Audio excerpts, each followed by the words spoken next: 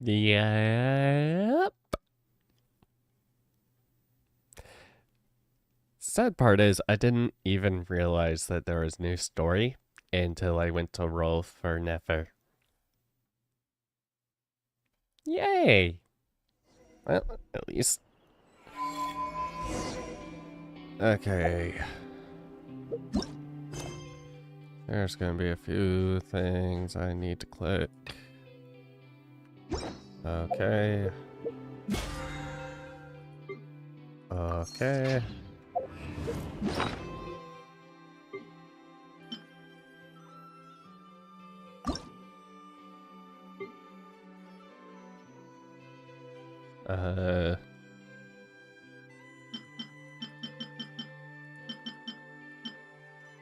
That is not a lot. My god. Yeah, I'm not doing that. Yeah, all of this. Okay, that quest. Yeah, not gonna be getting that.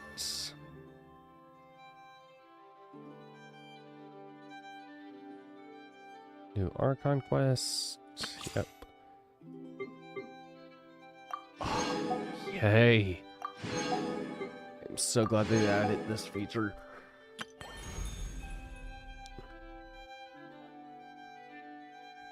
This whole thing that I have seen. No, wait, is this it? Or is it? No, it's this that I keep saying, I think. I don't know which one I keep seeing the memes of. We're gonna try Nefer.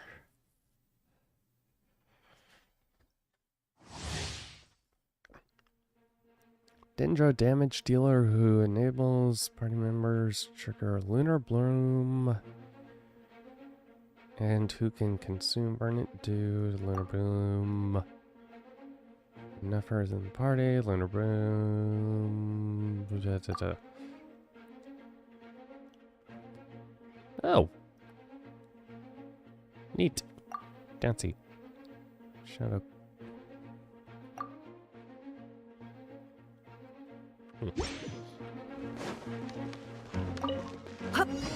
Can't hide the truth. The deception ends here. It all adds up. No more lies. Time to come clean. Seek within. Okay. Basic tutorial complete.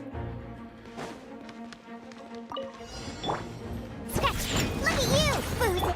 Chew on this! Ding dong! With one heart, we pray. You can't hide the truth. Let's see what you're made of.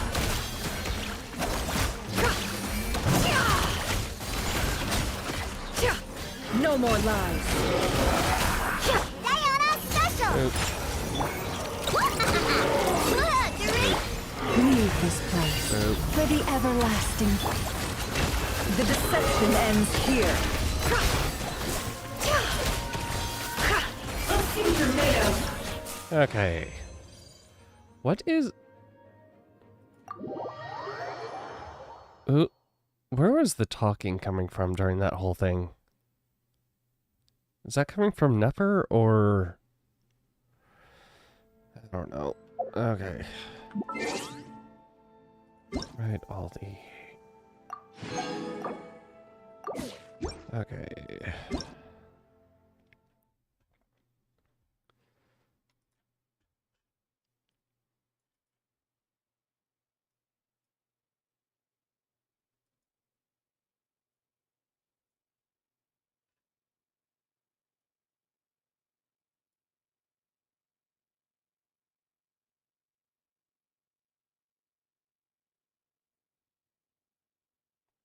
Hmm? Okay, yeah. I will, need to figure that crap out later.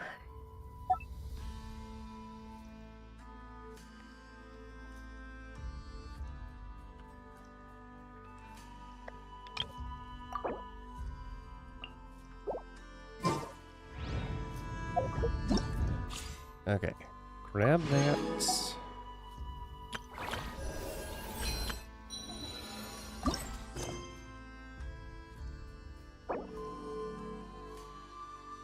Enabling. Once enabled, the following quest, world quest, I don't care then. Okay.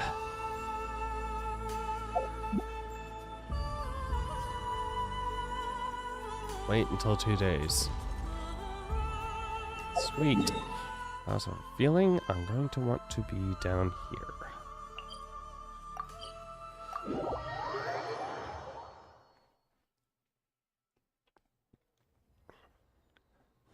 He who wishes to peer into the abyss needs simply to wander through Krai on a misty night. The march of the wild hunt will be sure to drag him into the darkness. Yeah, yep. 2 days. 1, 2.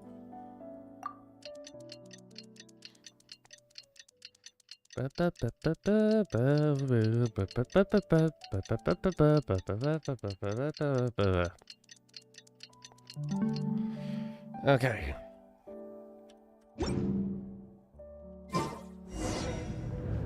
Go to Nasha Town. I'm technically already in Nasha Town, but whatever.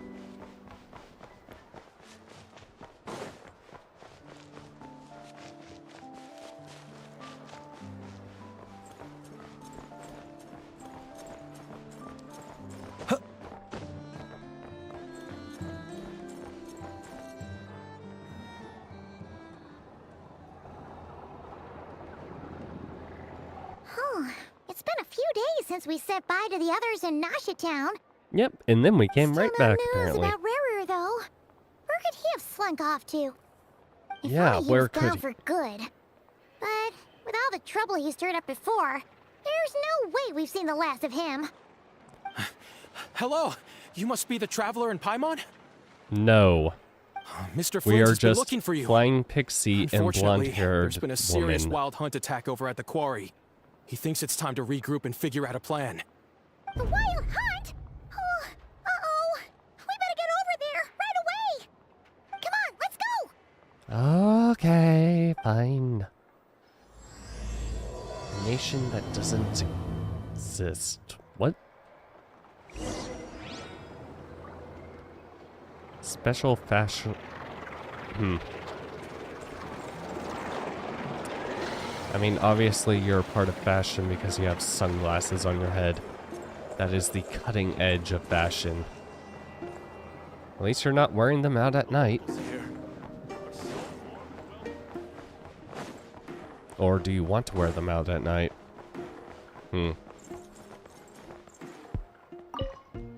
Hey. Right, this stupid. Like, I will never understand. Off the wall, Finn. I don't think I will ever fully understand what the hell those are besides just there to annoy players. Alright, where are we going? Down here. Down here? Okay, on these.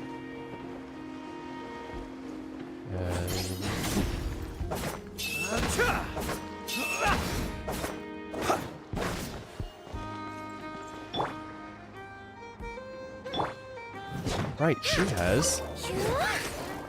Ah. The power of claymores.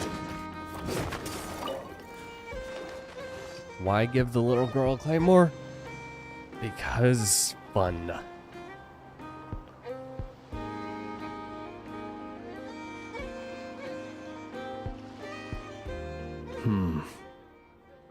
I can barely sense any Kuvaki at all. This whole area feels like a soulless husk. Looks like his appetite truly is insatiable. As if the power of that energy cannon wasn't enough. He's not seriously still getting stronger? What's his endgame here? Strongest man alive. Everyone's here already. Hey, we made it. So, Was her vision always We've that all been obvious? on high alert since we split up a few days back, expecting Rerir to strike again. But it's like he just vanished into thin air.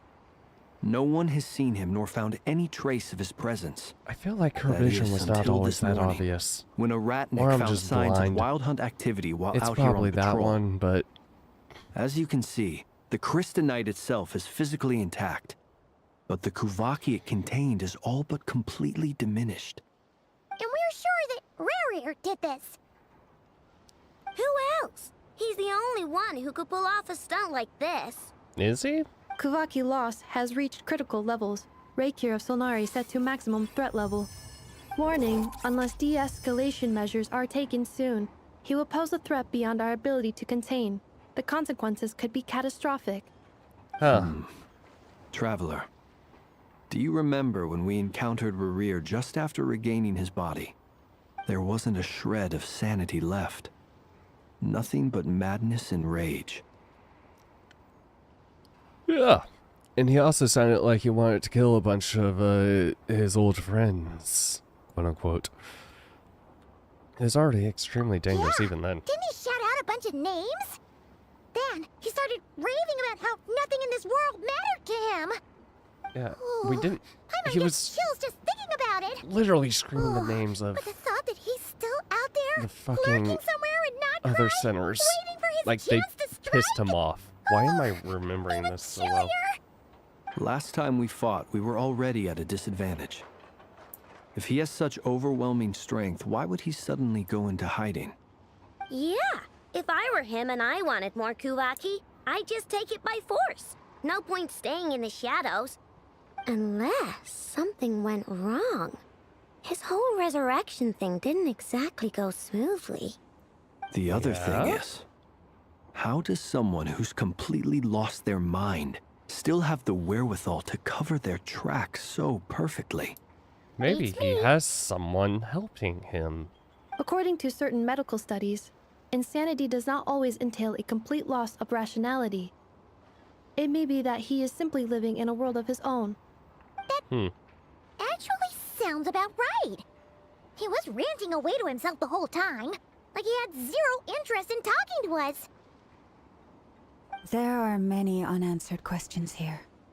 He could be right under our noses, and we'd still be in the dark. Besides his name and title, we know little about him. Certainly nothing about his past, or what he might be hoping to achieve. If only the guildmaster were here. And we wouldn't even Barca know where could to begin save us. looking. Even Boss hadn't heard of the Rahir of Solnari before all this. I'd be willing to bet that even if we gathered together every scrap of intel in Krai, we still wouldn't find more than, like, 3 useful facts about him. So, if we do nothing, he'll just keep getting stronger. But if we want to investigate him, we have no idea where to look. Last time we had Marionette and her big robo-buddy to help us, and we still barely held our ground. If we had to face him alone... Oh, Paimon's head hurts just thinking about it. What are we supposed to do against a threat this big? Well, I do have a little hunch about his next move. Given that he attacked the quarry, I'd say it's likely he'll target other places rich in Kuvaki. Somewhere like the Eye of Krai, or the Pillar of Embla. One thing's for sure. If we just sit back and let him keep absorbing Kuvaki, we really won't stand a chance against him. A perfectly reasonable hypothesis. However, it is worth noting that these two locations are quite far apart. To investigate them both, we'll need to split up. We need to split up and I search agree, for clues. we should split up. Right now, Rerir's goal seems to be gathering Kuvaki, not fighting us directly. Once we're done, let's regroup on Hisi Island. Wait, why Hisi Island? If I recall correctly, your largest goddess statue was carved from Kuvaki-rich ore, was it not? That's right. Yes, it could well be a potential target of his. I should head back and start evacuating the pilgrims.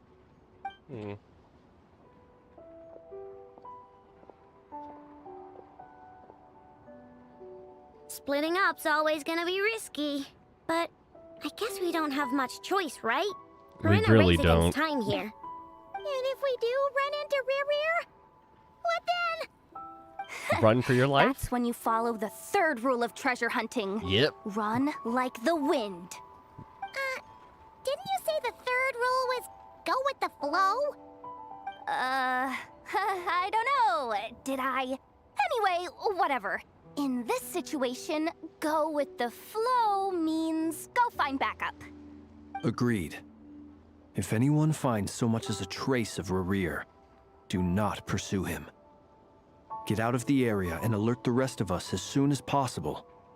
And if We only need we to had put safety devices first. that could be used All to right, communicate we better long get moving. distances. Come on, Ineffa, let's go. We have robots that have sentience. We have so many things, but no device that can long form communicate.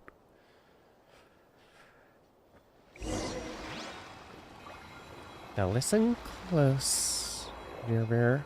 I'm only sharing, but proof of what? The hell was that?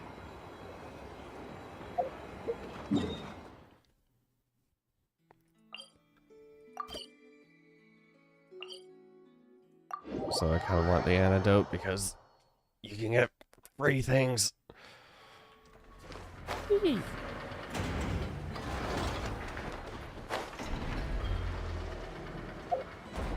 This also reminds me, how much?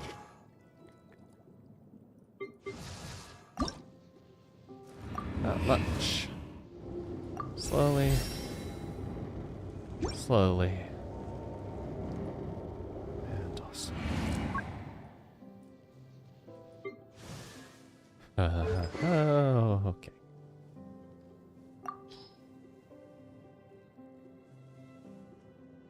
I'm gonna need to figure out a bunch of other things.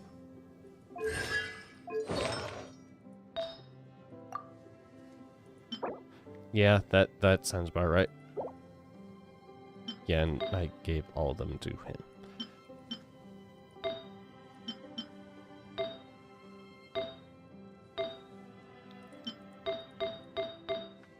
She scales solely off it, I think.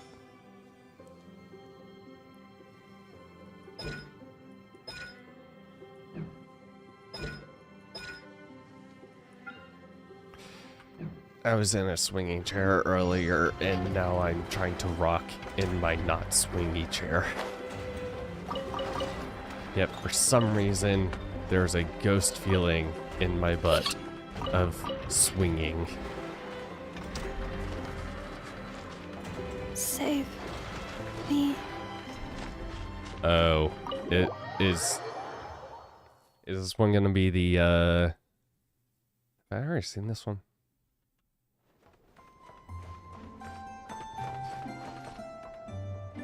The hell?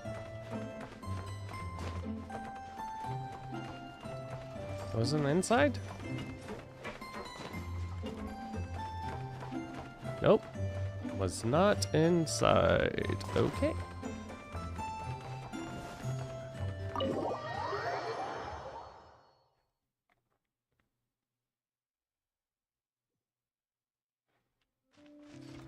What the-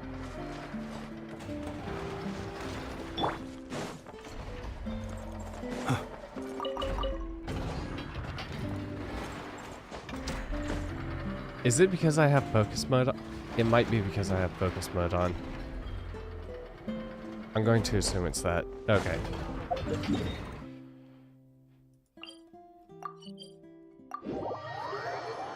So we are going to ignore focus mode for now.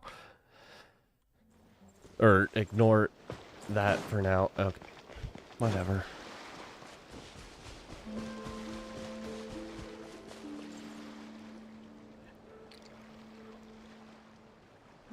Any leads? Nope. Diddly squat. No clues to where he might be hiding. It's like he's a ghost. Hmm. It feels like we're sitting on a powder keg that could go off at any second. Oh, I hate this feeling. They I'd really rather went face all him out head-on than for be some left of her hanging like this. animations and You guys faces. didn't find anything either? And you know what? I am Not all loving the for it. word either. How about you, Flints? I questioned a few Ratniki and eventually narrowed my investigation down to one suspicious individual. But by the time I got to his place, he was already gone. Of Almost course as he if he was. knew someone was on to him. Either that or he's just extremely cautious and doesn't stay in one place for long. Mind sharing who this He's person been biding was? his time for a while now. The question is, where or what is his next target? No idea. Since regaining his body, he seems to have lost all interest in the fragment in my possession. If he did still want it, he's had plenty of chances to take it. All we can do now is hope that Ino and Anefa turn up some leads. Darn it, Rerir. If you've got the guts, come face me one-on-one! He just shows up. He's actually here? I didn't mean it, I swear! No, it's coming from Silver Moon Hall. The Lady Kutar might be in danger. Oh, Get over there, quick! that's not good. Or is it just, Ooh.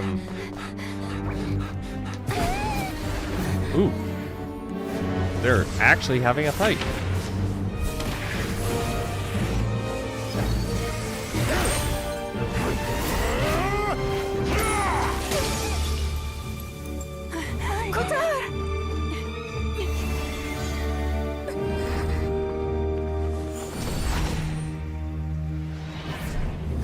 Ooh. Good save. Why is he attacking the damselette? What's going on? No time for questions. Stop him!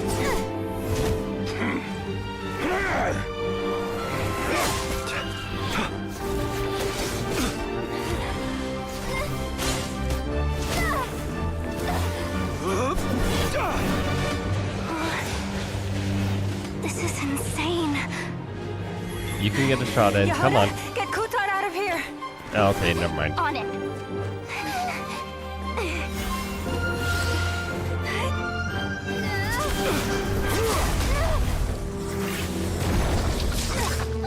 Oh. Oh.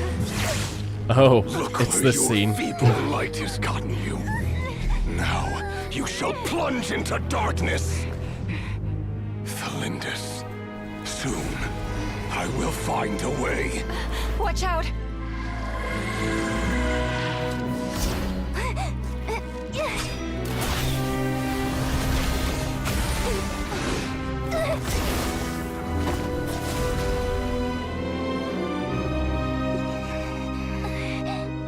Oh, she got grazed. And he's aiming another shot, isn't he?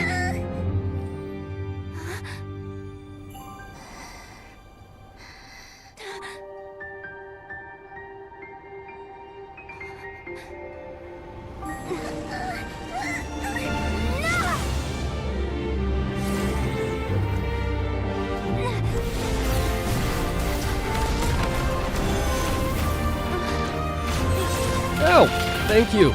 You showed up.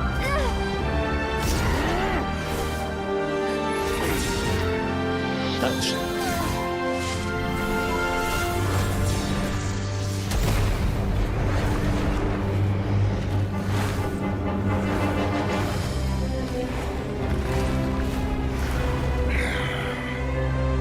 Find them, even if it means turning this place to ashes.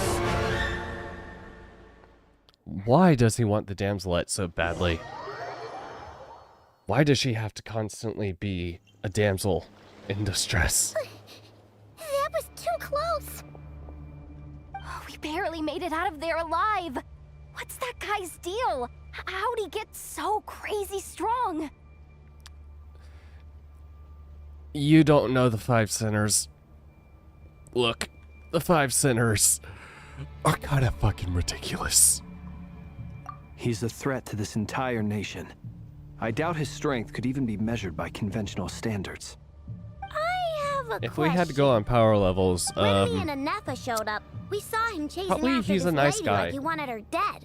What was that all about? We weren't there for the whole thing either. They were already duking it out by the time we Shout out arrived. to those who get Yeah, we didn't see how it all started.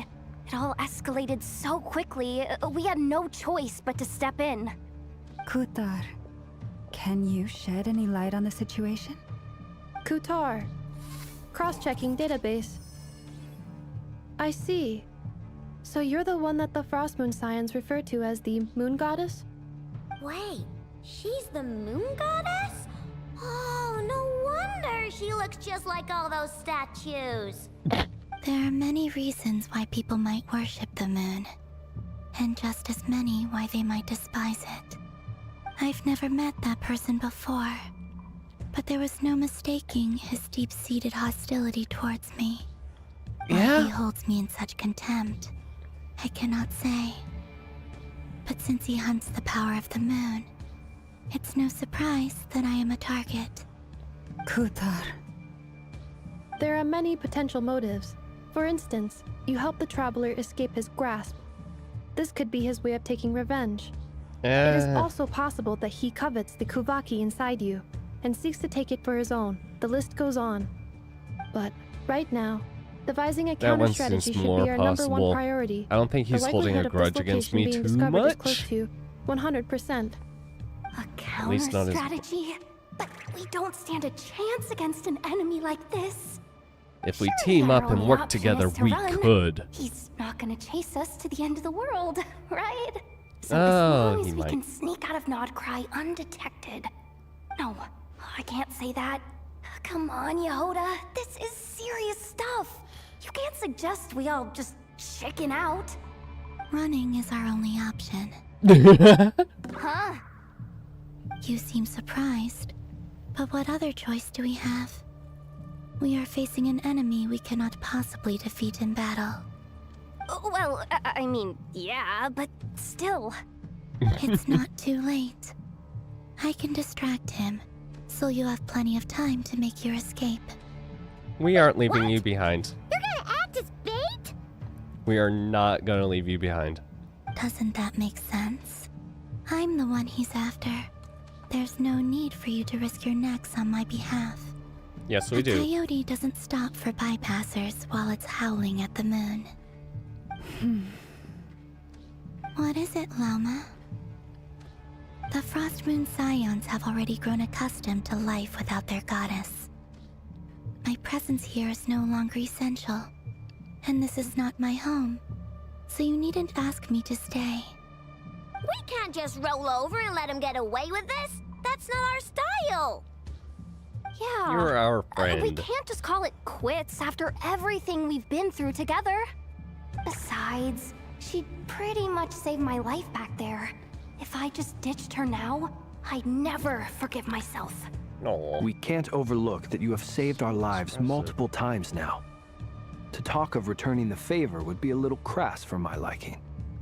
But suffice to say that we are friends, and friends look out for one another.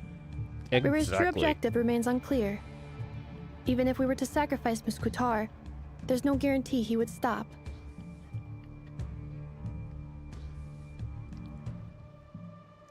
We'll fight him. But Kutar, I know why you left the Frost Moon Scions so long ago. It was because people started treating prayer as a form of trade. They would make self-centered wishes, force you to accept meaningless offerings in return, and then expect you to perform miracles for them, as if that were their entitlement. If it were me, I might have walked away too. But I believe that time can change everything, and that sometimes it takes losing something precious to appreciate its true worth. After much reflection, I've realized that this was never about whether the Frost Moon Scions need you. Any relationship based on need is purely transactional. What I truly hope is that you'll choose to stay, not out of obligation, but as part of our family. You were born here, and now you've returned. Who knows? Perhaps it was the moonlight that guided you home. Thank you, Lauma. But my power is on the wane. I'm afraid I will be of little use to you now. Don't worry. It's our turn now. Very well then. I'll do as you say. Both times you saved us, we were transported across Please don't great say it like distances in an instant. Is that one of your powers as the moon goddess? It is, but I find it very draining. I barely managed to pull it off just now, and it will be some time before I'm strong enough to do so again.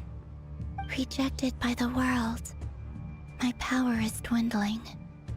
Like a lake, cut off from its source, slowly shrinking away. Now, it has almost run dry. What do you mean? We need to rejected rain. by the world. We need to make it rain then. The 3 moons belonged to the ancient bygone era in which they came into being.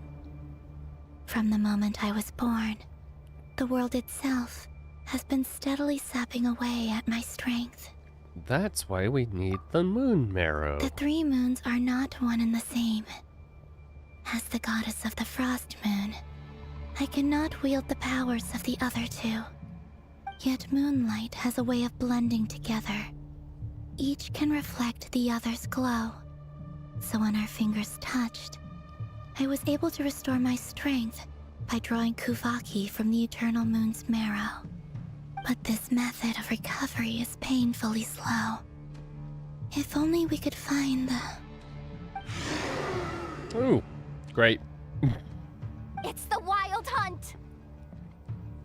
Even faster than we expected. We'll have to finish this conversation later. See how those wild hunt creatures are running away from us. They're likely just a scouting party, which means Rerir won't be far behind. Well, Then what time to are we run. waiting for? Let's get the heck out of here!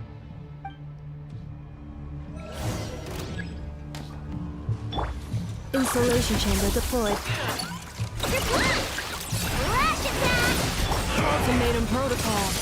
Oh, they just keep coming! This is driving me nuts! Rerir's closing in on us. We need to pick up the pace. There's too many of them! And this time, we can't fall back on Kutar's help to escape. It No, goes we're on much fine. longer.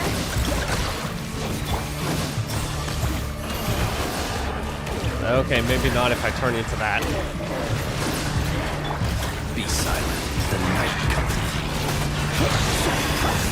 Flash attack! Don't block! She gets so much energy. For the everlasting force. What is her Branches cost? fall. Because it is small. Water bomb! You on this! Preparing for dust up. Beware the creatures of the night. Observe. Night falls. Look! Rainbow!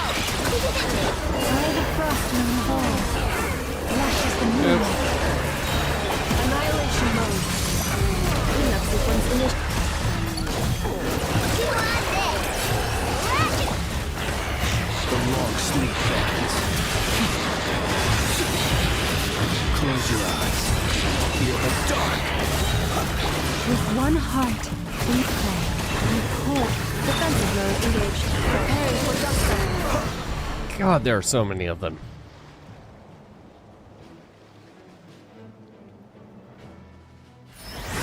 Ooh. Wait a second.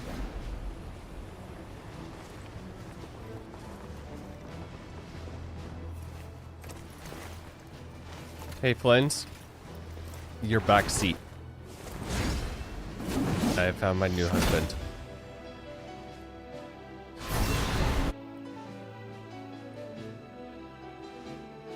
What's the matter? Bit off more than you could chew? Hold up! Who are you? Uncle Varka! You're back from Amsvartnir? Whoa! You're Varka? Grand Master of the Knights of Favonius? We could save the intros for later. Right now, let's get you all out of this hellhole. Follow me. I know somewhere you'll be safe. Oh, is that where I think it is? That's the one. Come on, move! There's no time to waste. God. Fins, I love you, but I love him more.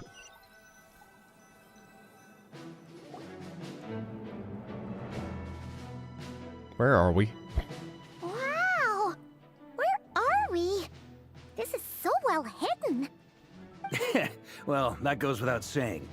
This is the Knights of Favonius' meeting place in Krai, and a contact hub for the Northern Intelligence Network. Northern Intelligence Network? AKA, the black market of intel. No matter what faction you're with, it's the place to buy and sell information. Their headquarters are in Krai, but they've got contacts in every nation. As an expeditionary force on foreign soil, working with them has offered us the most effective way of getting our hands on reliable local intel. This is where we meet, so naturally, it's secure. Anyway, where were we? Folks from Krai should be pretty familiar with me by now. But I believe this is the first time we've met. Yeah. Allow me to introduce myself. I am Varka, Knight of Boreas, and Grand Master of the Knights of Favonius. We've heard all about you. This meeting's been a long time coming. Yes, yes it has. You look way younger than Paimon expected. But you definitely have that Grand Master vibe. Well, I'm no spring chicken. Just not showing my age yet. Definitely feeling some of that back pain today, though. Rushed back from Amsfartnir without a wink of sleep. I can give Only to you a get right into massage. another fight with that freshly revived maniac. Another? You mean you fought him before? Yep. He wasn't nearly as strong back then, but he was still a formidable foe. I brought some of the knights along to give him a little surprise, but he saw us coming from a mile off. My squad took heavy injuries, and I barely made it out alive myself. We knew it might have been our last chance, so we staked everything on it. But still, it wasn't enough to stop him. Oh, great. I tried tracking him down afterwards, but he didn't leave a trace. Even in his unhinged mental state, he's as cautious as any trained operative. So, I decided to come find you. And as luck would have it, turned up to find you being ambushed by the Wild Hunt. Oh, is The it rest, Cryo? you already know. Or is that Wind? Is It that would make why sense he's been for Wind. frantically absorbing Kuvaki these past few days? Because I he did not sees see you as a that threat. too well. Maybe I'm part of the equation, but even if I weren't, I'm sure he'd still be gathering power. He's clearly working up towards something. Note to self, Uncle Varka's strength rating officially upgraded. Guess it's my turn to ask questions now. So, what exactly has been happening in Krai? Why is the Wild Hunt returned in humanoid form? And why is it after you? It's a long story, but I'll try to make it quick. I know, brings Varka up to speed. Wow, I had no idea so much had happened. Sounds like you guys have really been through it. Yeah. So, And you were the missing. Kutar is actually a Fatui Harbinger. And all this Wild Hunt activity in Krai is the work of the Raker of Solnari, one of the 5 sinners. That's a lot to take in. Need some time to wrap my head around it all. Do you? I'm truly sorry, Mr. Varka. You stood with us against the Wild Hunt and did everything you could to stop it from escalating into a full-blown catastrophe. And then, the one time you're away, it all comes to a head and all your hard work gets undone. You've got nothing to yeah. apologize for, Miss Whoops. Moonchanter. Whoopsie. You can plan 100 steps ahead and still slip up. That's just life. No one knows what tomorrow holds. You can't predict which way the wind will blow next. And, to be perfectly honest, I can't say I'm surprised. For all the times we've defeated the Wild Hunt in the past, we've never been able to completely wipe it out. Turns out, we were just delaying the inevitable. But now that a new variable has come into play, fate may well take a different course. A new variable? You mean us? Probably. Who else? And in a strange way, I think his resurgence might not be an entirely bad thing. The Wild Hunt is like an unrelenting force of nature, but Rarir is an individual with an agenda. He's gotta have a weak spot somewhere. That said, while I was explaining everything just now, some of the points that Mr. Flint's added caught my attention. You mean about our mystery ally? That's right. From what you've said, not only did they lead you straight to some key files, they also shielded Hisi Island from a lethal Kuvaki blast. Oh. I don't know who or what could pull something like that off. Heck, even Miss Columbina doesn't have a clue. Wait. I hadn't heard the story about those files. Would you mind repeating their titles for me?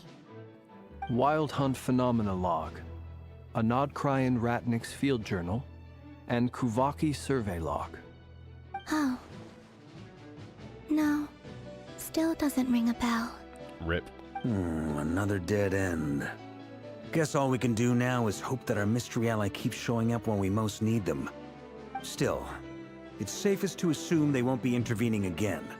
From here on out, we'll have to resolve this crisis by ourselves. Your intel also explains something else I've been wondering about. The reason I led my team to Amsfarnir was because we'd had reports about a possible source of the Wild Hunt showing up there. But once we looked into it, it turned out to be a red herring. I don't know who was behind it, but clearly, it served its purpose. I doubt it's by chance that he happened to make his comeback while my attention was diverted. Yeah, And from everything you probably. told me, it sounds like his scheming began well before his return. So maybe luring me away was all a part of his plan. He's But is it scared of even you. possible that he orchestrated all of this by himself? The Moon Maiden and the Raker of Solnari, Nodkrai of all places. The way everything is unfolding, it can't be a coincidence. So, what do we do now? Got any ideas? Right now, we've got at least 3 things to consider. Let's go through them one by one. First, Okay. we need to figure out how to take down Rarir. If we Yes. can't beat him in a straight-up fight, the rest won't even matter. To my Yep. knowledge, the bulk of Nodkrai's fighting force is already gathered here. But even with everyone united, we're Nodkrai still no at- match for Rarir in his current state, let alone with his We power need a still picture growing. of all of What if there Nodkrai, was a way to tap into a 100%. new power This of group, our own? 1%, How 99%. Have you thought of something, And then Columbina? Varka, 3 99% moons of that once watched over this 99%. world. The Eternal Moon was the largest. Actually, probably the damsel, The like, Frost probably, Moon was the brightest. I don't know. And the Iridescent Moon was the most mysterious. They say that back then, the 3 moon goddesses wielded immense power, enough to shape the workings of the world itself. I now bear the Frost Moon's power, and the Eternal Moon's marrow resides within the Traveler. Hold on. Are you suggesting? The iridescent moon, the last piece in the puzzle. That's right. If we can find the Iridescent Moon's marrow, I will be able to regain my strength much more quickly. The 3 moons are said to stir the tides and illuminate all things. Perhaps they hold further secrets beyond our understanding. According to my analysis, the solution is feasible. However, it is subject to one major condition. How do we locate the iridescent moon's marrow? I know a way, but we will need to visit the Fatui's Experimental Design Bureau. The Experimental Design Bureau?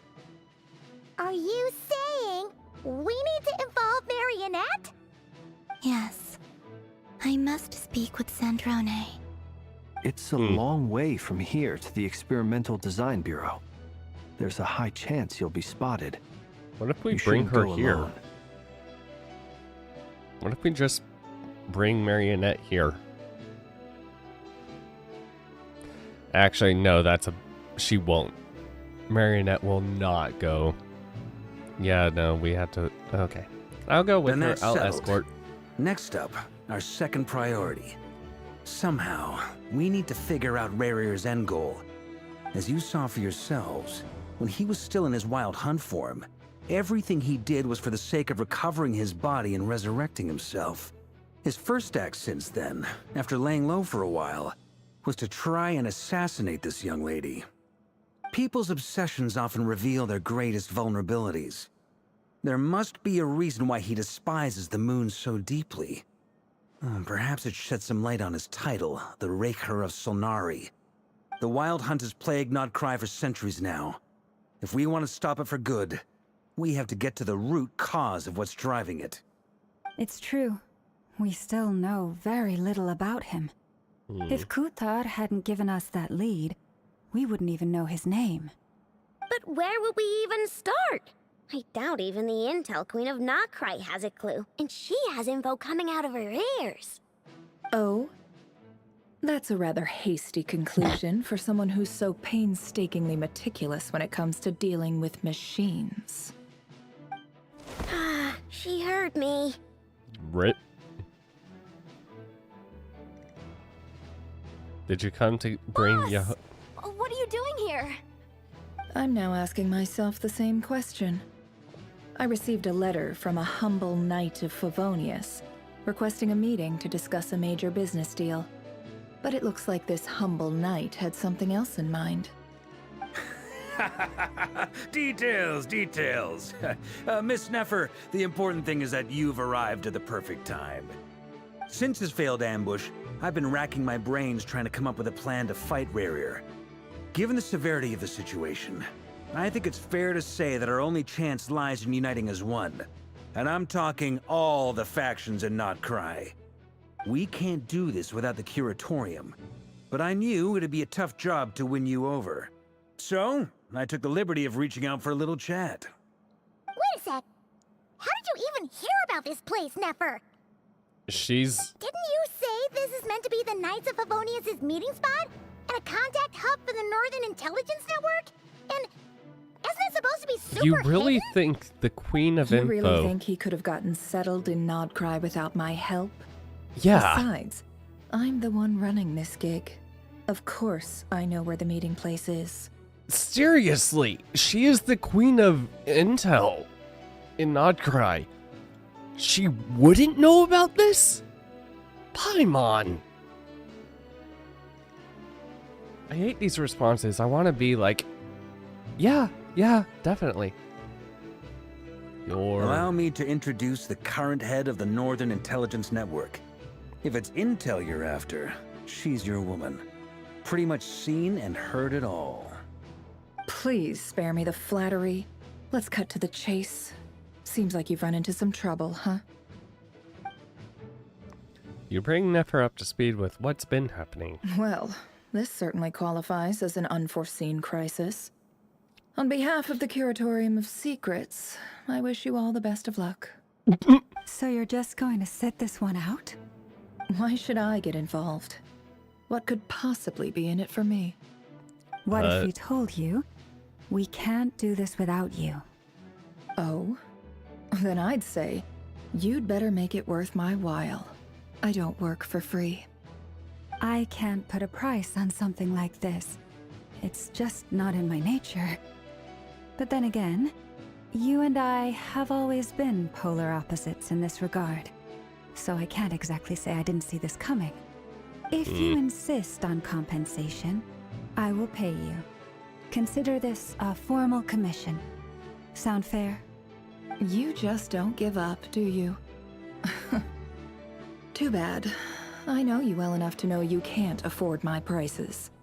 The riskier the job, the more it'll cost.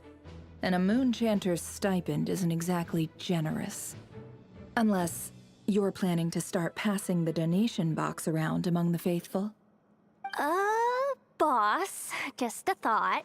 If they come up short, maybe you can take the difference out of my next few paychecks. Things got really dangerous during the fight with Rerir. If this girl hadn't saved me, I'd be ley line fodder by now. I'd be gone for good, boss. If there's any way we can make this work, I'd really like to help her. Please? I'm begging you. Also, we can all probably chip in.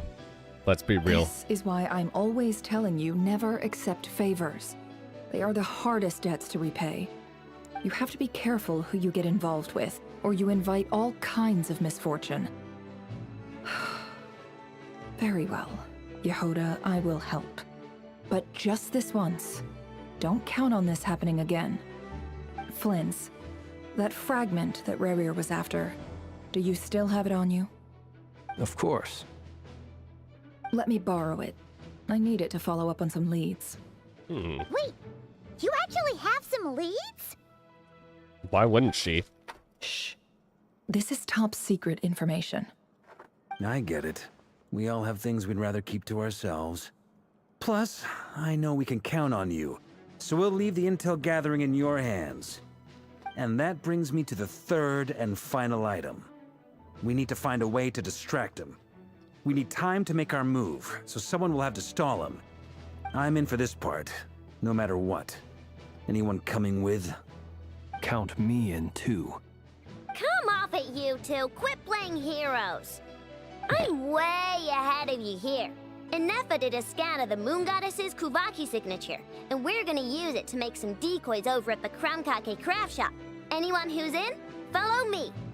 Once they're ready, we'll deploy the decoys across Krai. So as long as the rest of you keep moving, he won't catch on to your scent and won't be able to track you down. I like it. Genius idea. No biggie. All right then. We'll Can split we just into make an 3 army teams. of these things and just have Once them your team run has finished all their mission, over return like the here and wait for the outskirts others. of Krai? Dismissed. And just like get a train running of him and the Wild Hunt so we can just do our shit. Oh. Neat. Oh. This is actually kind of in-depth. I'm shocked.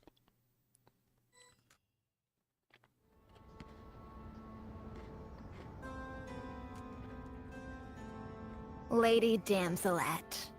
Wait, and you two? What are you doing at the Kuvaki Experimental Design Bureau? We have We've been doing our business best to with mind your our own boss. business lately. But if you're just gonna waltz up here like this, you're seriously pressing your luck. Don't blame us for doing what we have to. You really think that's gonna scare us off? We're not looking for any trouble. I just want to see Zandrone. Do I need to remind you that you're still a wanted fugitive for deserting us? Out of consideration for our former ties and the crisis we're all up against, we'll let you leave in one piece. But don't even think about trying to get inside. Let them in. Yay! But Are you going to make me repeat that? no, my lady. Nah, I kind of want her to repeat Zandrone that. seems to be in a Make her good repeat mood. that. Let's see Must what be happens. maintenance day.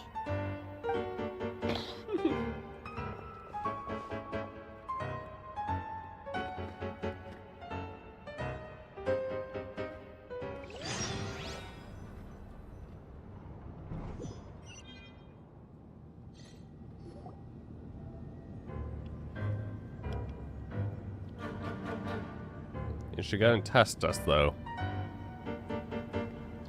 So tell me, to what do I owe the honor this time? Actually, before you answer that, just so we're clear, we're not colleagues anymore, Columbina. I don't owe you anything. I promise it's nothing big. It seems like you've gotten the wrong idea here. The only reason I let you in was because I was bored. It seemed like a way to kill some time and satisfy my own curiosity. Whatever miscalculations I may or may not have made in the past, I haven't lost the plot enough to even consider sticking my neck out for your sakes. I'd like to speak with Arlecchino. Oh. What? Huh? You mean the knave? I'd like to speak with Arlecchino. Is she in Krai? No, she's not. Once the work on this facility was completed, she went back with the Rooster and Regrator. The only ones in Krai are me and... what is it you need to speak to her about anyway? Uh-huh. Who? Rerir is hunting me. If I'm going to face him, I must first retrieve the lost moon. Marionette seems lost in thought, but she doesn't look surprised. She must know more than she's letting on. Yeah, probably.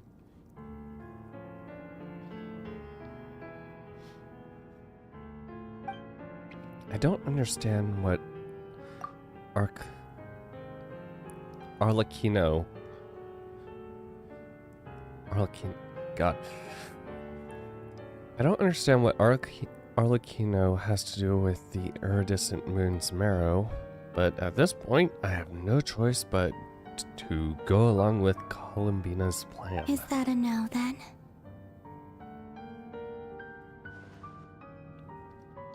He is our common enemy. As if I need reminding. I was this close to settling things with him before someone decided to whisk me away to their weird little garden.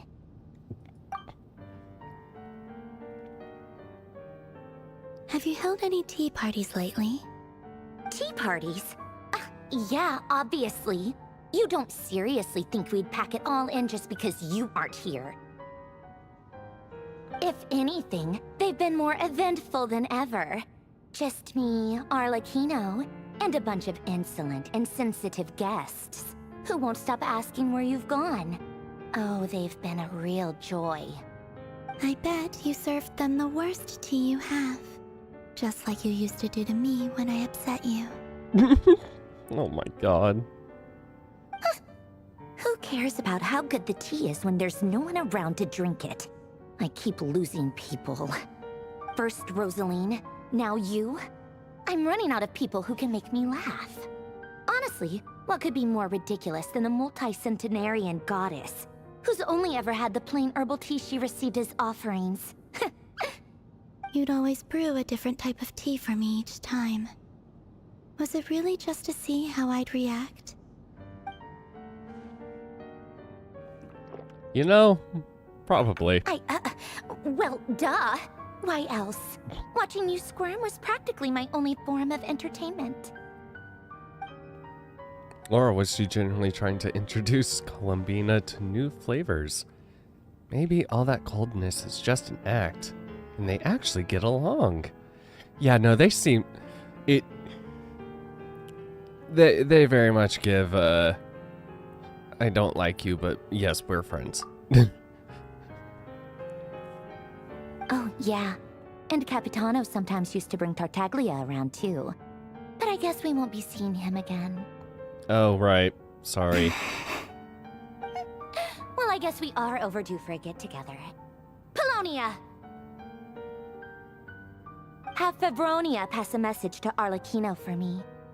It's time for tea. Will suffice. Pass along a message for me, too, if you would.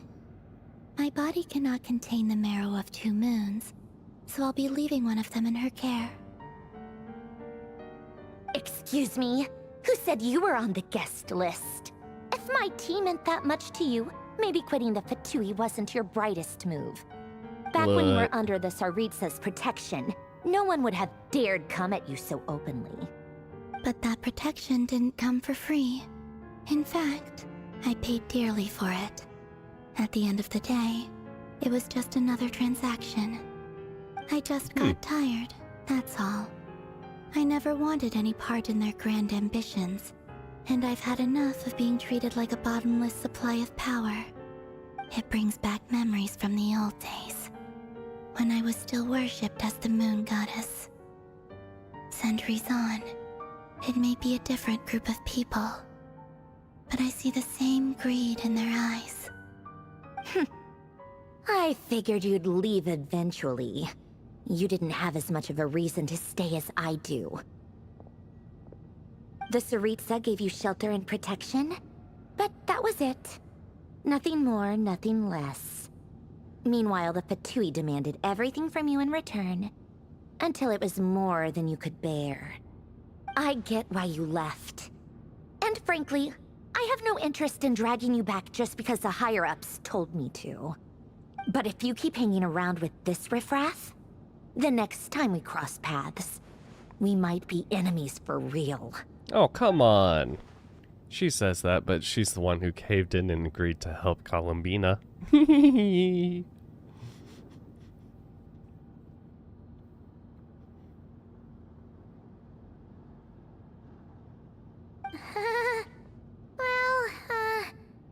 Guess that's our cue to leave.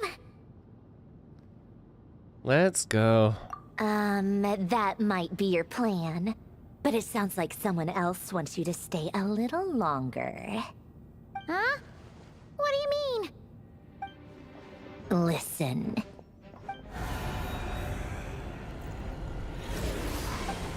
Oh. My lady, it's the Wild Hunt. A horde of monsters is headed straight for the facility. Another uninvited guest trying to crash my tea party. Clear the area. I'll handle this. What happened to those decoys, I know? Wait, what? You want us to leave you here by yourself? Huh, you'll be lucky to make it out of this alive. You really think you can afford to worry about me? Go on, get out of here. You may have stopped Polonia from crushing him last time, but I've made sure that won't happen again. The entire Experimental Design Bureau is rigged for war. Okay. Stay and watch if you want, but it'll be at your own risk. You're not flagged as friendlies in the weapon system. Just be careful, okay? Don't tell me what to do! Look, if you're leaving, make it quick. Or you'll just get in my way. There's a secret passage on the second floor. It'll take you right to the plains out back. Stare all you want, Columbina. You're not getting another invitation to my tea party. I know. But thank you anyway, Sandrone. This is exactly why you shouldn't hang around with those people. All their melodrama and sentimental nonsense is rubbing off on you. And it's rubbing off on you. Come on then, Mr. Ray here. Let's pick up where we left off. It's your Wild Hunt monstrosities Oh my God. versus my beautiful creations. Let's see who comes out on top.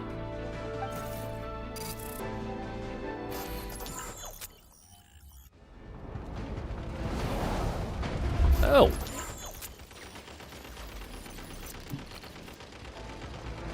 Oh.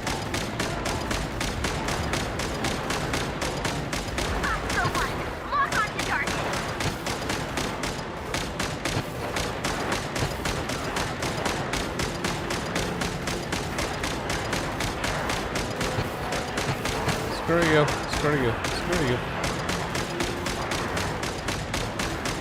It's just one shot. Seems like it.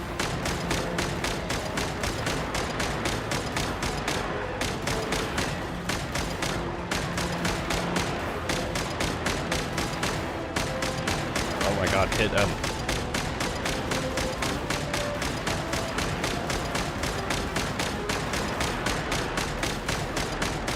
It really is just a fucking endless horde. Ooh, what do I get this time? Oh, yes.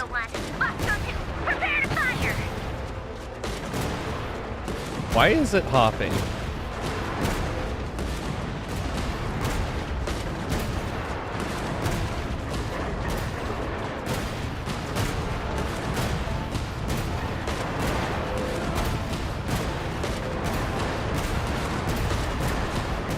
Whee!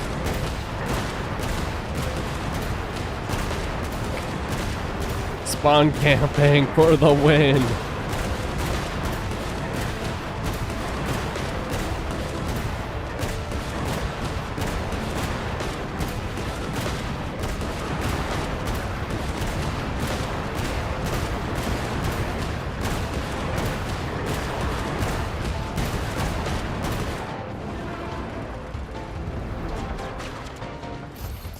Ooh, sniper time.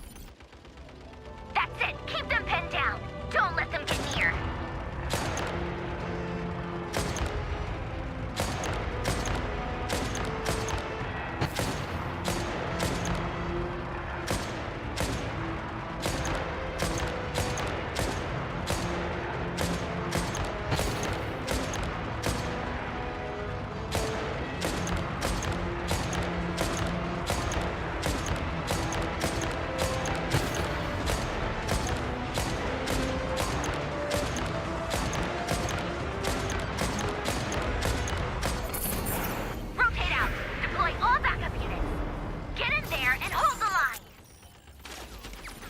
how many are left of your machines?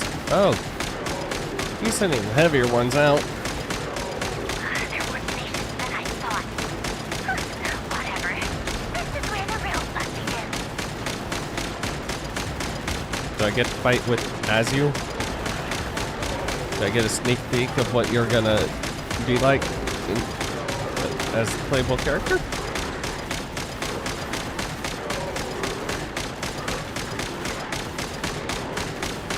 Don't worry.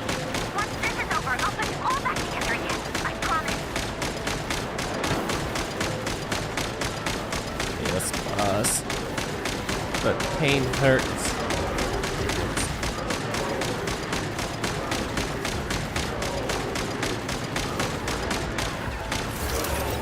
Oh, crap.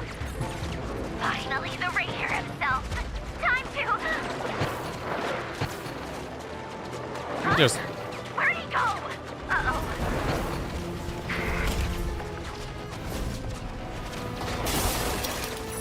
oh.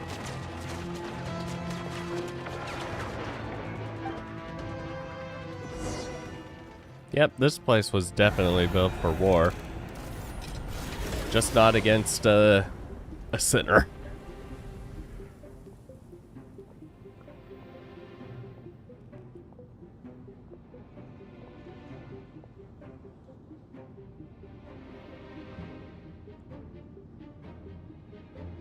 Polonia, get him! Oh, why is that off? I've upgraded Polonia again since our last encounter, and uploaded every last scrap of your data. So let's finish this, once and for...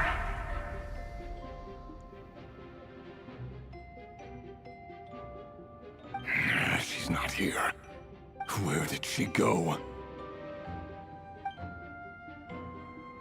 Hey! Over here, you big... Cursed moon. Go. Keep searching. She cannot have gotten far.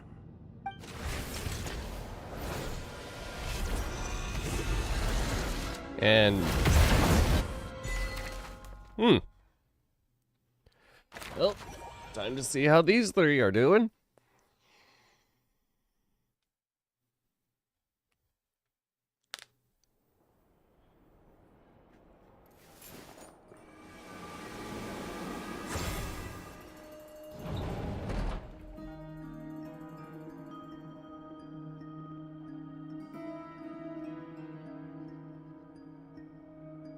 So this is your method for investigating Rarir's past. It almost looks like some kind of ceremony. Good deduction.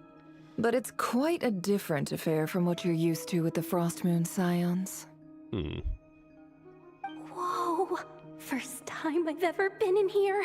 Boss always said it was off limits, so I pictured some kind of creepy dungeon. But it's actually kinda nice. Oh, I guess this must be Sumero decor? That's where Boss is from. And that nice shopkeeper who sold me my treasure compass. How much did you pay? She knows exactly I'm not what sure she was exactly what you've thinking got about. planned, but it looks like you're all set. When do we begin? Whenever we wish. But for some reason, I've got a feeling this isn't going to end well. I've never faced Rarir myself, but from what you've told me, his power is beyond anything I could imagine. I, on the other hand, am just an ordinary businesswoman. Our paths should never have crossed, yet here I am, forced to make an enemy of him. If you ask me, you're about as far from ordinary as it gets. So what are you saying? You're getting cold feet? Once I take a job, there's no backing out. Still, I have to ask myself if the power I'm relying on will even work on an opponent of this caliber. And also how to make sure I come out of this alive if things spiral out of control. Death is the one thing we can take for granted. It is the great equalizer, however fortunate or unfortunate we may otherwise be. So it's important to consider how to spend what lifespan we have left. Come on, on, boss. Lighten up. Quit talking about death. It's bad luck. For once, I agree with you. When you're up against a foe like Rerir, there's no such thing as being too prepared. Is there anything I can do to help? That won't be necessary. I've already made up my mind.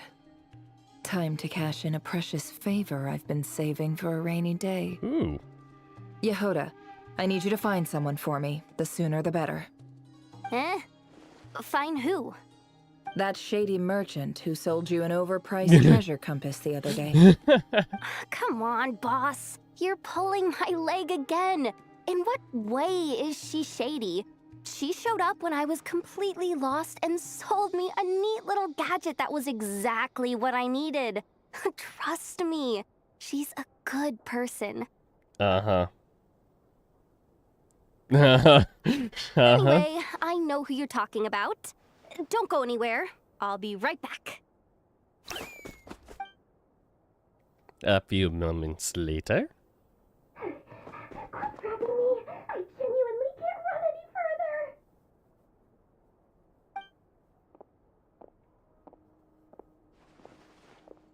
Hey, aren't you? What is it? What's the big rush? You dragged me out of a dream where I was literally swimming in Mora. I'm charging double my usual attendance fee. See, look how easygoing she is. After that rude awakening, she could have completely snapped at us. But instead, she kept it together and just asked for an extra fee. Uh-huh. Dory Sangama Bay? I never would have pictured you two doing business together. If you want to make it big in Nodcry, it's all about connections. Lady Nefer just so happens to have a lot of intel that interests me. And she also did me a big favor in the past. It was back when I first arrived in Nodcry. My trusty assistant, the genie in my lamp, had an adverse reaction to the Kuvaki and fainted. And wouldn't you know it, that's when I suddenly find myself in a life-or-death situation. Good thing my compatriot was there to swoop in and save the day. I've been giving her a 30% discount off all of my goods ever since. Now, so that no one here feels left out, I'm willing to extend a 20% discount to fellow friends of Boss Nefer. Plus, any other friends you send my way will enjoy 10% off. What can I say? The great Lord Sangama Bay is nothing if not generous. So, let me guess. You've run into some trouble? I've got everything you could possibly need. And the more you buy, the more you'll save. You guessed correctly. What have you got in the way of survival gear? The one type of gear I've never been short on. What are you looking for? I wonder why. A jetpack fresh from the Academia's labs? An ancient suit of armor dredged up from the bottom of the sea? At the very least, I need to know what kind of opponent you're dealing with here. If even you're worried about staying alive, it must be pretty serious. One that could easily kill the entire world. What if I told in you it's a few someone with the seconds? power to bring a nation to its knees? That's another way to put it. Is that so? Then we really are talking top-shelf treasures. I don't have anything like that in stock right now. I'll have to ask my supplier. Your supplier? A powerful woman, make no mistake. I can't reveal her identity, but luckily for you, I hear she's planning to visit Nodcry in the near future. I have already If seen you're willing this. to wait, I can ask her when she's here. Can't say exactly how long that'll be, though. Then, let me put it another way. What would you do if you encountered an enemy like that? Roll over and serve yourself up on a silver platter? Of course not. I have a handy little trinket from one of my generous suppliers, which... Hold on. What exactly are you getting at? No, no! This is for my personal use only! Let's just say I'm borrowing it, all right? Just for insurance purposes. You'll get it back later.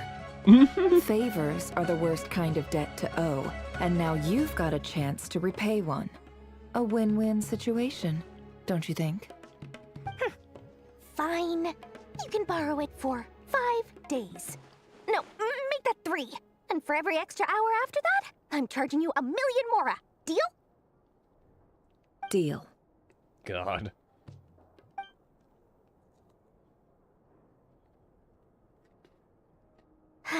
What a way to start the day. Now, was there anything else you wanted? Or can I go back to bed now?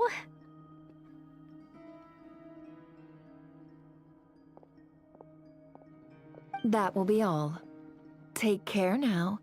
Don't trip up on your way back, friend. See you later! You're my favorite shopkeeper.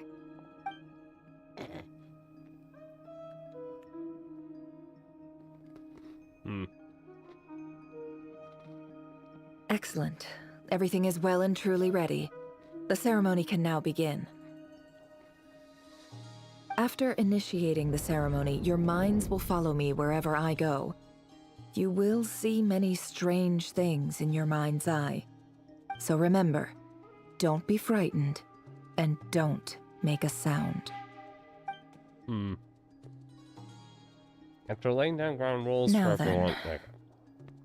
Let us peer into the Raker of Solnari's past.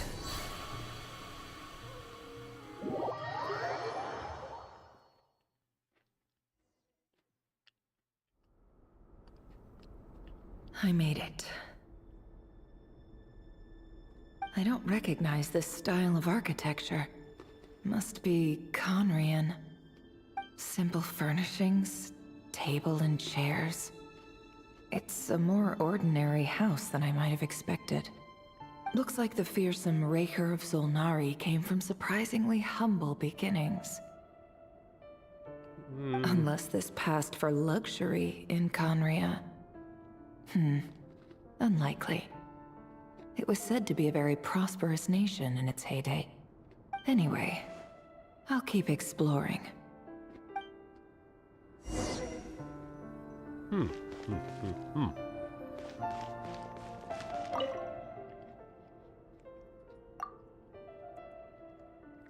A few storage boxes sit next to the cabinet. Everything in sight is neatly organized. Whoever lives here seems to be enjoying a pretty comfortable life.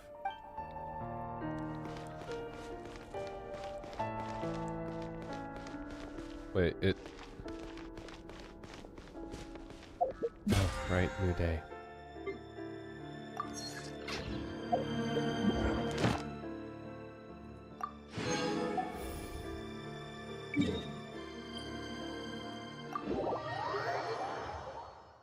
Really? You will let me teleport?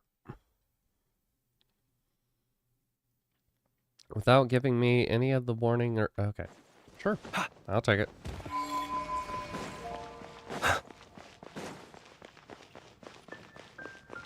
Ad Astra Abbot. Thank you Claim. for complete. Ad Astra. Claim. Dispatch.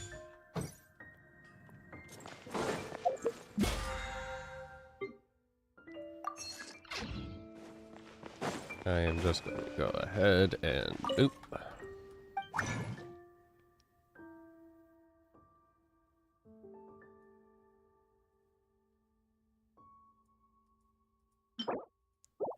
Why is it?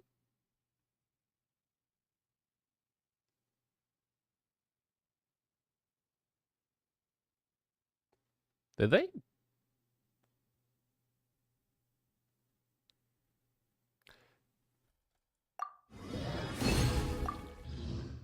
They changed the requirement.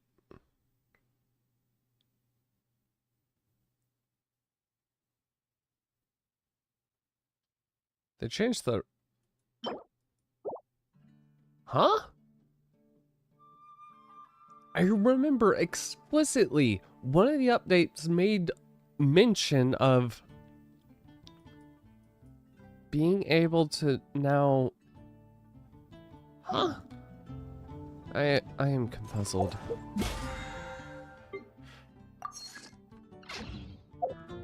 Okay. Welcome. How can I help you?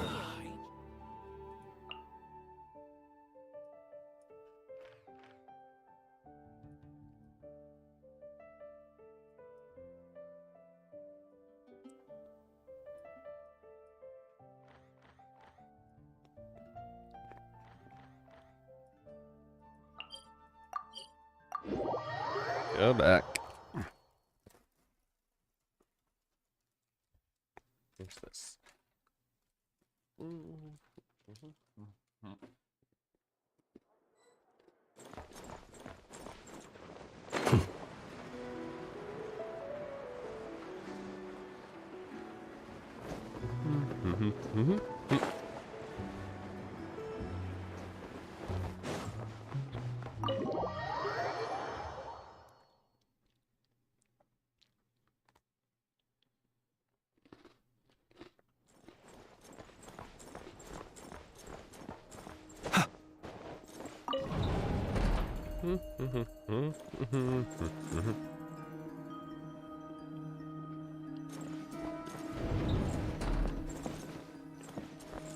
Oh.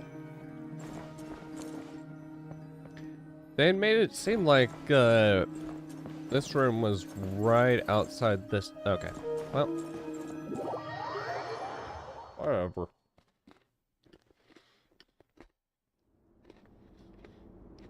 I made it. Oh. I don't recognize this style of art. Simple furnishing. Looks like the fearsome. Unless this anyway.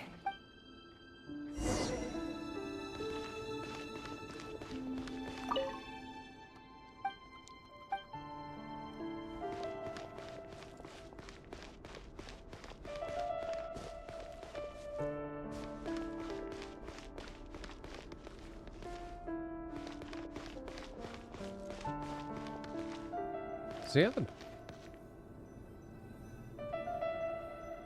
I don't know if there's a door or not.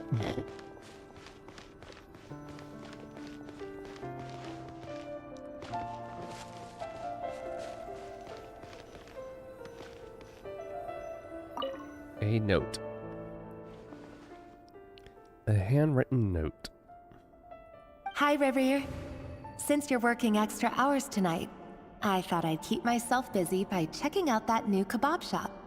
I've heard good things about their menu.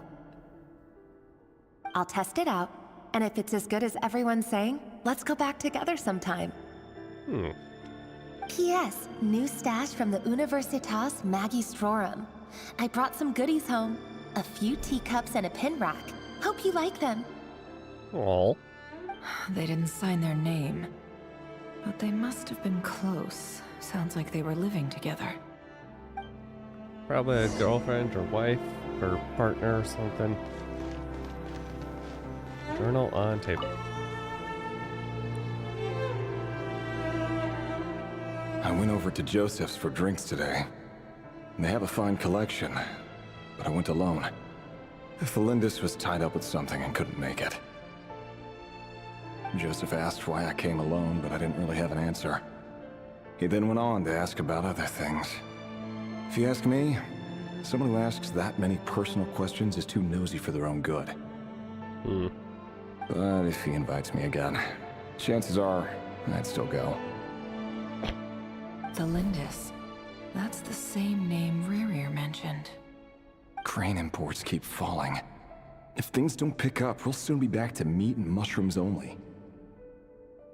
Honestly, I'm not a huge fan of that new type of mushroom everyone's been into lately. Didn't it start out as a lab-grown variety?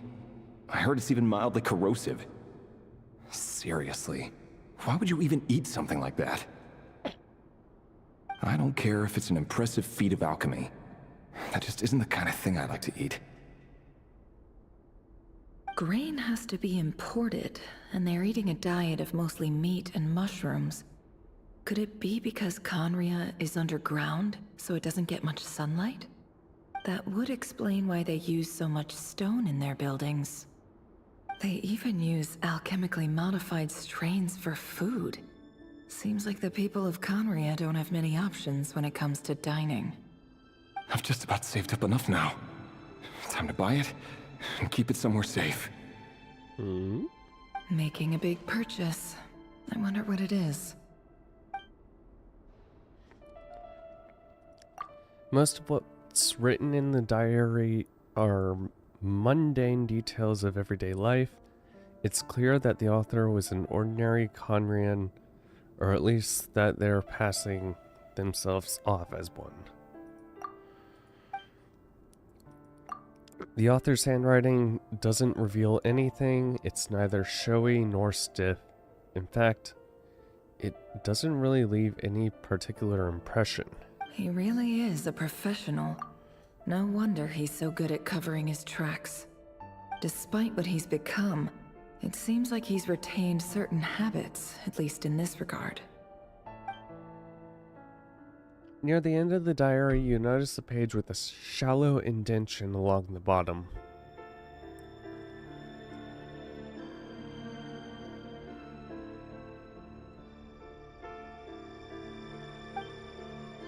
The previous page had been torn out. For now, its contents remain a mystery.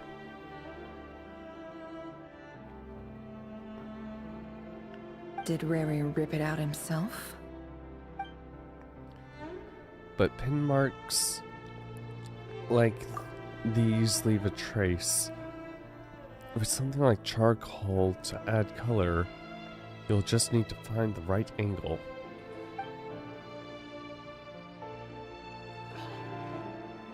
When Nefer looks around, she sees a fine charcoal pencil on the desk. Before long, she has restored the missing words.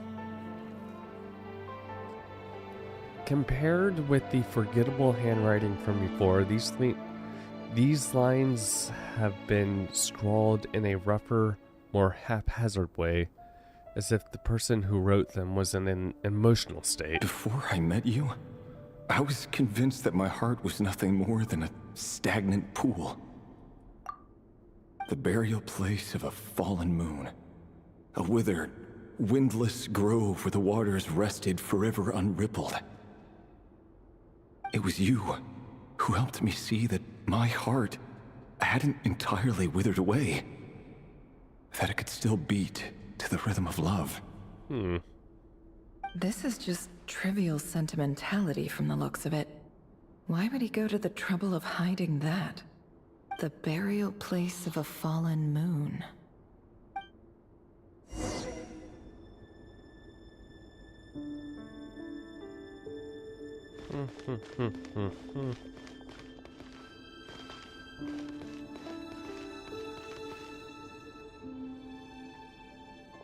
Right here.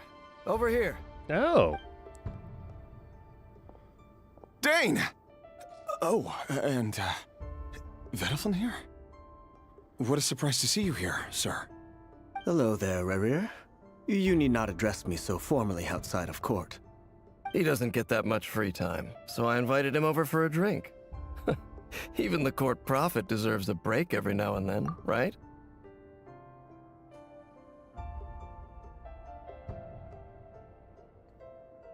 Is that actually Yuri?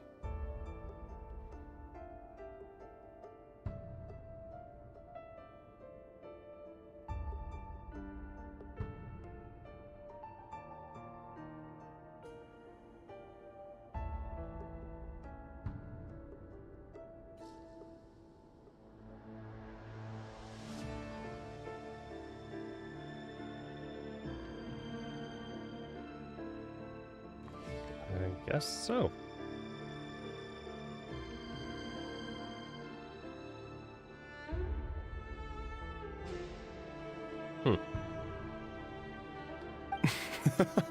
Well, I'm flattered. So, what are we discussing today? Hey, don't look at me. As far as I see it, we don't need an excuse to have a few drinks. Come on, don't give us that. Didn't you say you were about to pop the big question? How's that coming along? Who'd have thought the great Twilight Sword was an even greater gossip? I just didn't expect you to be the first one to settle down and get married, that's all. Okay, that sounds more like him now. Yeah. In the beginning, If you it was told me that a few too years rough. ago, I wouldn't have believed you either. So, are you planning to come clean about your job then? I'm guessing you still haven't told her. Sure, I'll have to tell her at some point. But I'll need to pick the right time and place. To be honest, I have no idea how she'll take it. Come on, stop being such a pessimist. For all you know, she could be thrilled. I bet she'll be much more impressed by your actual job than the one she thinks you're doing now.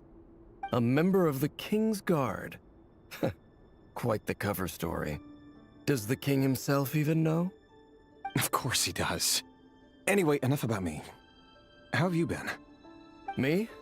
Same old, same old. Nothing much to... Huh? What's up, Fed? It's nothing. Vtuber, Dainslift's elder brother. Renowned throughout the court of Conria as the Visionary, and said to possess a wisdom far beyond the reach of any ordinary man. And yet, despite the gulf between us, he seems to have something to say about me. Does he even know me? Does he see me as a friend of his brother, or just another of the Vinster King's blades? Why did he react so strongly?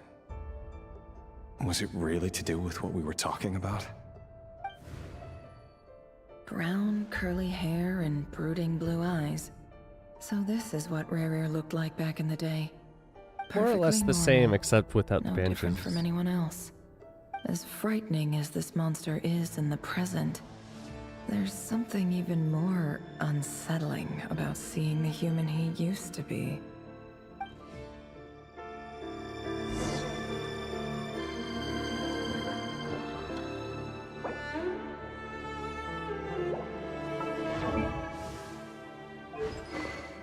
I'm gonna be right back. Do not hit that button. And take out my contacts. BRB. Also do that.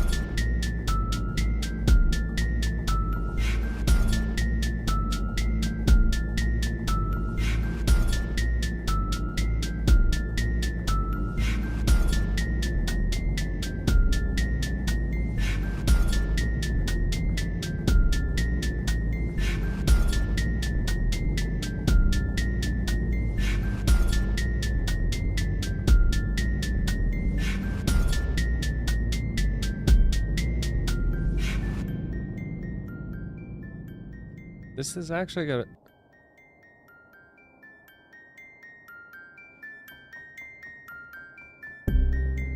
That eye picks up. My left, my right eye still does not pick up well. Okay. Oh, why did you just flash game? What? HDR on? Oh my god. You know what? I'm not even gonna lie. Having HDR is just a pain in the ass right now. Okay.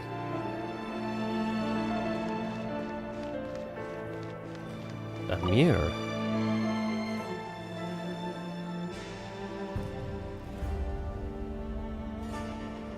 Oh.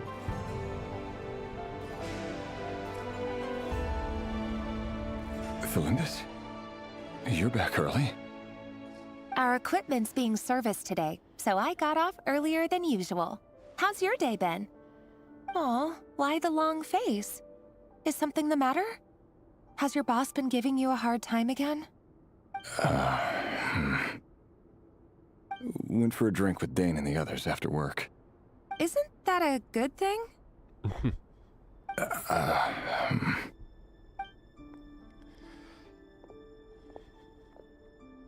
Vtuber showed up today, too.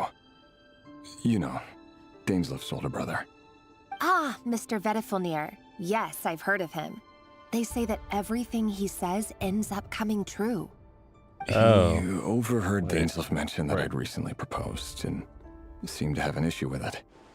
But when I asked what it was, he kept it to himself. So, you're worried? You can be such a child sometimes, Revier. We're nobodies. Why would the Visionary be concerned about us? I'm sure someone in his position has much bigger fish to fry.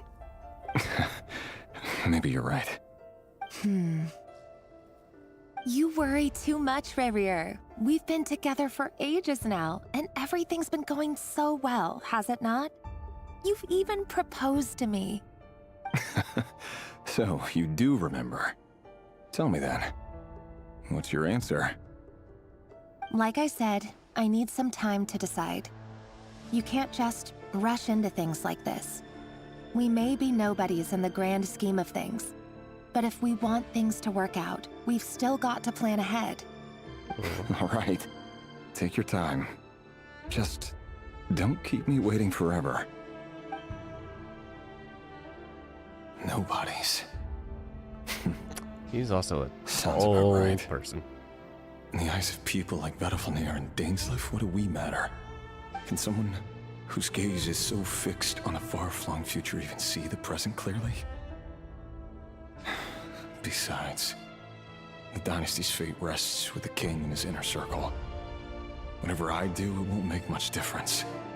Meanwhile, every idea they come up with and every decision they make, it affects everything.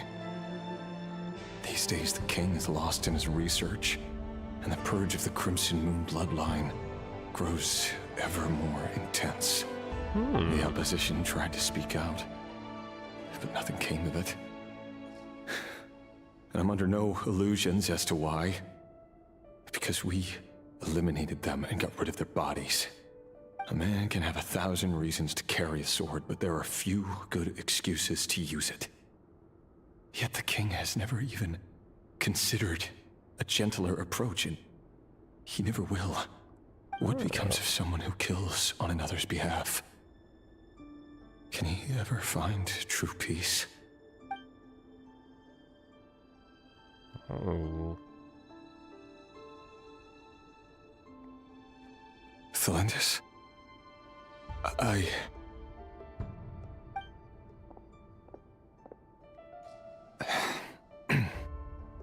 It's nothing. You were right. Fate has Also, never smiled upon nobodies like us. Does dirty But work by the same for token, King. it's unlikely to bear a grudge against us either. There's no reason we can't keep living happily together, cherishing the simple joys of each day as they come. See? You just need to stay positive, Revier. I can feel your warmth, your breath. You're right there, right by my side. Just seeing you makes me happy in a way I can't explain. And that's something that no one could ever take away from me. So smile, my love. Let go of that frown. You're right, Thelindis. I've just been overthinking things. That's better. Getting caught up about things like this will only ruin our evening. Speaking of which, all set for the ball tonight? I need to go get ready. You go ahead. I just have a few things to take care of, then I'll come join you. Even busier than the big shots, huh? Fine, I'll go get started. But don't be late. If you keep me waiting too long, I won't be a happy bunny. Relax. I'll be there. And seriously, though, you drive a hard bargain. You're really gonna leave my proposal hanging and still expect me to take you to the ball? Well, that goes without saying. I already told everyone I'd be coming with a dance partner. Besides, they're two completely different things. Let's take it one thing at a time, all right? All right. White outfit it is. It seems like Rerir was deliberately hiding his ties to the intelligence services by giving the impression that he was just an ordinary member of the Vinster King's Guard.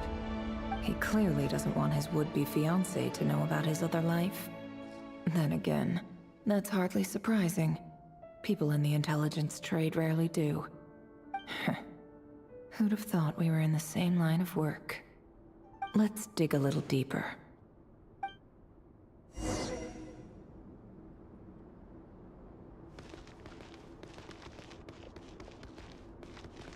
Nice little touches.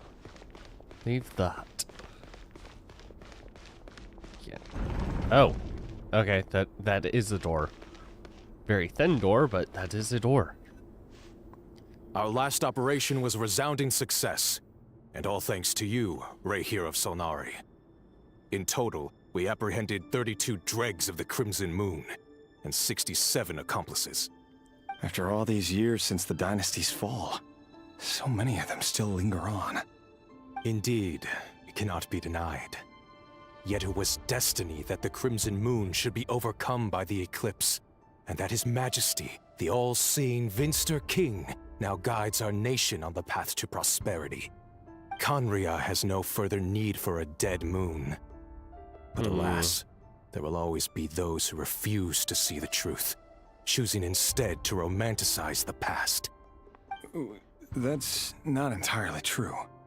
Much about the Crimson Moon era was worthy of remembrance, and that's exactly why they keep trying to see it restored.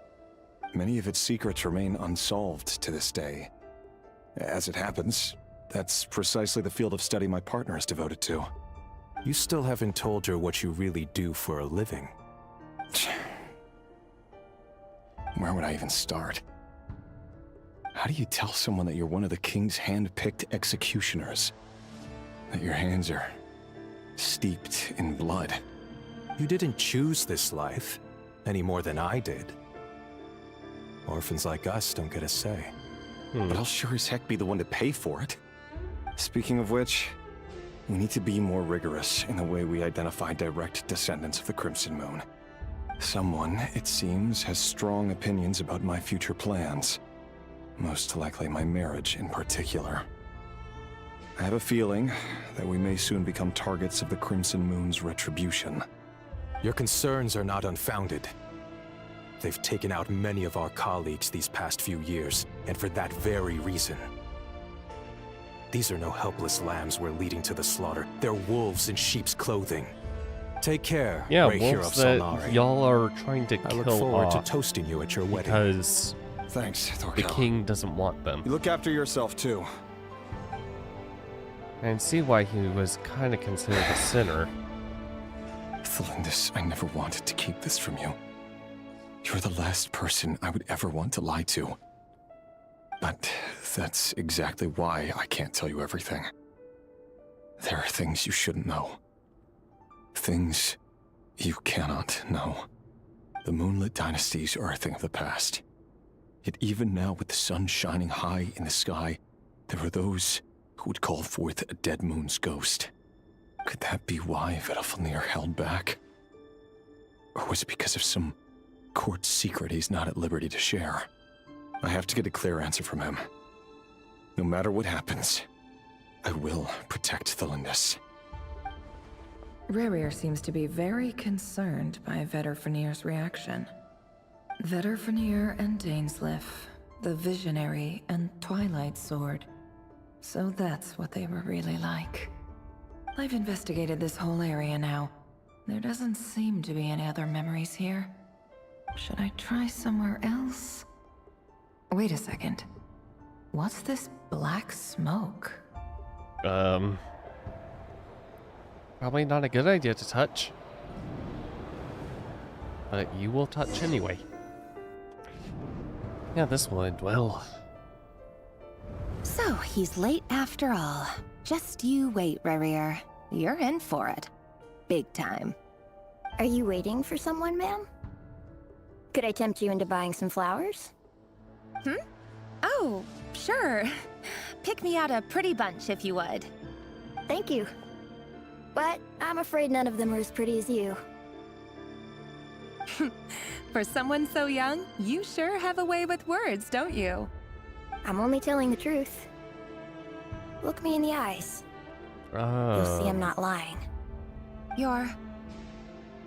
Crimson. May we have a word in private? Who are you? And what do you want? It doesn't matter who I am. Too many of our kind have fallen lately, so I decided to take the risk of reaching out. Not long ago, the Red Kino Hair is Solnari led an a assault on one of our descendant. strongholds. We suffered many casualties, and many who That's came to our why aid lost we their want lives as her well. to take it. Sorry, I don't know why you're telling me this. Okay. And I don't want to get involved. Wait, hear me out.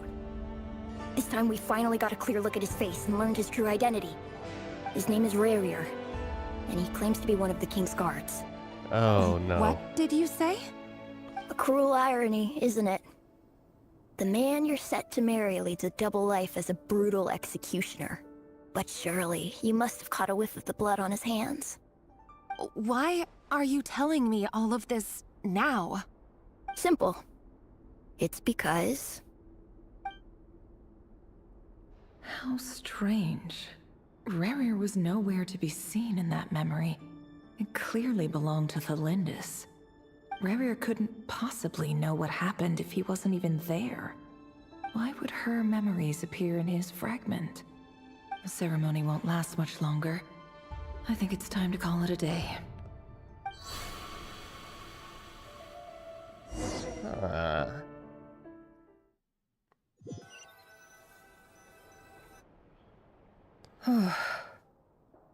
So that was your doing?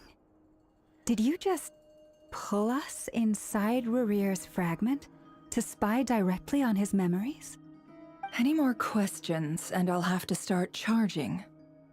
I had no idea you could do that, boss! Seriously, that was amazing! We're not worthy. We're not worthy! I gotta admit, though, I'm itching to see what happens next. Feels like we barely scratched the surface. I'm just as curious as you are, but the ceremony only allows for limited time inside. That's all we can see for now. Luckily, we managed to learn quite a lot. So far, so good. I just hope the others are doing okay too. Especially the group with the Traveler. Their mission is a risky one. Let's hope it's all going smoothly. If you're worried about them, go see how they're doing. If I know boss, she's gonna need some time to write up all the details and make sure it's all coherent. I'll stay behind to lend a hand, but feel free to head back and meet up with the others.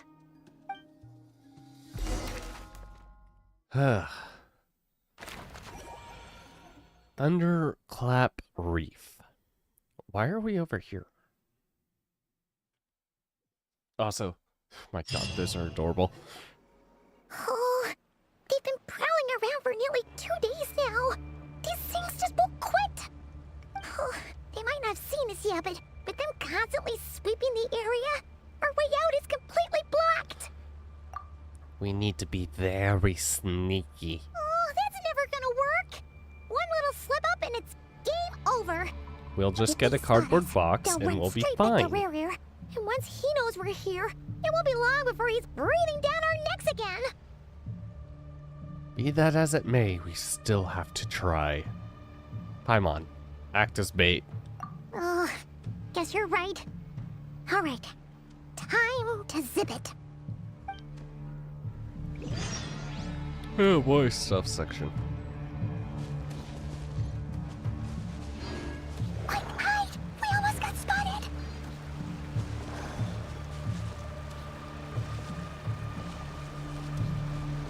Phew, that was a close call.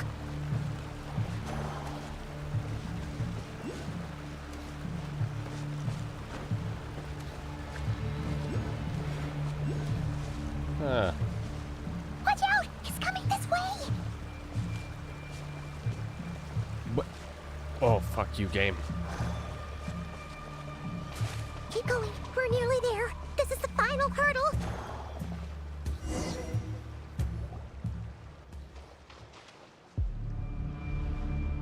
Oh, there's no end to these things. Surely there must be another way out.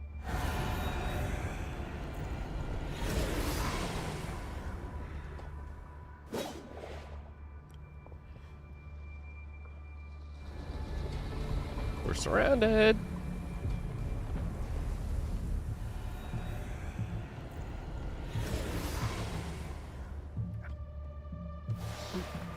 Fire. Oh? Fire? Wait, what's that smell? Oh no, there's a fire! Oh no. That's a good thing.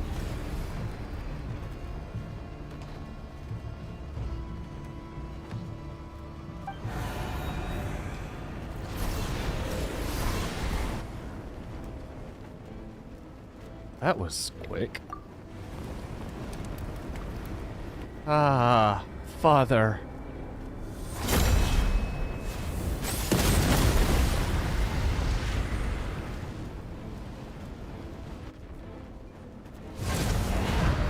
Sandrone was right.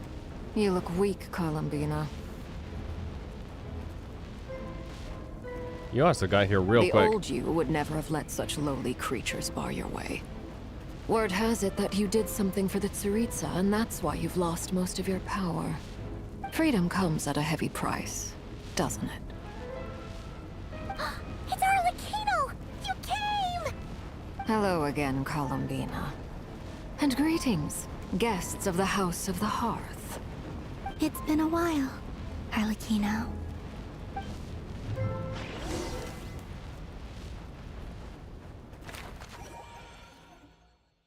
And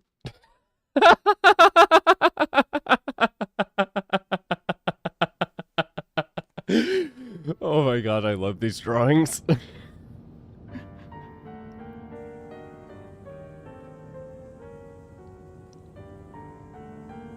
Stupid right here of stupid Solnari.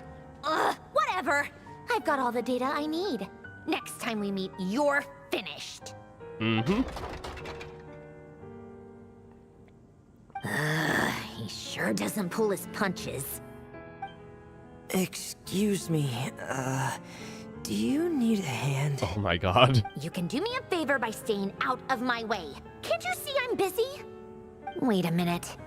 I recognize that voice. Remnant? Hello, Miss Oh, Sandrone. yep. Father sent us over to help. How considerate of her. Hey, Fremine, get over here and help me fix this. Lenny, you do your thing. Just keep your sister away from my machines. Nearly every machine that cat girl touches ends up going haywire. Go put her on cleaning duty or something.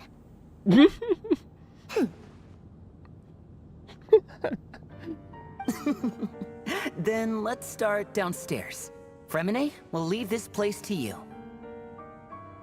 You've got it. Wait a second. Pretty sure there's still some tea in the cupboard. If you want some, you'll have to make it yourselves. And then everyone else just meets back here.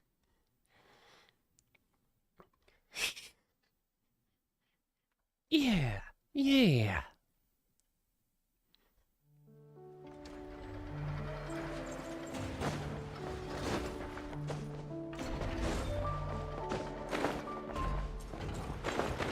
Come on.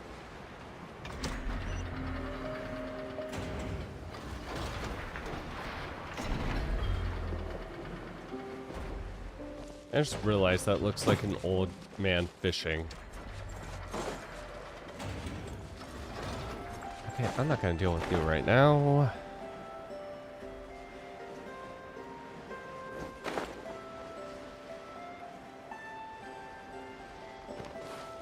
Whee!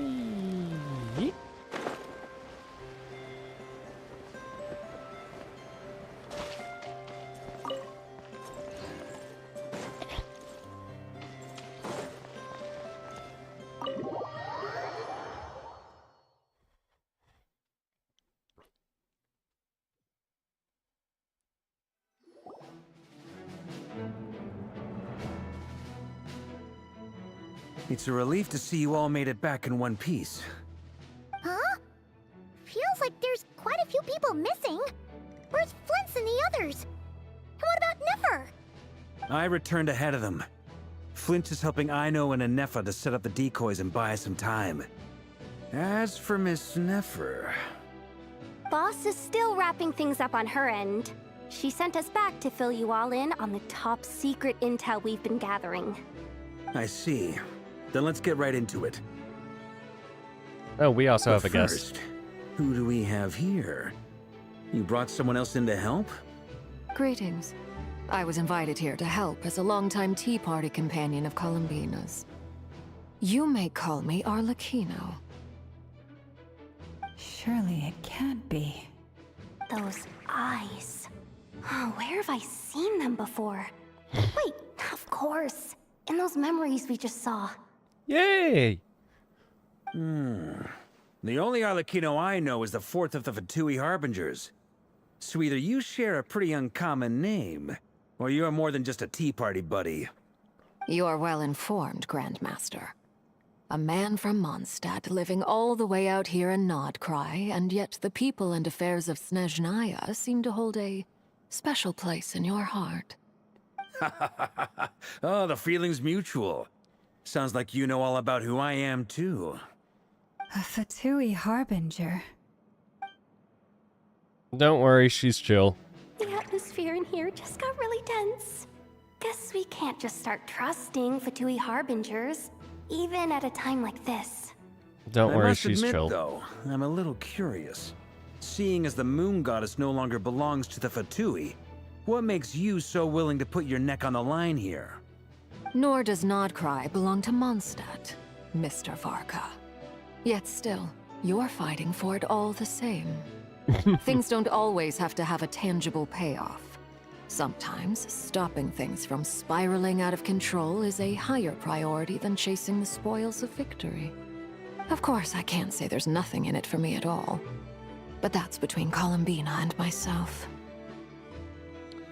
Look, Arlecchino was very much a part of us saving Fontaine. Forgive me. I don't mean to doubt you. It's just that the Fatui really have been the source of many of our troubles. Look, We have our own way of doing things here in Krai. the Harbingers are kind of their own special The Fatui breed. have treated us with nothing but hostility. I know there's been a lot of bad blood between us in the past. I've done my utmost to avoid friction whenever I could. But sometimes fundamental conflicts of interest simply can't be settled amicably. That's why I'm here solely in a personal capacity. This has nothing to do with the Fatui. As a gesture of good faith, I'll be frank. I can help Columbina track down the iridescent moon's marrow, which will help her restore more of her power. Anyway, what else is on the agenda? Let's begin. She says she'll be frank, then completely skips over the details. Looks like she doesn't want to give away too many secrets after all. I imagine we're going to be finding Clearly out wants secrets, to change though. the subject. It'd be awkward if I tried to bring it up again now. I guess we'll just have to go along with it. She's the fourth of the Fatui Harbingers after all. One look and you can tell she's not someone you'd want to mess with.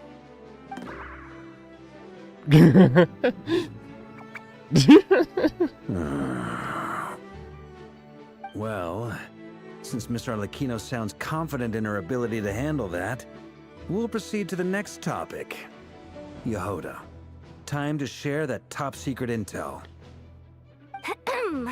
All right, listen up, everyone.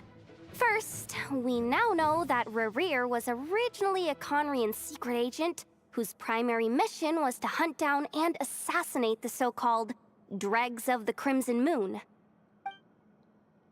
The Dregs of the Crimson Moon? Mm-hmm.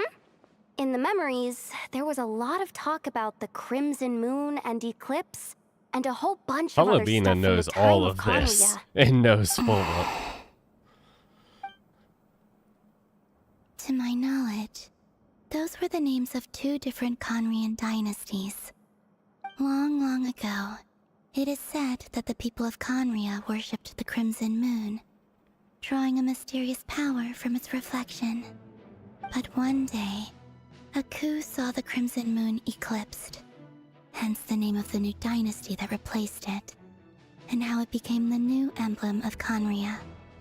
Still, long after the Crimson Moon dynasty had fallen, the last ruler of the Eclipse dynasty, the Vinster King, still coveted the secrets it left behind. So, he sent the Rehir of Solnari to secretly hunt down the Crimson Moon's few remaining followers. In those days, Rerir showed no signs of madness.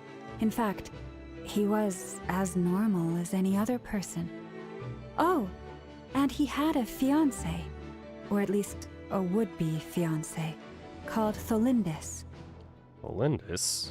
What's the matter? He called that name out. Verfnir, Rheindotter, Flinders. Did she betray him? Interesting. Anything else? What Also, about I'm this would-be curious where fiancé of Rheindotter his? fits in. Do we know anything about her? Well, she was a researcher at the Universitas Magistrorum, but it felt like she was hiding some kind of secret. Oh, and one more thing. For some reason, Rerir's fragment also contained some of Tholindis' memories, though only a very small portion. Well, no shortage of potential leads, I'll give you that. In any case, it sounds like we can conclude that while Tholindis was still around, Rerir appeared to be lucid and quite normal. Tholindis, it seems, must have been the one thing in this world that he couldn't let go of. Tell me though, were these pure-blood Conrians we're talking about here? Why do you need to know that? Hold on. If she was a pure-blood Conrian... Oh, she'd still be alive. Oh yeah! Just like how it was with the captain. If we could somehow find her, do you think there's any chance Rerir might regain some of his sanity? It's possible. Or But it he would would take a kill her miracle. instantly, but We can't pin all our hopes on that. That merchant who Nefer knows, Dori Sangama Bay. Maybe we could hire her to look into it. All right then. Let's keep working in our separate teams. Traveler, Paimon, Kutar, and Miss Arlecchino will go look for the iridescent moon's marrow. As for the others... On the way over here, I noticed that the wild hunt monsters had grown even more frenzied in their search for Kutar. At this rate, the people living here will be in grave danger too. So I'm thinking of gathering together some of our followers to go wipe them out. I'll head back to the curatorium and meet up with the boss. Feels good knowing we've all got something to be getting on with. yay. Given that the Wild Hunt has been a lot more active lately, the Lightkeepers have likely begun their own operations too. If that is the case, someone will need to pass the news on to Flint's. I'll hold the fort for now, then discuss our next move with Flint's, Ino, and Anefa when they get back. Alright then. Well, the clock's ticking. If that's everything, we'll be on our way. Yes, Father. We'd better get moving too. We'll try to buy you as much time as we can. Relax. Just do your thing. Now, I decided to call in some backup since things are getting so hairy. Our reinforcements should be here any minute now. Ooh, Stay safe, everyone. Dismissed. Who'd you call?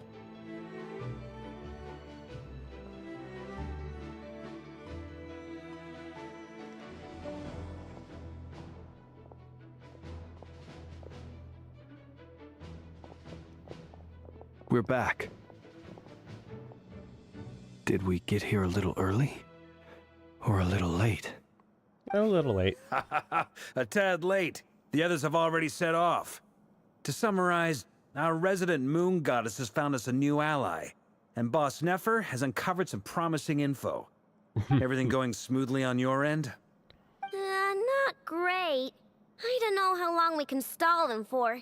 The decoys are getting taken out way faster than we imagined. I'm gonna make some more later, but I need a timeout first. I'm so tired right now. Do you need sugar? Oh, right. Inefa, could you fill in Uncle Varka on what we just discussed with Flints? Sure. Uncle Varka, you previously told us about how when you went to investigate a source of the Wild Hunt in Amsvartnir, you discovered that it was just a diversion. But according to Flints' intel, several outbreaks of the Wild Hunt had already occurred in Krai in the period leading up to that. That was before Rerir had regained his body, when he was far from regaining his full strength. In other words, in theory at least, he still lacked the means to act in two places at once. Flints, with everything that's been happening, the Lightkeepers across Krai are rallying to fight back against the Wild Hunt. They're gonna need your help. I know, I'm sure you're capable of coming up with something far more effective than decoys. But for now, you should stay here and get some rest. Inefa and I will head back over to Amsvartnir to see if there's anything I missed. I told you Uncle Varka would say that, didn't I? A deal's a deal. Not a word about my snack intake for the next week. Database updated. Reliability of Aino's predictions increased. What does that mean? Don't worry about it. They were betting on how you'd respond after hearing their intel. It's the obvious choice, isn't it? That's hardly worth betting on.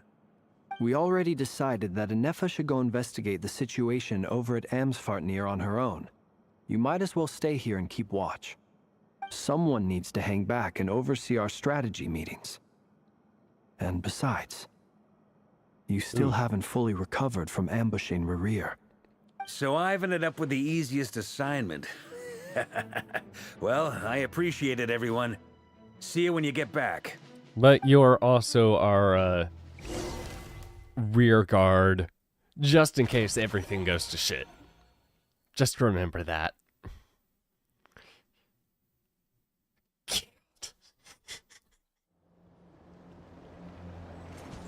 No. Never mind.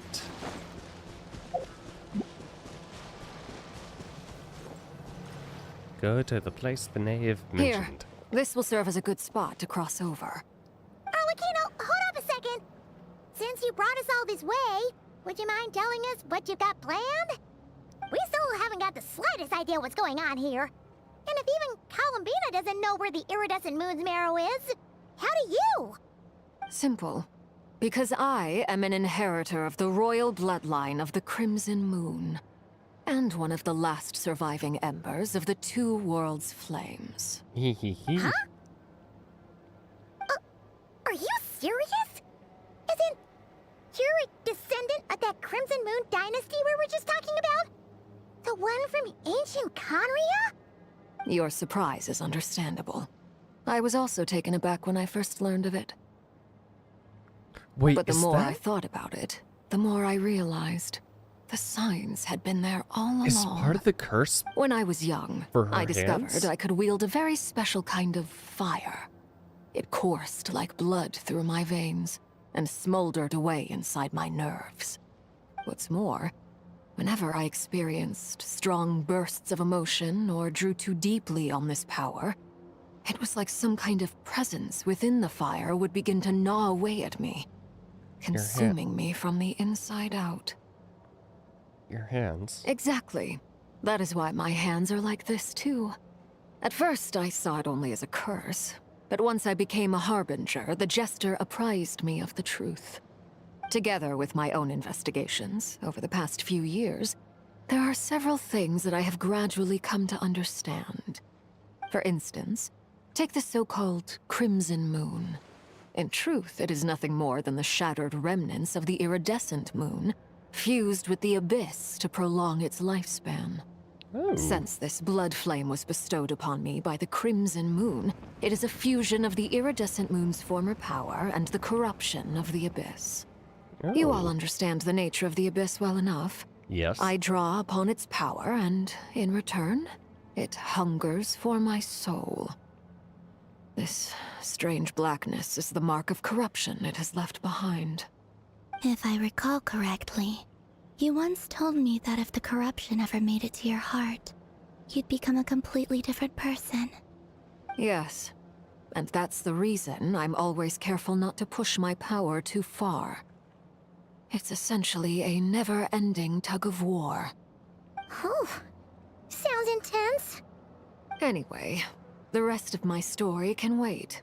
Is there anything else about the Crimson Moon or the Iridescent Moon that you're unclear about? Paimon has a question. So, the crimson moon that the Karians used to worship was actually the iridescent moon, right?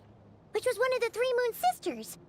Does that mean that the Karians were to the crimson moon as the frost moon scions are to the frost moon? So much of that history has been lost. We have no way of knowing exactly what they were like. But I would suspect that the Conrians weren't as devout in their moon worship as it might appear. The iridescent moon's remains simply served as their link to the abyss. Later on, perhaps someone discovered a way to make direct contact with the abyss. Or maybe there was some kind of ideological divide. Either way, a dissenting faction staged a coup and drove out the royal heirs of the Crimson Moon dynasty. Still, even with the dark sun looming high overhead, the Crimson Moon's glow never truly faded. If you want living proof, it's standing right before you. The first Beautiful time we as met, ever. I sensed something familiar in your presence. When I looked at you, I felt I could see that mysterious red moon in the corner of my eye. In your flames, I saw its broken image, surrounded by a strange black aura. Well, I appreciate that you kept it to yourself. Much about the Crimson Moon is still a mystery, and I'd prefer not to end up as the object of an insane research project. Yeah, that is Anyway, fair. time is against us here, so if there's any other questions, they'll have to wait. I just want to make sure I've got one thing straight. In her letter, Sandrone mentioned that since you are unable to contain the iridescent moon's marrow yourself, you intend to leave it in my custody. Correct? That's right. For now, it's the only way I can pay you back for your help. The iridescent moon is already part of who you are, so with its marrow in your possession, you'll be even more powerful than before. Deal. Then let's get started. Get what started? What does this place have to do with the Crimson Moon? When I first became a Harbinger, the Jester gave me a book called Paranhari, also known as Leobranto Inamorato. You should be able to buy a copy next time you're in Fontaine. It's a love story set in the Crimson Moon era. But setting aside the tangled romances of its characters, it also records a few interesting details. In the Crimson Moon era, or so the story goes, there was an orphanage that received children from beyond the bounds of this world, and subjected them to a peculiar induction ceremony. Beyond the bounds of this world? For real? And what kind of induction ceremony? The Crimson Moon sages looked beyond this world for beings with powers that surpassed the gods. But fearing they might lose control, they subjected these children to a process of refinement. They made these children crawl up a fireplace and kept asking them, "Have you died? Did you see it?" Until they finally admitted to having died and seen a crimson moon. The adults embraced the children who passed the ritual, telling them, Within the fireplace, you have traversed the flames between two worlds. Here and now, you are born anew.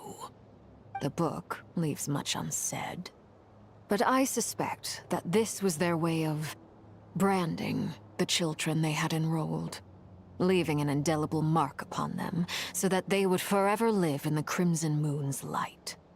That explains why I can't sense the Crimson Moon's marrow in this world.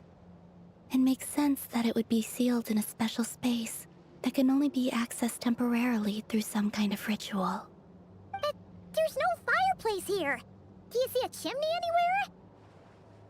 Oh, are we supposed to build it ourselves? Okay, fine. Paimon will go find some bricks. That won't be necessary. The fireplace is purely symbolic. The key to the ritual is crossing the flames between two worlds. In other words, the flames that burn within me. Those burned away by such flames leave behind a kind of ghostly afterimage in the world.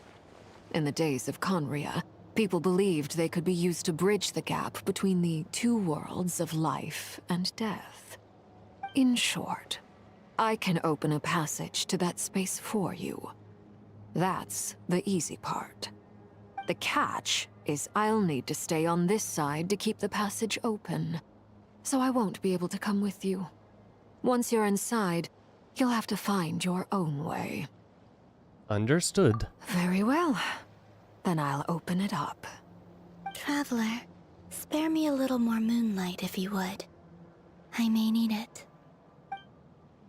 Okay. Fetch. Thank you. I feel like I've recovered some of my strength now.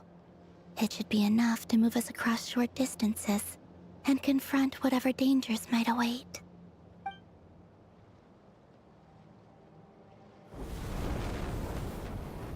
Mistress of the seven hues of ages past, great mother of the present, crimson-clad sovereign of the two realms, by fire severed, by fire renewed, I offer myself now and beseech your descent.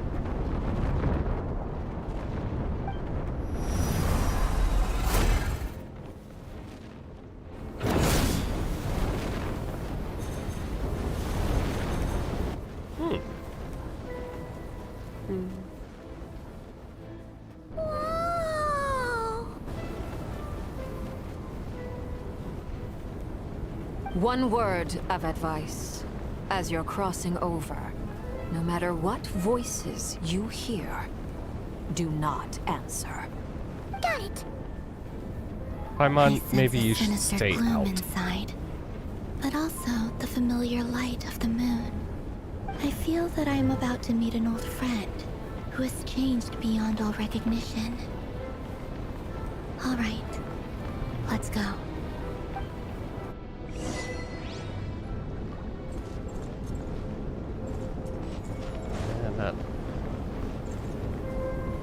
Oh, she... Oh, do you have anything to say? Seismic changes often begin with small windows of opportunity. This could be your window.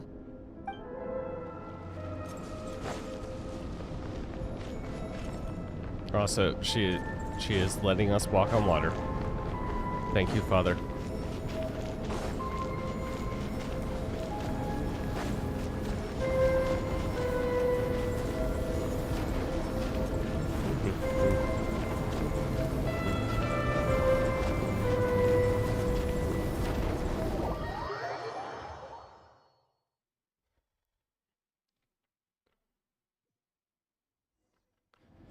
I sense your presence and craving death and rebirth. Wait, why are you? You have crossed over from another world, transcended fate itself. I have no right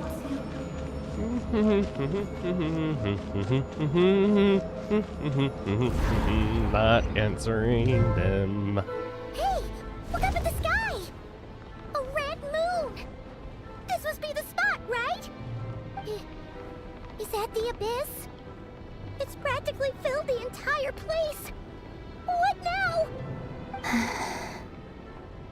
What a tragic sight. Fragments of your broken body, seized by the abyss, and hung up aloft like mummified remains. Iridescent moon. Was this truly what you wished for? Let's keep going and see what's ahead. Careful! There's something spooky about this place. Feels like something is lurking in the fog. Oh, we'll be fine. Paimon's right behind you. Whatever you do, don't run off without her. Paimon, maybe you should have stayed out with Arcolino. By the way, Columbina, didn't you tell us that the iridescent moon had shattered into pieces? The moon up there looks pretty whole to Paimon. How is that possible? Pretty sad.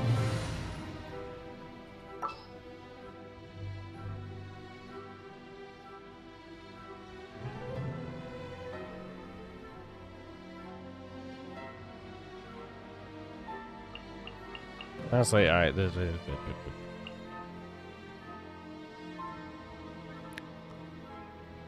where is up here? You and you.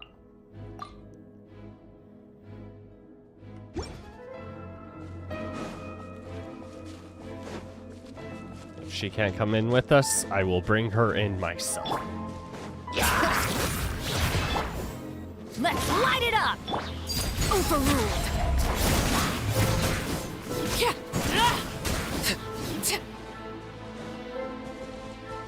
She is another one that I really need to get up to 90.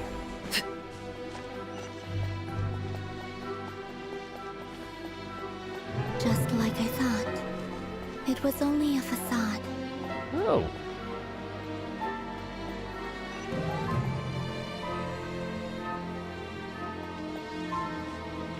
Transfixed! Teamwork is dreamwork! Here comes the catch. Let engraved names echo!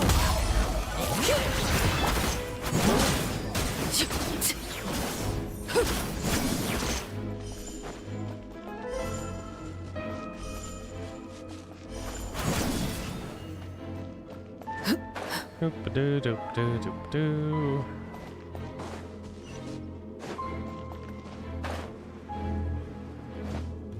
Bring it!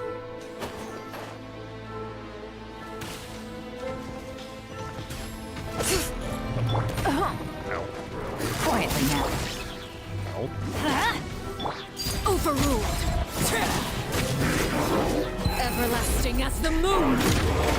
Everybody stand back! Hear the echoes of the valley! Things are about to get dicey. Laid bare.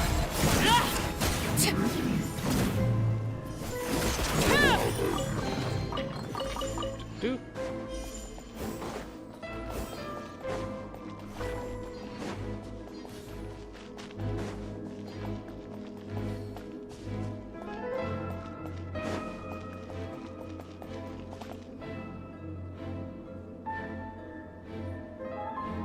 Huh?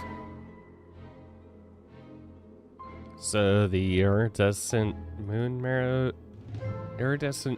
marrow is up in the sky. Huh? For real? That's way too high. There's no way we'll be able to reach it. No. I'm not sensing anything up there. It's coming from under the mountain. Oh. Let's see. Ah! There's some kind of weird shadow over the water. And looks like things we that? can break. Looks like a mechanism of some sort. Let's check it out.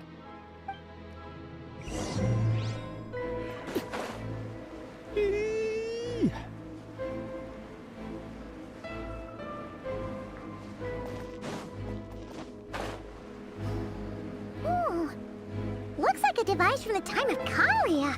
Maybe people once came here to study the Crimson Moon's domain, and they left this behind.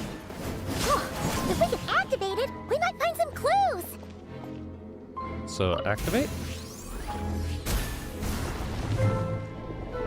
Ah!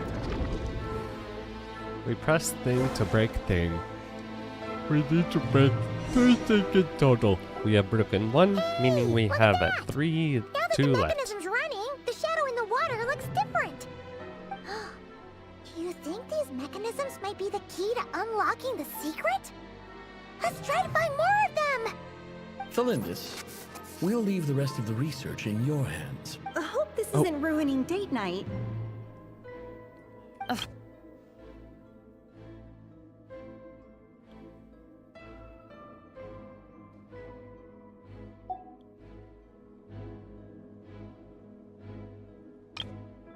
Okay, come on. Mind your own business. Just leave me some snacks on the table. Thalindis? Is that Rear's girlfriend? How come we're hearing her voice here? She was a researcher. Oh yeah. So, do you think she was studying this strange space all along? The Abyss has made this space extremely unstable. Maybe that's why some of the things she said and did were preserved here. Like echoes. Or after images. Whenever I see this view, it takes me back to a poem from my childhood. Waning moon, oh lifeless damsel, weeping on the mountain crest. Mourning still in wistful tone, her fragile soul now laid to rest. For me, of all people, to be here investigating the mysteries of the Crimson Moon space. Is it a coincidence? Or something more?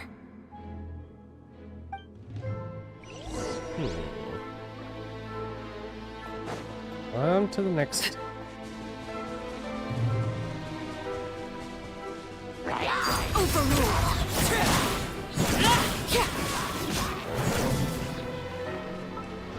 What the hell is your crit rate? Oh. Is that what? Okay. I don't understand how.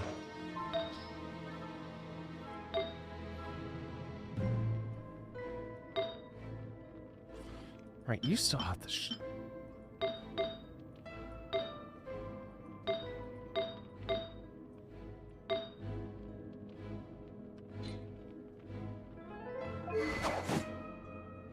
and that's pretty leveled up. Why do you do so much damage? Oh, looks like the Abyss has messed up this mechanism. We need to find a way to get it working again. Let's see if there are any other devices nearby. We need a mechanism to make the mechanism work. Thank you for waiting. This is where Okay. Overruled. Bring it. Letting Crave names echo. Game's up. Fun's over.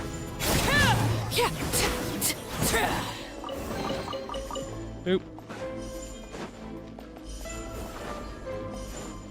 No, I don't really need the shields. Come on. We shoot the thing to get the thing to work so we can then shoot the thing.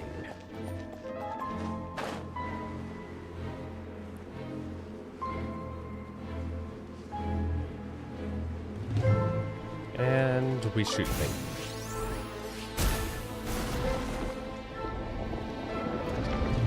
One more to go! Oh boy.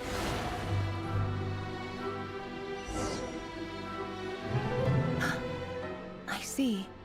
So the moon marrow, or rather the power of the 3 moons, is the key to unlocking... If it really does exist, then maybe this madness can finally be put to an end. What? Sorry, you cut out there a bit. Can we get the memories that aren't censored?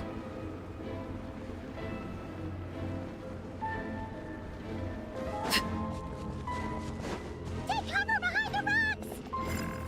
Oh.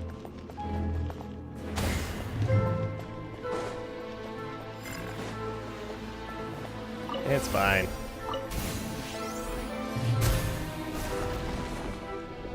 Alright, now we jump in the hole.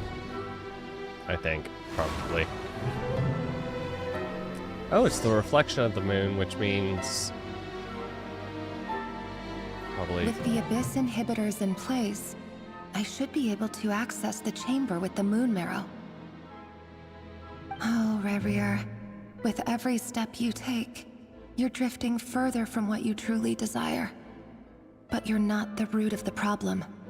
Ever since that outsider set foot in Conria, the Vinster King has sunken deeper into madness. Outsider? If only I could get my hands on that outsider. Oh.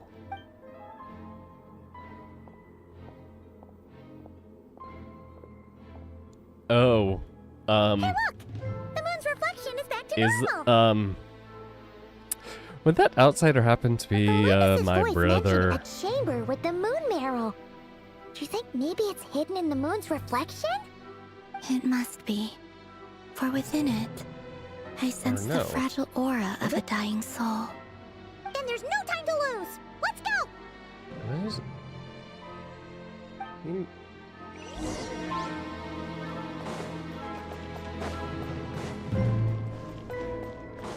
it could be a few people. Whee!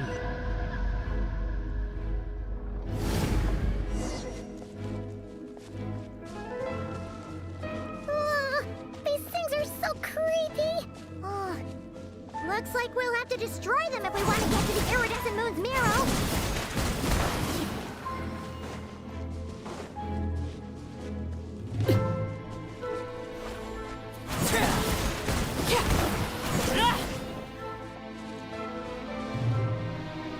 Ah, yeah, no, I want to switch because these guys are going to require some, God, how do I have this set up? You, right, she's forced, and then...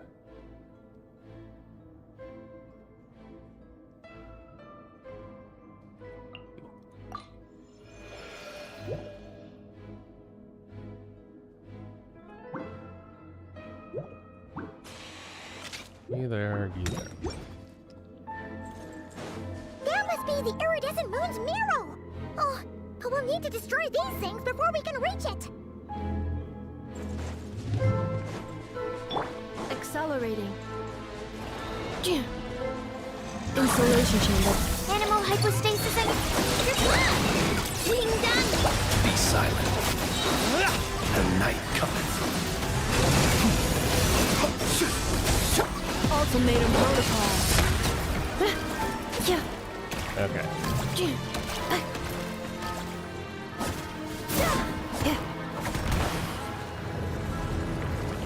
One.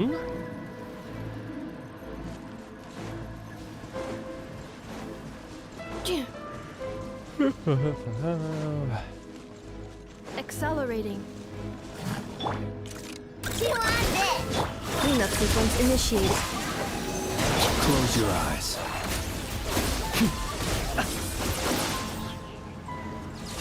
Why are you...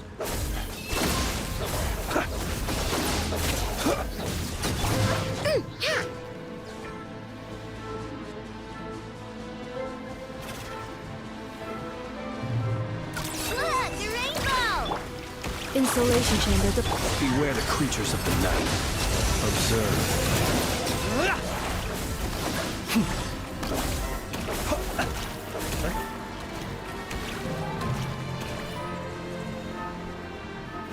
Okay. We're so close!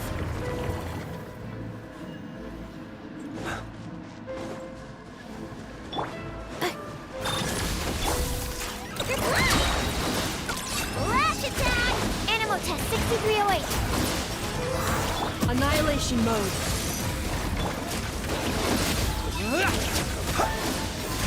Be silent. Night falls.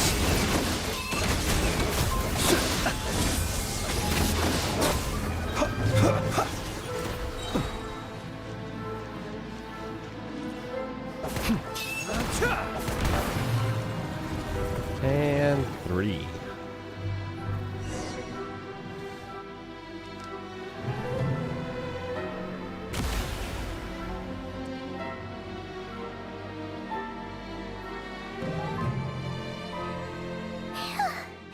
We finally did it! The iridescent moon's marrow, still burning away like an undying flame, yet now contaminated by the abyss. It has taken on a new form entirely. If we can purify the abyssal power within, we should be able to obtain its untainted essence. I got this. Absorb.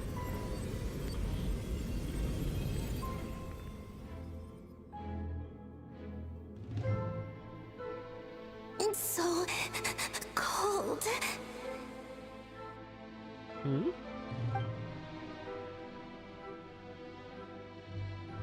Is it you? Are you here? Don't answer, don't answer, don't answer. Are you talking Don't to answer. us? At long last, I can see you once more. Our fates have crossed, and I am finally free. I'm sorry, I lied to you. Even knowing what was to come, I still couldn't let go of the fear in my heart as death drew near. The moment the moon shattered, my body began to split apart piece by piece. Like I was being cut into pieces by 1,000 blunt blades. My thoughts scattered as the cold crept in. But I could not bear to fade away like that. Tell me, what was it that brought you to us all that time ago? If only I had possessed your courage, then I might have been spared this torment more painful than death. You look so puzzled. That's how I felt too when I first saw you. But trust me when I say that everything happens for a reason. Farewell, Hypo.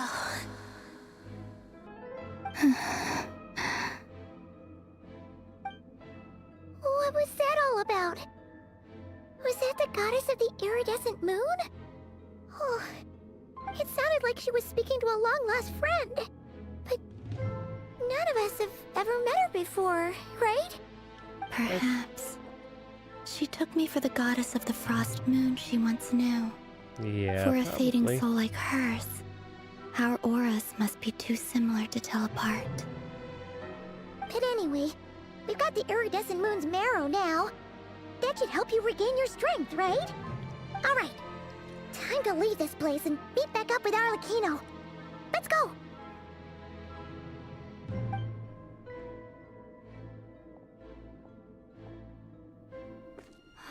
That's odd. This place looks different than when we came in. Waning moon, Huh? oh lifeless damsel.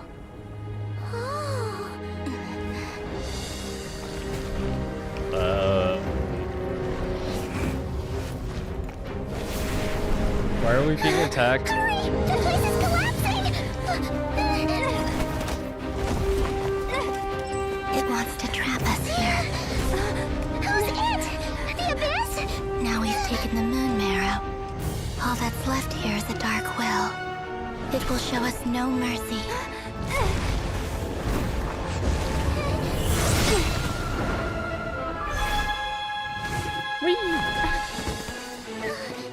Give it back! The crimson moons! My marrow! My heart!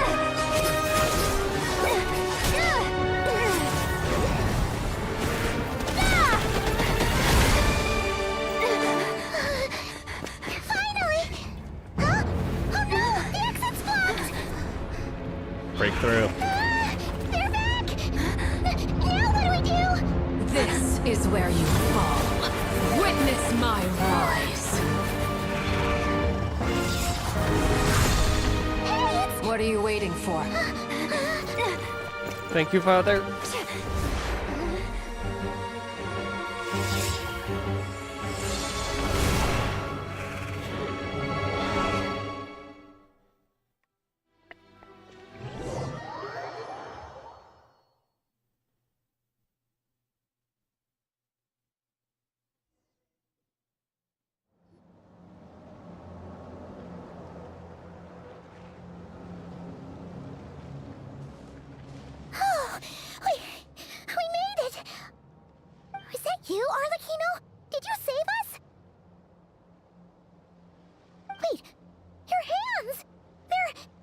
Oh, this? Don't worry. It's a small price to pay. The Abyss wanted to trap you inside, and I defied its will by bringing you out. No wonder it's a little angry. Can I purify that power, then? No. I have paid the price, albeit a small one, and it cannot be undone. My hands have already fused with the Abyss. Purification would simply destroy whatever's left of them. Oh. But surely... Oh... We're so sorry, Arlecchino. Paimon can't believe you'd make a sacrifice like this for us. As much as I'd like to call it a favor, the truth is I was simply holding up my end of the deal. Well, Columbina. Yes, you did your part. And as promised, I will leave the iridescent moon's marrow in your care. From this day forth, may the two worlds' flames burn ever more brightly.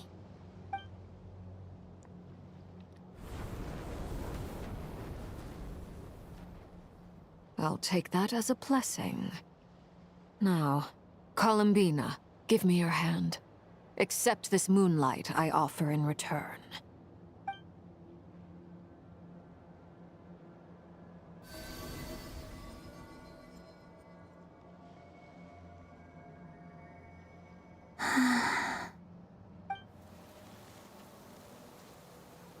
Ooh. Feeling stronger?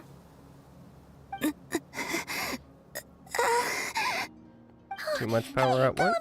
Are you okay? I'm fine.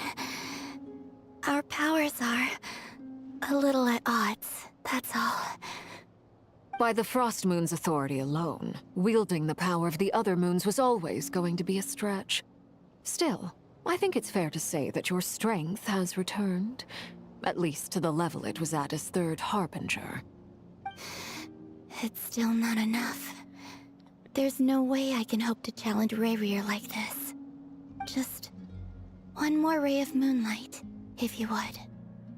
Columbina, please don't push yourself. It's okay. I can take it.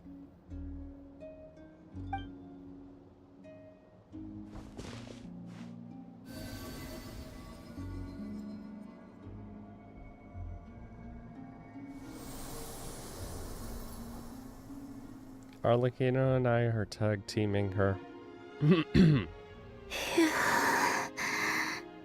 How about now? Fighting fit? At the very least, I won't have to stay hidden like before. I want to see him gone from Not Krai. The Rahier of Solnari and his wild hunt must be sent back where they belong. Well, it's good to have something to aim for. You certainly seem more alive now than you did earlier. When I first met you, you didn't strike me as a ray of moonlight. More like a wisp of fog drifting in from who knows where, ready to scatter at the first sign of a breeze. But now, you're full of vitality. Just like the Frost Moon, once the brightest of them all. May you keep shining, Columbina. This is who you are. Thank you. Look after yourself too, Arlecchino. I know you have plans of your own, and that's why you're always seeking to grow stronger. But whatever you're after, don't let the Abyss take a hold of you. I do not wish to see you go down the same path as Rayrier. I appreciate the concern, Columbina. Although perhaps it's time you took a new name. A new name? Kutar, the Moon Maiden, Columbina. They're nothing more than code names. They describe who she is and the roles she's played, but they're not her real name. Oh. We often use code names in the House of the Hearth, too. But it's knowing your real name that keeps you grounded. Up till now, you've been living a wandering life, so you've probably never really cared. All I'll say is this. Once you've defeated Rayrier, give it some thought. And that's probably when she That's it becomes from playable. me. I'll get you back safely first, then go meet up with Sandrone. You're the best! Let us know when you need a hand. We'll be sure to return. I appreciate the gesture. It speaks to your good character. Anyway, let's get going. There are more urgent things to do right now than trade compliments. Yeah. Woo!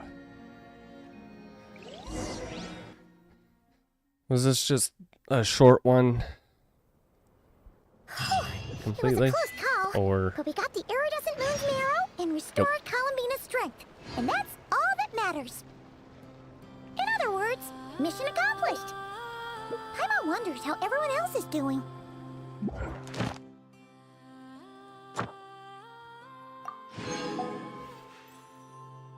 Act 4. Shit. Okay.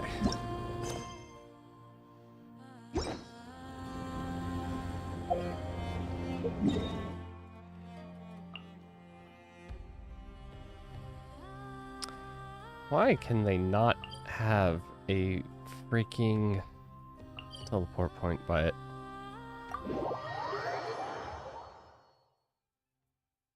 I guess because it's a secret base.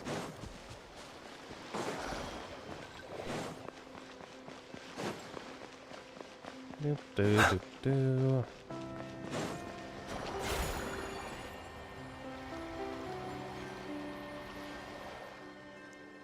Oh, do you think the others are making good progress? Hope it's all going smoothly. Oh, hey look! They made it back as well! Flint's, Lama! How did it all go? All is well, thank you. Nefer and Yehoda had to stay at the curatorium to wrap things up, so they won't be joining us for now. I ran into Miss Anefa and Miss Aino on the way back. Their work is still in progress, so I suspect they won't be back for a while either. You seem rather cheerful today, Mr. Flint's. I certainly am. I achieved what I set out to do and came away with more than I bargained for. More than you bargained for, huh? Fighting alone can get quite tedious. Ooh. But I had the good fortune to run into a pair of brave young warriors. We meet again. How have you been? Albedo! What are you doing here? I'm guessing you're here to see Varka? That would be a natural assumption to make. It's also the correct one. Also, these two courageously lent me a hand while I was fighting the wild hunt. I don't know if that's when they told me they were not, Sir Varka's colleagues, it all made sense. And given how people of outstanding talent tend to cross paths, it's no wonder you're already acquainted. So, who's your travel buddy, Albedo? Why don't you come and introduce yourself?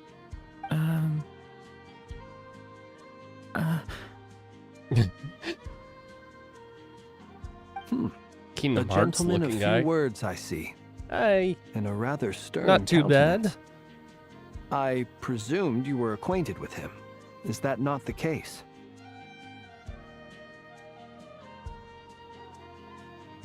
You must be. It's nice to meet you. Again. We've technically met before. Wait a sec! You're Minnie Durin! That's right. It's me. I'm glad to see you again. By the way, he says it's okay if you drop the mini. Yeah, I'm not as mini as I used to be. Interesting, isn't it? The first step towards blending into human society appears to be reflecting on whether one's name really reflects who they are. Wow! You look so different! In a good way, of course. It's great to see you looking so healthy. You seriously, Thank you, that Paimon. your chest is Kingdom And Hearts. although you're as mini as ever, I understand that diminutives don't always convey endearment. I'll be sure to simply call you Paimon as a sign of my great respect for you. Wow! You're such a smooth talker now. Paimon could get used to this. From now on, you may refer to her as your esteemed guide, Paimon. Little Paimon is pretty tiny after all. Personally, I think our little Paimon is the perfect size. When people call her Little Paimon, it's just because she's so adorable that they can't help themselves. If that's not a sign of endearment, what is? You're absolutely right, Miss Lauma. My brother still has a long road ahead of him when it comes to understanding human relationships. Anyway, speaking of long journeys, didn't Columbina, leave with you? How come she isn't back yet? She's been catching up with old friends. Wouldn't be surprised if she stopped for a cup of tea or 10 on the way back. I do. Uh-oh. I have not People are built her talking yet, about though. me. Hope it's nothing That's negative. gonna require a lot of materials. Seems like she's in much better spirits after meeting her old colleagues.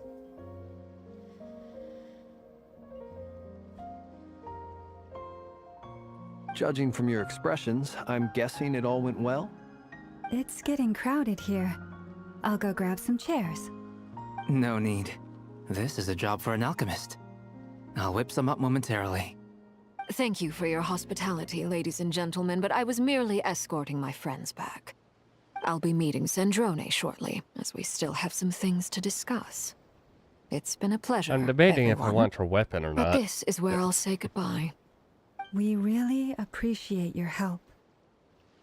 Thank you, Father, for everything you've done for us. Oh, come on.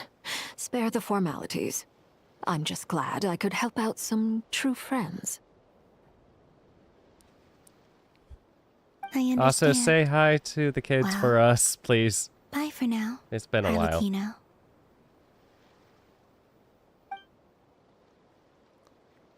Oh, this place is hopping. It's probably a good thing one of us left. Otherwise, we might not fit all these people in. Are you saying we're about to run out of chairs? As a matter of fact, I am. Come on in and see for yourself. Oh boy. Who do we have?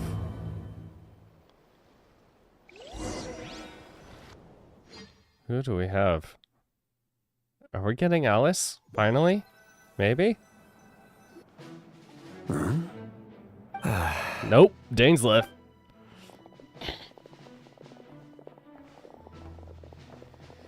I overheard your little chit-chat outside, by the way. With Miss Columbina's colleague gone, we should be back to the original crew plus the other colleagues I brought in. Though, it looks like we have another new face. Someone else managed to rope in a colleague, too? Another friend of mine. Frankly, you and Paimon are the only people I know here. This here is Deansliff, colleague of Teyvat's greatest guide, Paimon, and greatest adventurer, the Traveler. Well, not exactly colleagues, more sort of friends. When Comrade in someone else arms. jumps in to do the announcing, you know you're speaking to someone important. Also, Let's hear what he has to say. you guys don't quite Note to know. self. Once Paimon knows your name, the rest of the world will soon follow. When he comes looking for us, it's usually something important. Paimon's guessing you you've have heard about the Wild Nahida? Hunt, then. From the looks of it, you're about to hold a meeting. If I were to say that the Wild Hunt is our mutual enemy, I'd probably would that assume earn me a seat her. at the table? As And the saying then- goes, the enemy of my enemy is my friend. Mr. Dainsliff, I don't know there's a seat who with else. your name on Probably it. Though I know, and then can't another promise the same for everyone else. Hey, Albedo, think you can rustle up a couple Aqua, more chairs? or After all this time apart, Hydro Grandmaster user. Varka's first order is to rustle up a couple more chairs. I've missed this. Is he being sarcastic? Hey, he's your brother. Why are you asking us? I've still got a lot to learn about the nuances of human conversation. Trying to decipher Albedo's way of speaking has been like jumping in at the deep end. Yeah, fair enough. Oh, good point. Paimon gets you now. Don't sweat it. There are people who go their whole lives without getting the hang of it. You're ahead of the game already. Look at you, Paimon. Expert in the arts of encouragement. I wonder what's taking Nefer so long. Perhaps you should go and check in with her. If anyone can hurry her along, it's you. I just got back from the curatorium. Besides, aren't you curious to see what's taking her so long? Miss Nefer doesn't strike me as the type to share secrets. And since gathering intel is her specialty, I'm guessing she'd prefer to keep her methods confidential. Under such circumstances, would it not be tactless for me to impose? Oh my god. Oh, but it's fine for me to impose. What can I say? You have an unrivaled ability to garner people's affection, Miss Moonchanter. Besides, you have I'll far go. more in common with her than I do. All right then. Impressive. She barely fought back at all. I admire your powers of persuasion, my friend. As I'm sure Miss Lauma will realize soon enough, the trick in life is to always pitch in with other people's responsibilities so that you can be selective with your own. Another trick is to simply hide in the background. Spoken like a true sage. God. Anyway, looks like we've got some time to kill before the meeting. Let's take a little breather, folks. And feel free to chat amongst yourselves. We'll get down to business once the other two arrive.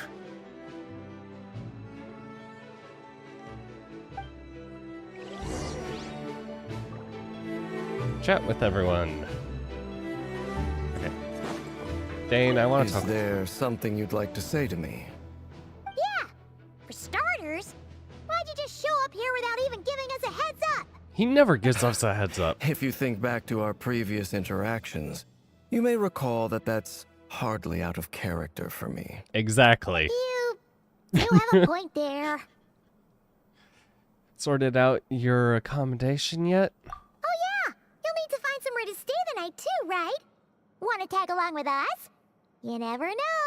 We might get a group discount. Oh, you can just Let's share do a bed that. with me. Great! Paimon will handle it. And in return, we can get Dainslift to be our very own personal bodyguard.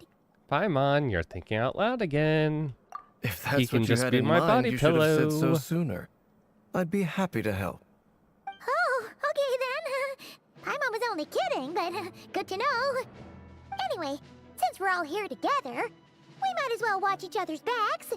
That's just what friends do, right? Indeed. Thank you. Also, it's good to hear your voice again. It has been a while. Wait.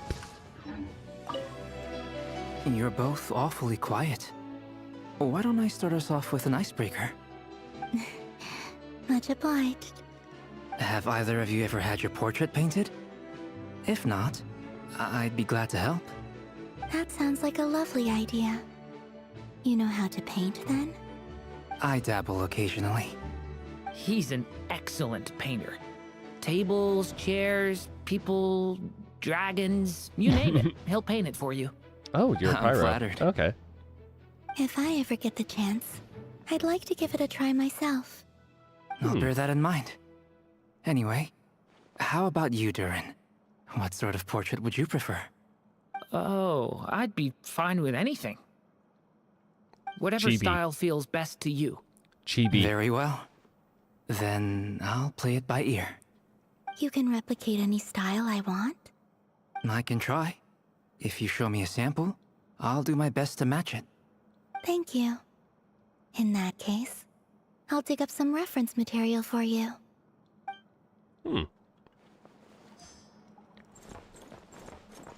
Okay. Oh, right. I can actually freaking. Yeah, it is wind. Okay. Truth be told, Or I anima, can't remember the whatever. last time I was in a meeting with so many people. You're not alone there, my friend. The Lightkeepers also struggle to bring everyone together for a serious discussion. I don't doubt that. I've only ever met two Ratniki, one being you, and the other being that young guy, Itlua. Itlua is a good apple. I'll give him that. He's kind, honest, and regularly delivers supplies to my lighthouse. A true Ratnik to the core. In that sense, he puts me to shame. So you're what? A fake Ratnik? That's what it sounds like you're saying. But I get the feeling that's not quite what you meant.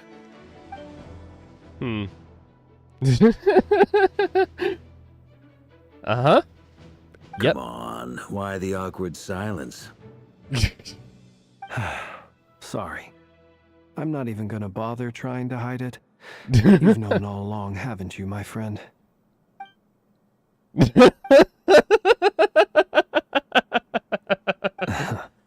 Now that was an awkward silence. Let's just keep this between ourselves. Probably best if Ellot doesn't know, huh? That goes without saying. Gotta be careful what you share with youngsters, after all. Anyone else in the know? Let me guess. The Traveler and Paimon? It's dangerous being too sharp for one's own good, you know. Then, in the name of the Animo Archon Barbados himself, I swear, your secret's Do safe not with me. swear on the drunken bard. When we went for drinks, you said that you and Barbados were practically best buds. In the light of that claim, do you really expect me to take your oath seriously? Of course. Just as long as you don't go spreading around the fact that I'm close with Barbados, all right? Fair enough, then. Nothing like a bit of mutual leverage to seal the bonds of friendship. Okay, that was a good interaction between those two.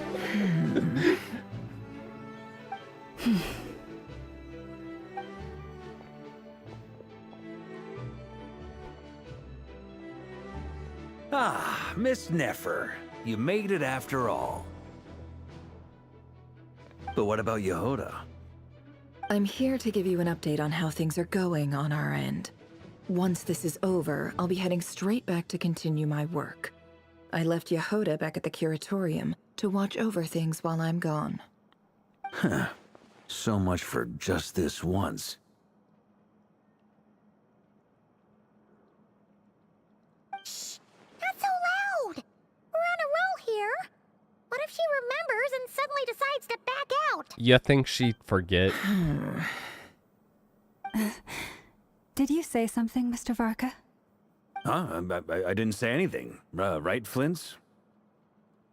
Must have been a frog. They get so noisy around here at nighttime. It's like they're Convenient putting on a frog. concert in the background. Anyway, before we begin, there's a few introductions to make. Let me start by saying that it's an honor to be speaking before so many distinguished colleagues and collaborators. First up, we have Miss Lauma. As Moon Chanter, she's the leader of the Frost Moon Scions, a local religious community in Krai. Then there's Miss Nefer, boss of the Curatorium of Secrets, and intel gatherer extraordinaire. Nefer is leading the investigation into Rerer's background, assisted by Yehoda and Lauma. From the little I've heard, they're making some great progress. Over here, For now. we have Mr. Flint's. You a make a lot of ratnik and progress, guardian though. of the abandoned lighthouse. In the In our beginning, last operation, probably gonna he hit a courageously roadblock. distracted the wild hunt to buy time for the rest of us. For those of you who've never met, this is Mr. Albedo, a renowned alchemist and captain of the Knights of Favonius investigation team. By his side is a new face for us all, myself included, Mr. Durin, who has come to lend his aid. Next up, we have the Moon Maiden and former Fatui Harbinger, Miss Columbina. Then we have the Traveler, who's earned more titles than I could possibly hope to list out, so I'll spare you the rundown. And Paimon, the ultimate travel companion and quite possibly the best guide in all of Tevat. Wow! That's a lot of people! Great turnout! We didn't introduce. Miss Nefer, it looks like you might have another job coming your way. So, congratulations on the booming business, I guess. You think I haven't got enough on my hands as it is?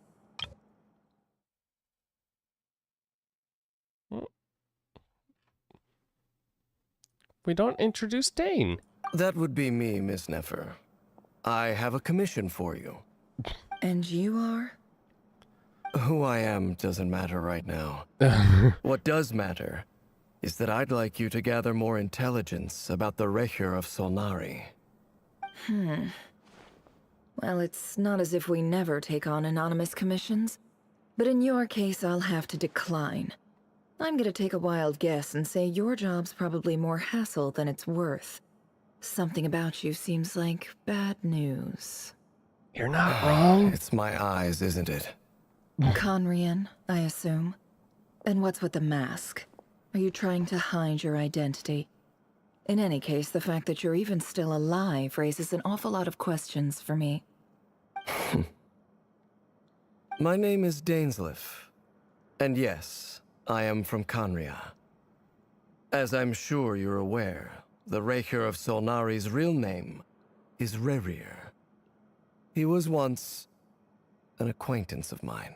No, you two Really? seemed like Then friends. you must have been quite an influential figure yourself. You flatter me, but none of that matters anymore. My point was simply to clarify why I have asked Miss Nefer to investigate Rerir's background. So you're both from Khanria, and it sounds like you used to be friends? What am I missing here? Surely you already know how he became one of the 5 sinners. Maybe. I'll tell you everything I know. The history of Khanria, the names and identities of the 5 sinners. I remember it all like it was yesterday.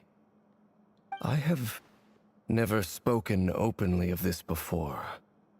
But the truth was exactly as people say. The 5 sinners were each driven by their own desires, and it was by playing upon these that the Abyss tempted them to their fall, tearing Khanria apart in the process. The visionary, Vedifenir, who wished to foretell the future. The wise, Haroptatir, who sought limitless knowledge. Gold, Rheindotter, who desired to create life. The foul, Sertologi, who pursued supreme strength. And last, but not least, Raker of Solnari, Rerir, Ravager of the Moon. Of the 5, Rerir is the only one who remains a mystery to me. He never harbored grand ambitions. So what changed in the space of a single night? How did he come to fall like the others? In other words, you're saying that his change came as a shock to you, and you have no idea what actually happened? That's right. You mentioned how the Abyss tempted them, which led to their fall. But what did that look like in practice? And what other context can you give me about the events of that time? The more detail you can give me, the better. Strangely, now that it comes to it, I hardly know where to begin. The fateful night took place during the era of the Eclipse Dynasty. One day, my elder brother, the visionary, Vedifenir, was summoned to the palace by the Vinster King, only for the king to gouge out his eyes and cast him into the dungeons. When I came to hear of this, my fury knew no bounds. I gathered together every ally I thought I had, and together, we set a night to storm the palace and free Ved.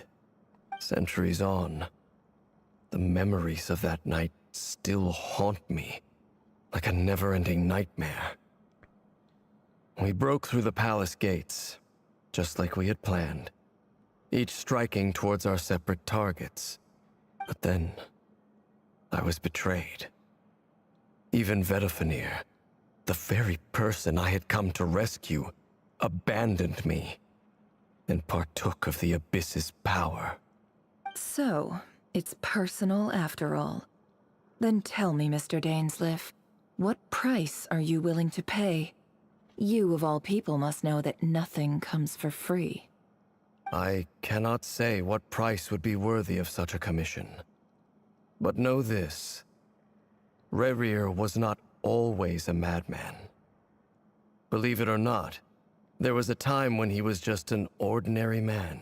She already knows working for the this. Khanrian Intelligence Service. She has seen this. Uncovering the truth of Rerir's past is the only way to unravel this mystery.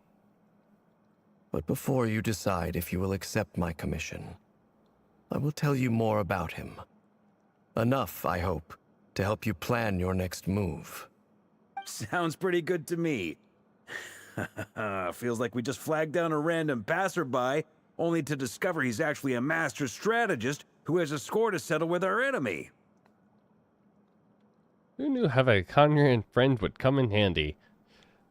Literally anyone playing this game. Can I borrow your halo? It could be useful in the lighthouse.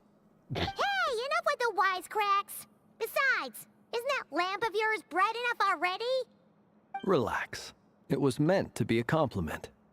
If that was a little over the top for your liking, I'll make sure to tone it down next time. I'll give your proposal some serious thought, Mr. Dainsleif. Let's speak in private once the meeting is over. Before that, there's a few things I'd like to share. You recount meeting the knave and how the iridescent moon's marrow was retrieved from the crimson moon's space. You make it clear that the knave chose to help you of her own accord, then concluded by reporting how the hearts of the three moons are finally in your hands. Now that we've united the hearts of the three moons, your power should be greatly enhanced. But it seems like that hasn't happened yet. I believe it will take a little longer. You've done so much for me, so I want to be completely honest with you all. Even though I'm doing a lot better now, the truth is, my recovery will likely be an ongoing process. When did you get this From the moment story I was born, my power has been slowly ebbing away. And that is because Tevat has never accepted me. Even with the moons united as one, it seems my rejection cannot be undone. So far, I have yet to find a solution. It may turn out to be a problem that will plague me until the day I finally leave this place behind. Even so, I will do everything in my power to help you drive out the Rayhir of Solnari. As Arlecchino put it, this is not about chasing the spoils of victory. It's just a gesture of heartfelt gratitude. Kutar. She seems a lot more energetic and positive than when we first met.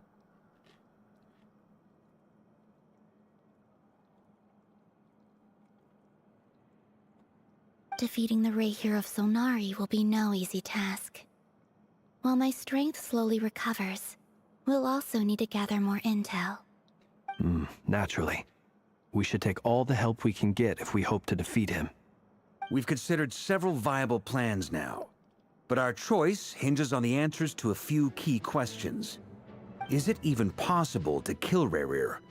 What experiences shaped the person or monster he became? And what's he really after? Given Albedo's expertise in alchemy, I think we should leave him to try and answer the first of these questions. Understood. As for the other two, I'm afraid we'll have to count on you again, Miss Nefer. Believe me when I say it's not my wish to burden you. But right now, relying on your skills is our only option. So you're placing all your hopes on me, huh? She's gonna be charging a Thank you lot. enough for agreeing to help us. Honestly, I can hardly believe how lucky we are. You sure have a talent for changing your tune, Miss Moonchanter. Timid like Yehoda one moment, then flinches insincere flattery the next. Ladies, please. I must object to your portrayal of me. That's all. Feel free to keep bickering. Just pretend I'm not here. I almost don't want to leave this room. I'm curious to see how this plays out. I have faith in you, Miss Nefer. Something tells me you'll stand by us until the very end. Oh? And what makes you so sure of that? What if I suddenly decide that my compensation is insufficient? This isn't about the money. I can sense that you've got a deep-seated distaste for Rayhir. And knowing you, that alone is motive enough. Look at them getting along so well. Like two peas in a pod. And I'm the one they accuse of insincere flattery. There is no justice. Miss Lauma, you have to understand something. Unlike you, I don't actually enjoy having everyone's hopes on my shoulders. Is that right? Well, maybe the fact that I'm willing to put my hopes in other people says more about me than you. But the fact is, I also trust you. And that's because I know that you're someone we can count on. Anyway, we've got our plan, so let's get moving. Mr. Dainsleif, let's talk. And Traveler, once we're finished, if you've nothing else planned, I'd like you to come with me. This whole experience is teaching me a lot. For instance, I now know that when other issues come up in the future, I'll have far more luck getting Lauma to convince Miss Nefer than trying to do it myself. Hate to say it, friend, but that's one of the funniest things I've heard in a while. Why? You think I've got it wrong? Quite the opposite. But what makes it so hilarious is how long it's taken you to realize. Nefer and Dainsleif converse intently for quite some time.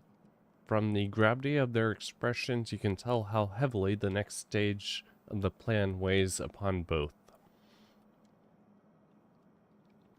After a short chat, Albedo and Durian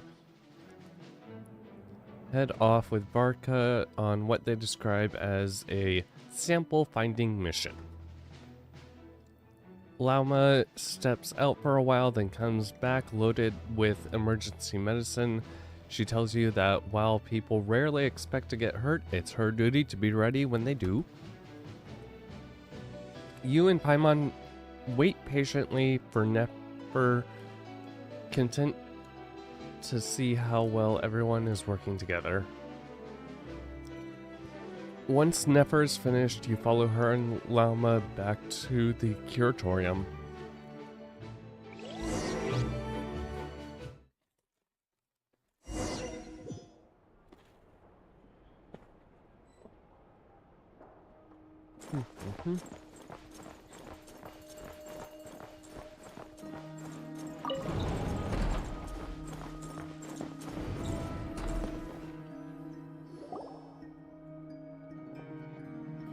Thank you for waiting. It's okay. We actually used the time to help Dainsleif get a room at the hotel. That's very considerate of you. Now, you should just I let him trust be you my share body my pillow. curiosity about Rarier's past, and you seem fairly familiar with Mr. Dainsleif already. Yeah, we've been working together for a while. We spoke at some length after the meeting. He was the one who suggested I should invite you to join this operation. He feels confident that these secrets will be safe with you. Dane has a lot of faith in us, that's for sure. Thank you for your trust too, Nefer. Likewise. I appreciate that you got right on board without interrogating me about why I invited you.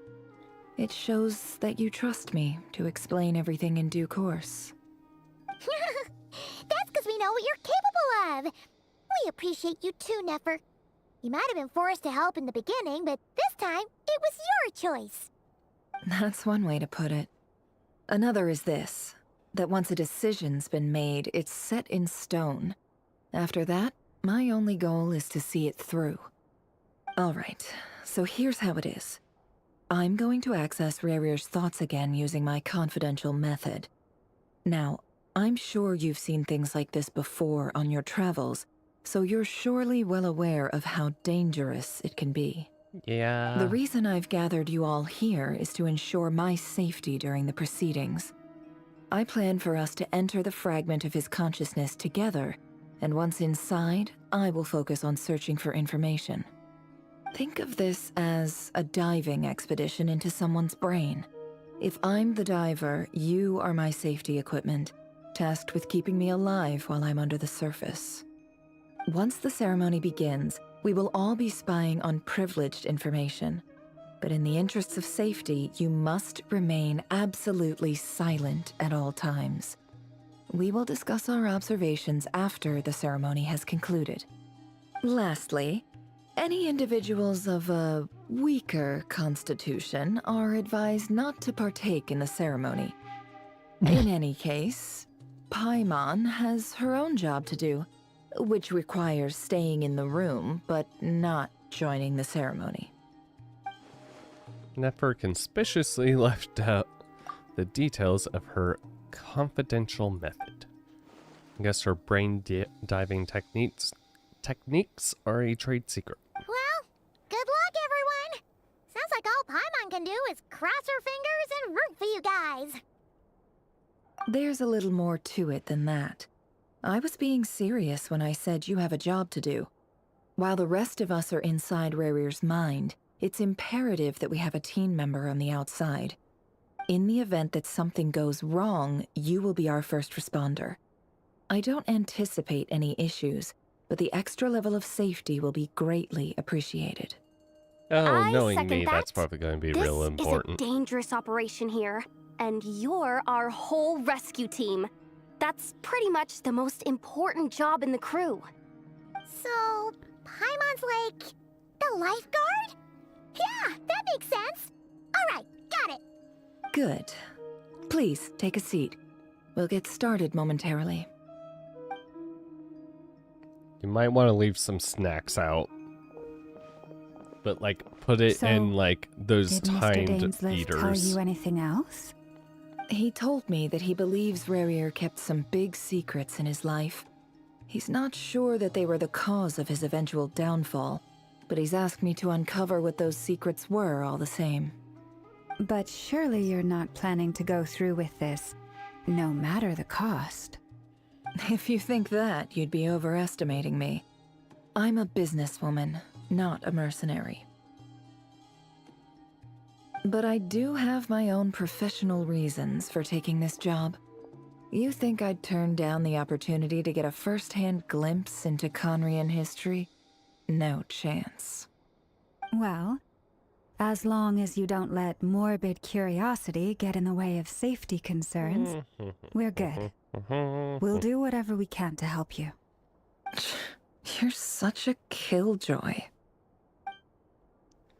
She's got incense, candles. Almost feels like a summoning ritual.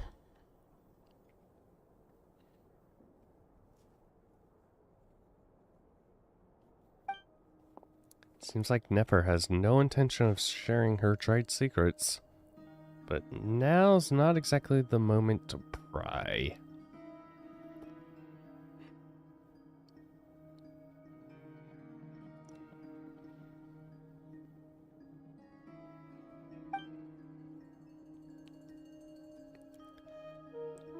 I see there's a chess set on the table. Could it have something to do with her intel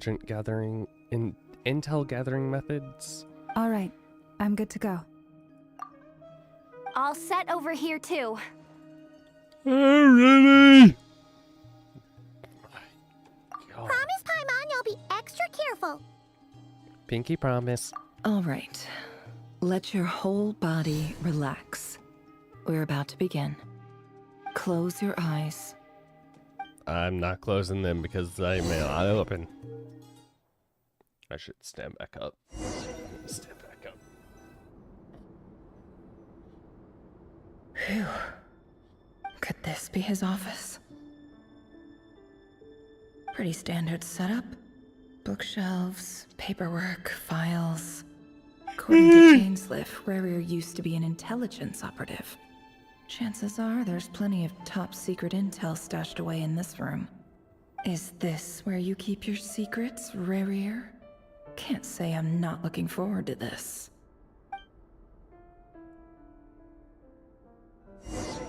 Be careful because curiosity kinda killed A file tucked inside a folder. The title reads, Dear Breakfast Shop Owner. It's a list of names. But at this stage, I have no idea who any of them even are. That's probably a list of people he was hunting down, or trying to find. Wonder what kind of encryption technique this is. Seems like it has to be inserted into that camouflage device nearby. Aha! It's an audio recording. Please, hear me out. I can't shake this feeling that someone's been spying on our house. No, I'm not being paranoid. It's true. I saw someone dressed in all black. It was a couple of days back, but that was on another street, not near my house. I swear, I know what I saw. There's a note in the margin. Surveillance of the Runfarther residence has concluded. We apprehended the target and filed the mission report last night. Could the voice in the recording belong to one of Rarir's targets? Guys, I swear, the government is spying on me. Oh my god.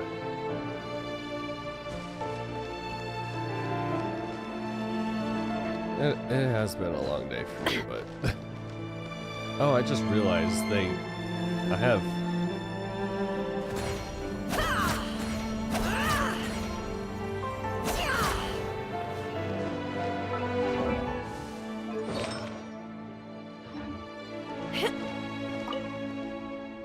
Bookshelves full of documents.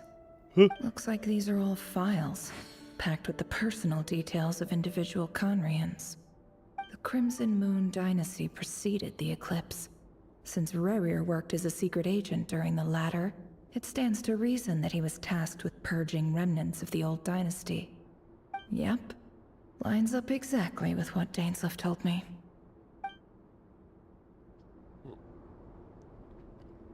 Okay. Oh my god. If there's a third act, I'm probably not finishing it. A box containing a ring inlaid with a precious gem. Must be for his girlfriend. Oh. Proposal.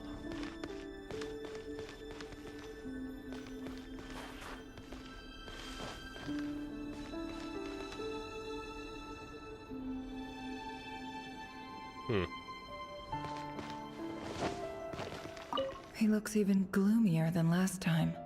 I wonder what's changed.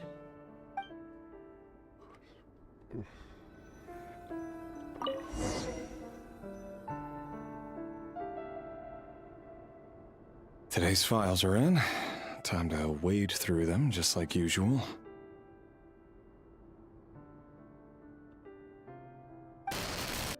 Male, 51. Occupation, cook. Confirmed Crimson Moon descendant. Has maintained frequent contact with other descendants over the past year. Poses a threat to the dynasty. You don't know that. Neutralized. Oh. This one should be archived under purged targets.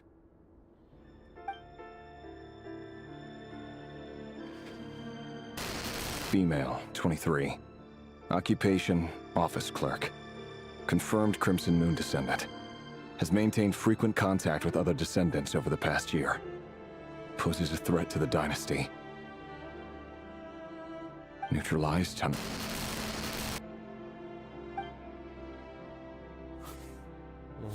Another one for purged targets. Sounds like she was that other man's daughter. Never mind. What's it got to do with me? Oh, he is questioning things.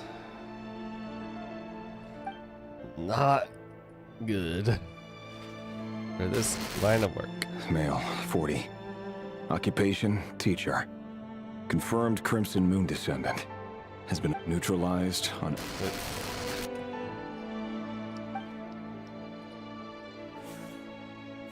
Just another nobody for the archive. Come to think of it, I remember surveilling this man. A case like his never would have been considered a priority in the past. Huh. He barely even interacted with other Crimson Moon descendants.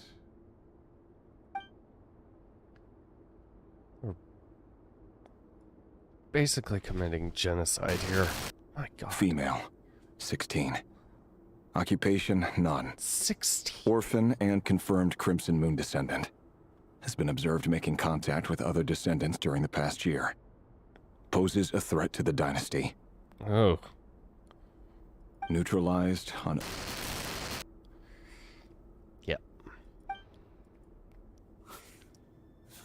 Filed. I have no recollection of this girl. None whatsoever. She doesn't seem to be anyone important, but then again, how many of them really are?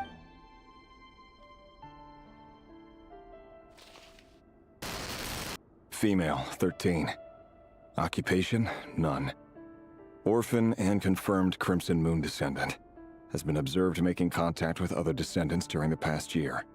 Poses a threat to the dynasty. God. Neutralized and... Yep. Filed.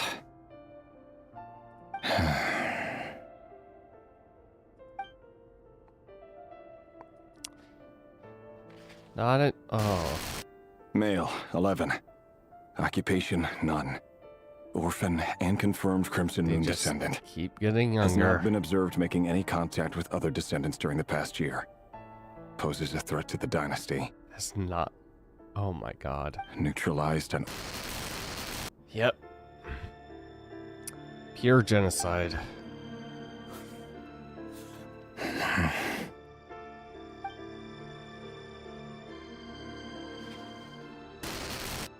Male. 6. Occupation, none. Orphan and confirmed Crimson Moon descendant. Poses a threat to the dynasty.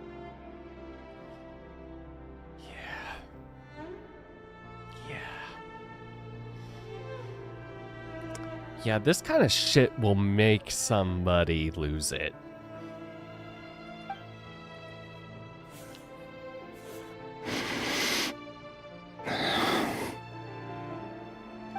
It's funny, isn't it? Your job is becoming both harder and easier at the same time, depending on how you look at it. Sooner or later, the Crimson Moon descendants will be completely wiped out. But as their numbers dwindle, they become harder and harder to track down. Uh-huh. That's not how it is. Fortunately, however, most of the able-bodied adults have already been taken care of. The remaining weaklings will be increasingly easy to deal with. Yep. No! No. My job is to ensure the survival of the Eclipse Dynasty. And the only way to do that is by eliminating any and all potential threats. It's a perfectly legitimate line of work. Every single one of my colleagues can attest to my fairness. And if my friends were aware of the facts, I know they'd back me up too. Assuming, of course, that they were aware of all the facts. Uh-huh. He looks even gloomier than last time. I wonder what's changed. Being forced to, exterminate entire races. Or, just line. No, okay, yeah, that opens. Fuck this king, dude.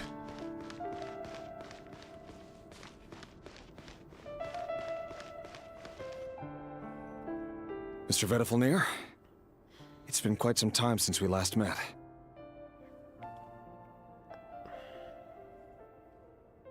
Rerir, I trust you're here because you have something important to discuss. Forgive me. I wasn't tuning out, it's just, I noticed you didn't even phrase that as a question. As if you knew I was coming. Tell me. Does someone in your position ever feel the need to ask questions at all? It is indeed within my power to foresee certain things. Things like your arrival. I was just thinking. It won't be long before I'll be inviting both you and Dane to my wedding. That isn't a lie, but nor is it a fact as such. It's a wish, isn't it? No fooling a prophet, is there? Ever since that day we met for drinks, I knew it was only a matter of time before you came looking for me. Does it feel good? Knowing how the future will unfold. I'm afraid the notions of good and bad fail to capture the complexity of what such a power entails. Once you've seen what will come to pass, it can be all too easy to succumb to fear and melancholy. Unless, of course, you learn to abandon these feelings. And just become an oracle. You fear my silence, and long to hear the words I left unspoken that day. That's right. You must have noticed my reluctance to broach the subject.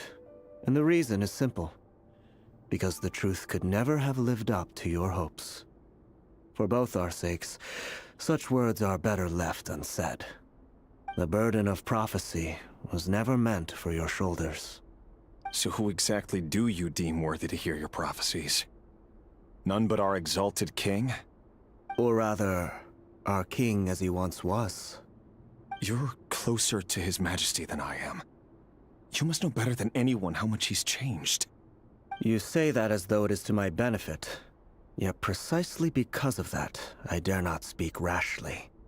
A king can turn out to be the most virtuous of rulers, or a tyrant more terrible than the most vicious of dragons.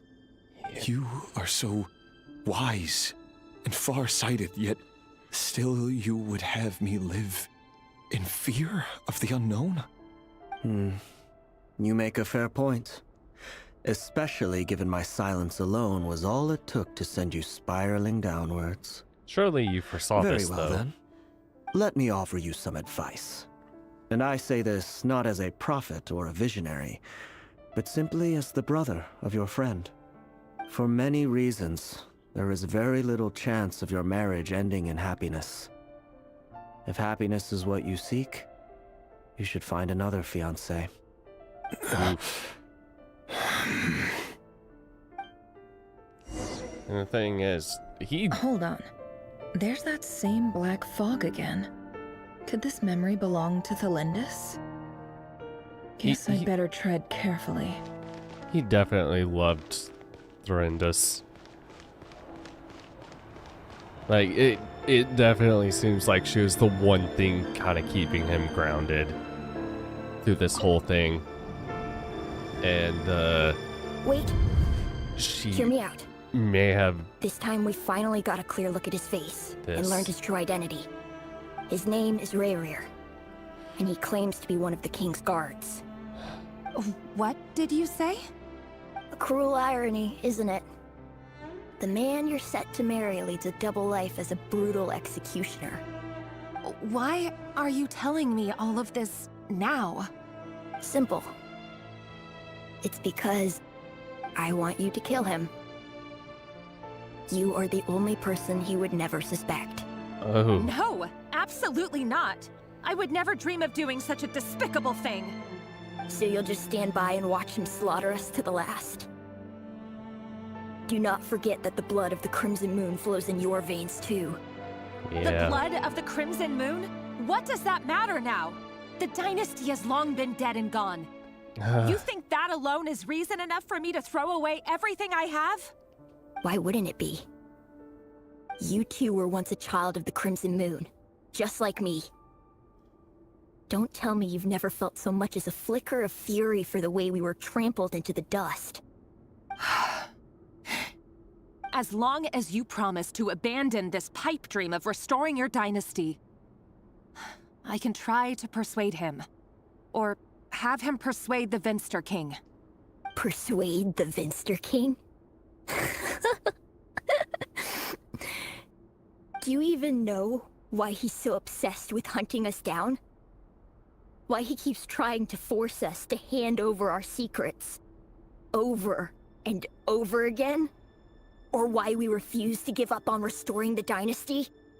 The Vinster King. A blind fool. His eyes clouded by powers from beyond this world. A petty little man with a miser's heart.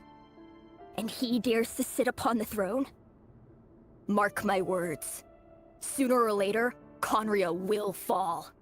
And it will be his doing. If you can't bring yourself to do it, so be it. Just you watch. It won't be long before calamity descends upon us all. The Rayhir of Solnari. That really is quite a secret you've been keeping from me, Rayhir. But who am I to talk? Am I really any better? I've kept my own past a secret this whole time, too. Love should be built on honesty. But ours was born from lies. And yet... You still love him? Is it really so wrong to hide things that would only make life harder? If we don't cover up the parts that no one else should see, how can we go on pretending to be normal? Vedifulnir must have known all this. And that's why he made his prophecy. In the end, nothing stays hidden forever.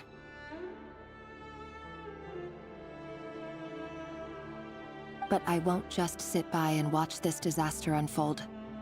I'll do everything in my power to protect what I cannot afford to lose, no matter who I have to face.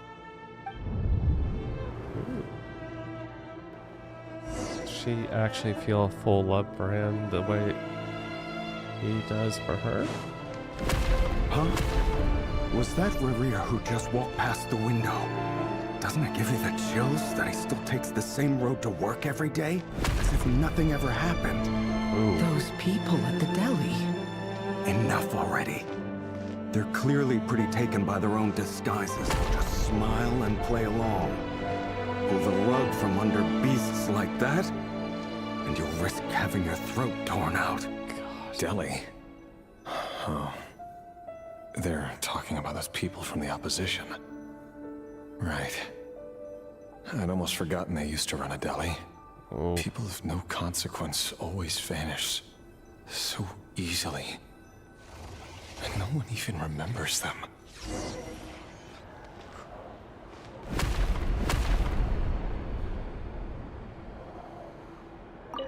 Investigate. But surely you can see he's not the man he pretends to be. So many have died already, and they say that the king's madness grows with each passing day. We're not going to survive this, are we? But why does it have to be this way? Do we really deserve to die just because of the blood that runs through our veins? Felindis, are you even listening? Sorry, Freether. My mind was off wandering. I heard you, though. You're talking about what Rerir said. He's just following the king's orders. He's a secret agent, and it's his job to hunt down rebels and dissidents. But he's killing kids. By the time you first met him, he'd already taken lives. Maybe he was using you from the very beginning. No. Rerir has no idea I have anything to do with the Crimson Moon. My family are only distant relatives of the main lineage, and besides, my eyes are perfectly ordinary. Truth be told, apart from my teacher, pretty much no one knows I have any connection to any of it. It's been a long time since my family severed ties. But as Orlog said, who could possibly talk sense into that raving lunatic of a king? No one. I'll work something out. Trust me, I'm with you all. But for now, you need to keep yourselves hidden. Don't let anyone find you, anyone at all. Don't forget that Rerir is an Eclipse operative. You need to be extra careful when he's around. And when I am too. For now, don't come looking for me. And if anything happens to me, just act like we've never met. If even you can't escape this, what hope do the rest of us have? But after all this time together, surely he wouldn't lay a hand on you. I won't speak in his defense, nor can I give you a clear answer to that question. But I'll do everything I can to put an end to this. Here, hold on to this. If an opportunity to escape presents itself, take it. You'll be glad you took some spare change. You call that change? But what about you? I've got a job, and there's still money coming in.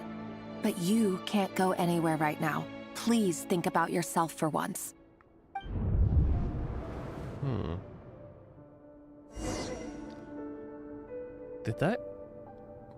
Was that the girl that eventually,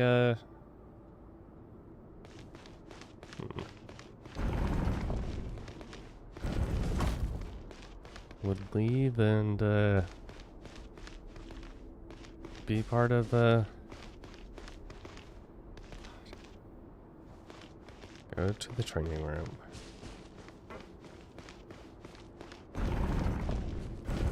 Another day, another round of assassination training. Training ground is just beyond this hidden passageway.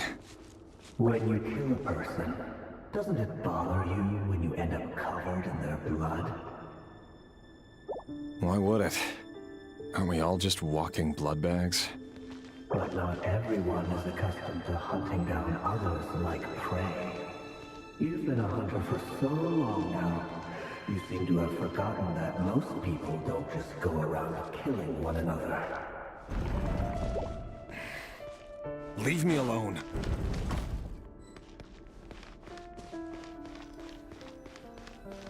Begin training. Make sure you have a firm grip on the handle, and choose your angle well. Keep your movements light and brisk. The prey won't sense a thing. I got that. I'll bet no one's ever going to acquire death at your hands. I work clean. No traces.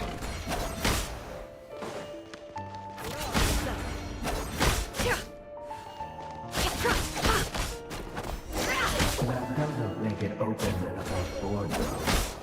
The king just happens to need you right now. What if he doesn't?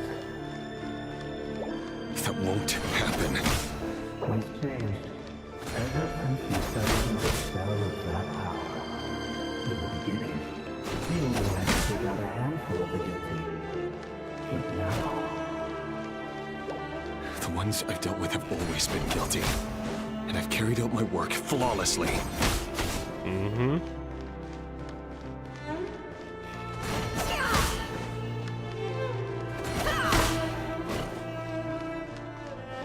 Can't hide the truth. No more lies.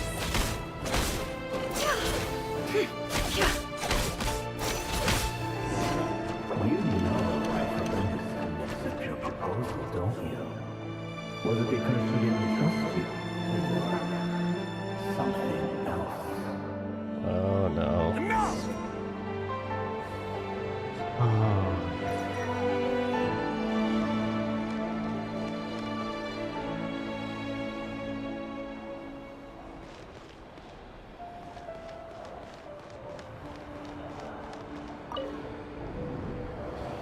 Delindis, do you still remember Orlog?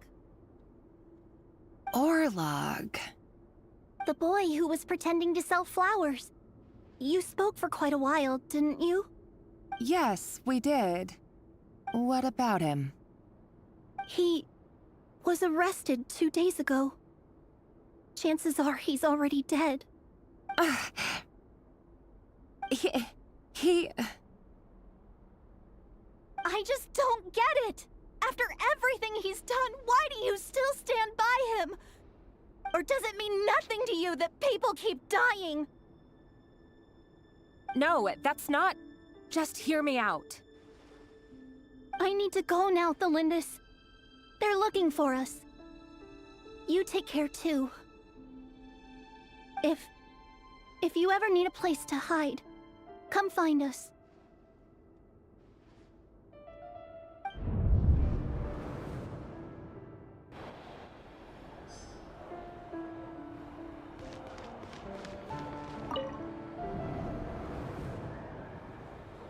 Author, Thelindis. Over the course of this week, the research object was subjected to interference for a total of 47 hours for experimental purposes. The results are as follows. All subjects of observation that were sent inside have now... The situation within is proving more problematic than anticipated. No progress whatsoever. What now? Won't you give me even a glimmer of hope? Things are getting worse by the day. I have to find a way or we'll all be in danger.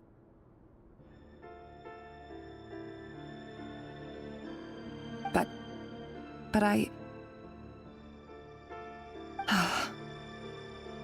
If all this research comes to nothing, what then? Sooner or later, it'll be my neck on the line. But could he really bring himself to kill me? No. Surely he wouldn't have the heart. Well.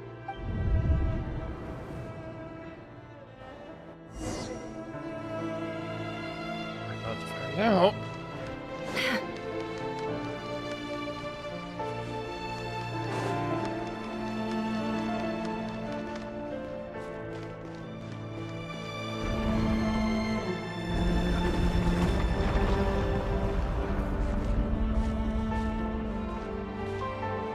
Why won't you just let us go? We don't even know each other. All we want is to live ordinary, peaceful lives. You want to live?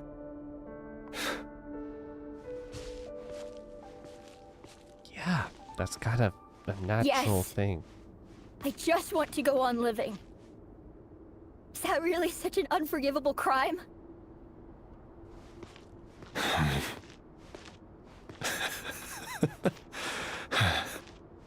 You want to go on living. I want to keep living too. To keep living forever. Oh. That's why I have no choice but to continue on the path I'm on. If only some savior would suddenly swoop down and change the way the world is. Too bad that's not going to happen. Imagine that. If there really were such a person, you and I wouldn't be standing here like this, would we?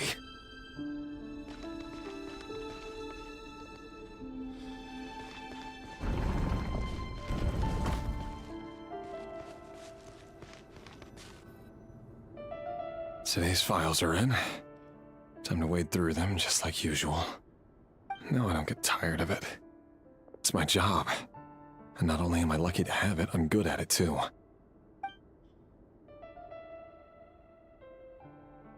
Huh. Wait. That's... Thalindis? Yep. No. No! No! Why? But you bear no mark of the Crimson Moon. How could you possibly have anything to do with them? It cannot be! A diluted bloodline.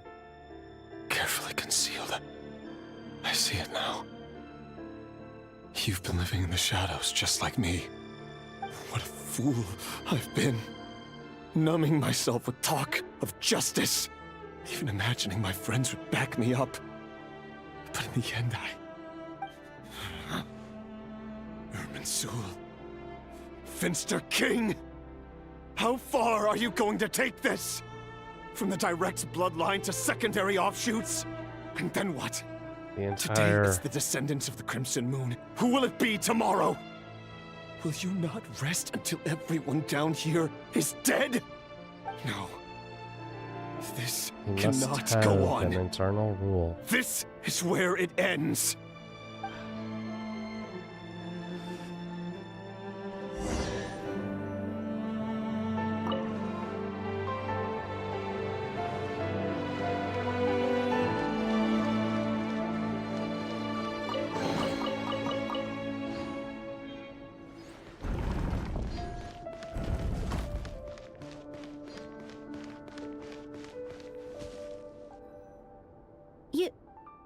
You're really letting me go?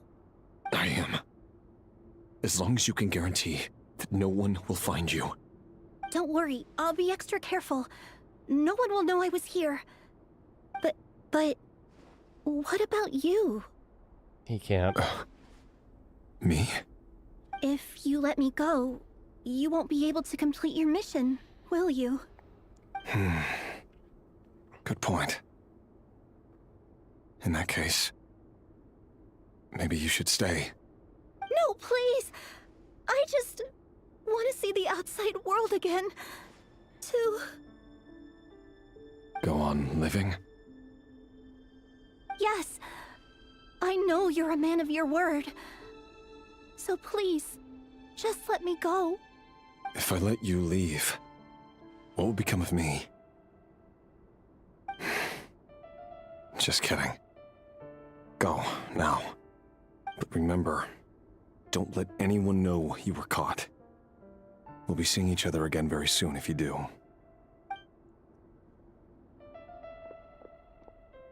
Even shadows in the dark must live by a code. But you can't save everyone. You've been whispering in my ear for days now, Vedifilnir. What are you trying to do? Break me down? I only say this because you long for an answer to your problems.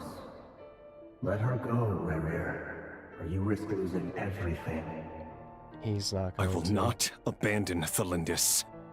Then you'll need a little more vigilance and a lot more power. The world is changing, Rerir. Keep your eyes peeled for your moment of opportunity. That voice used to be so unclear, but now I know exactly whose it is. It's Vtuber. He won't tell me how to actually resolve any of this, but he keeps trying to manipulate me like a puppet. What's his game here? Tell me then.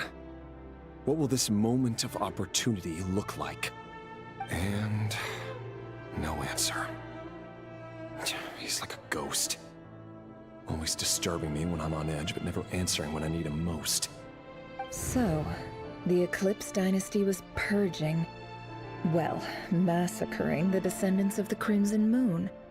And it seems like it was all connected to the Vinster King's research. The King's obsession with abyssal power left the future of Khaenri'ah hanging in the balance. No wonder every aspect of Rerir's life was so unstable. And it looks like this Thelindis, Rerir's would-be fiancée, herself belonged to a sub-branch of the Crimson Moon Dynasty's descendants. It almost defies belief that a couple like them could hide the truth from each other for so long. If the Vinster King hadn't intervened in such a drastic way, they might have gone on deceiving each other for the rest of their lives. And They why could have does been happy, Vtuber, Daneslip's maybe. older brother, keep talking in Rerir's head? Probably not, though. This guy kept more secrets than I ever imagined. The human mind is like a vast desert of shifting sands. When you follow the flow of someone's memories, you only ever see the parts they're willing to let surface. Time for something a bit more creative. Oh, no. We've been inside Rerir's mind this whole time, building up a picture of his psyche. There's already enough clues on the board to start reading between the lines and mapping out the rest. Now, we can finally begin to put the pieces together. Sure, it'll only be a reconstruction, part simulation, part reasoning, but it's usually pretty accurate. Once we've built up a cognitive profile, we just need to cross-check the logic behind his actions. And then we'll be able to take a sneak peek at whatever it is that Rerir has really been hiding.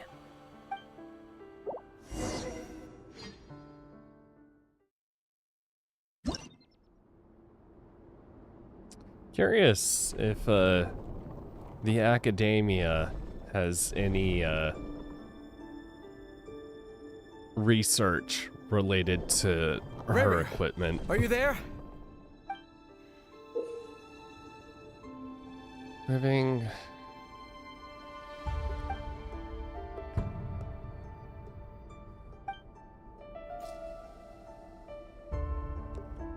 One, 2, 3.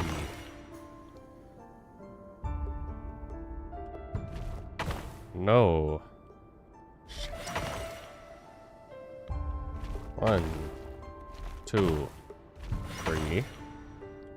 1, 2, 3. Hey, Rerir! Come out, it's urgent! Dane? What's wrong? Quick, come with me. I'll explain everything once we've met up with the others. Okay, I'll come. But the Lindis is still over at the Universitas. I'll need to leave her a note. All right then, but make it quick. I've never seen Dane so worked up before. Whatever this is, it must be big trouble.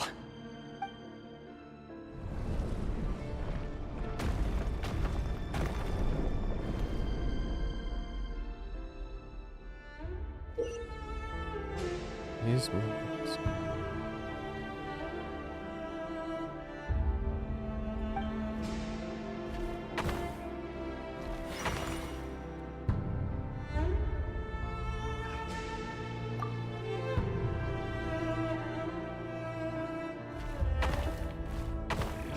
Hey. No. Shit.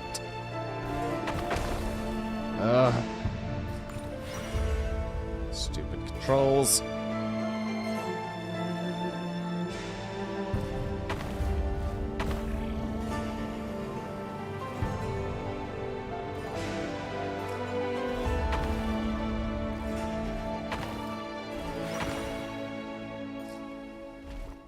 Oh.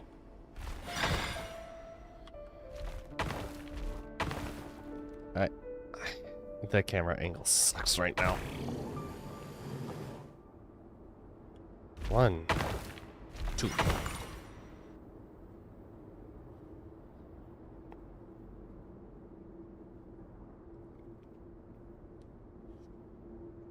Well, this is a nice change, meeting you all at this hour.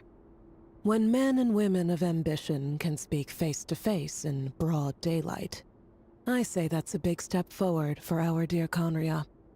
Don't be ridiculous. We do not fear the day. Why would we seek refuge in the night? You might ask your blade that same question. I'm told it prefers the cover of darkness. The word on the street is that Sertologi only strikes when he has an unfair advantage. But that is patently false. I see you're missing an arm and a leg. Surely only a fair fight could explain that. If this is your way of offering me replacement limbs, believe me, I'll take them. Oh, we can certainly discuss that. With bioalchemy, anything is possible. Assuming I have your full support in my research. Lunatic. Robtatir, what brings you here? Why, Dainsleif, of course. He invited me. Please, cast aside your apprehensions, Miss Rhine-daughter. Whatever the rumors may say, I am but a humble servant of the king, and I can assure you he affords me no greater convenience than he does you. Well, the Universitas Magistrorum won't stop fawning over you. So at least some of the rumors must be true. You're clearly doing well for yourself, so drop the humble servant act. It endears you to no one. You're president of the Universitas Magistrorum, the chief royal mage known as the Wise by royal appointment, and by far the most favored among the 4 pillars of Conria. Vice President Veit doesn't even try to hide his envy when he sees you. My success is the product of hard work and good luck. It's as simple as that. Were the king not such an extremist, I hardly think I would have received a senior post at my age. Of course, no job is without its gripes. Serving a king like ours can be a challenging task, as I'm sure you can imagine. And as for Efterveit, in missing out on the presidency, he's dodged a mountain of stress. Like everything else in life, it comes with pros and cons. You're all here. I apologize for the short notice, but it was an emergency.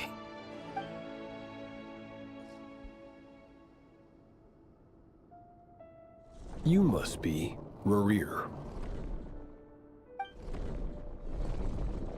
Mr. Sertologi. Yes, I handled your case file during your sentencing. Nothing personal, of course. I'm pleasantly surprised that you remember me. You're clearly a person of substance if you've been invited here. But Dainsleif, you'd better have a very good reason for convening this little gathering. It's my brother, Vtuber. After he spoke at the court this morning, the king was so infuriated by his words that he had him blinded in both eyes and thrown in prison. Vtuber in prison? Strange. I thought the king trusted him and Horoptatir more than anyone else in the world. Does this mean the king's circle of trust just got even smaller? It has nothing to do with trust.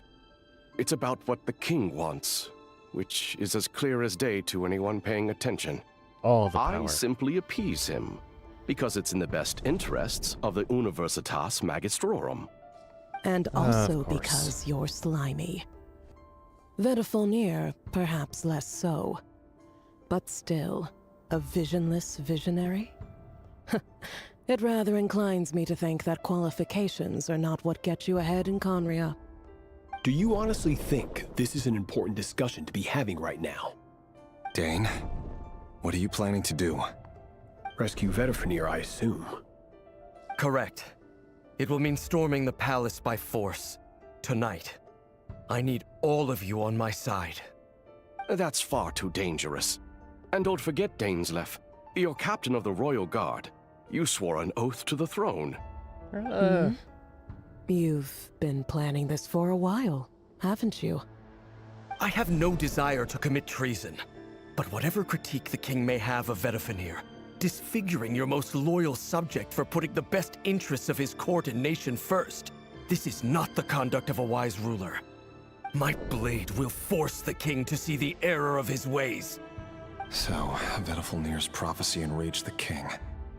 I'm sure it wasn't what he wanted to hear, but if he won't take counsel even from the visionary, that is deeply troubling news. The extent of His Majesty's madness is now all too clear. The question is, how does a man like me get out of this situation unscathed?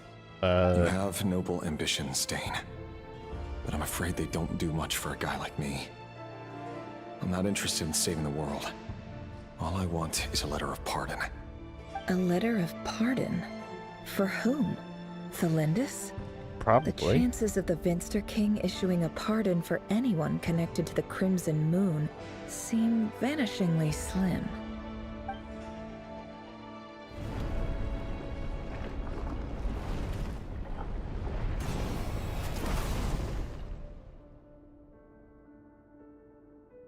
This black fog over the board must have some connection to Thelindis. But why is it taking this form? Does it have something to do with Revir's past? Another mystery I'll need to unravel.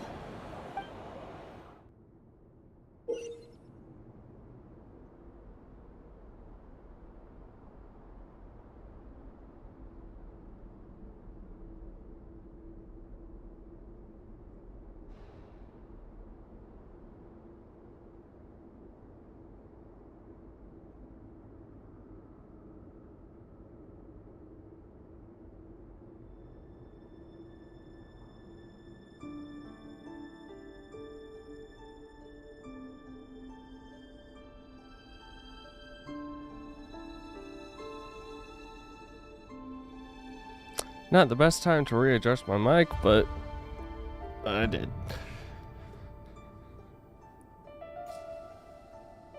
Okay, consume mark number. Your piece will only attack when they have more action points needed to defeat. Okay. Doop. Doop.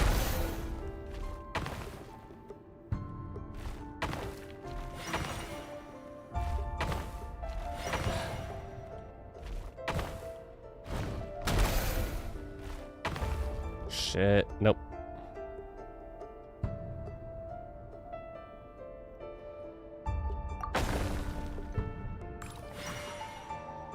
Oh, okay.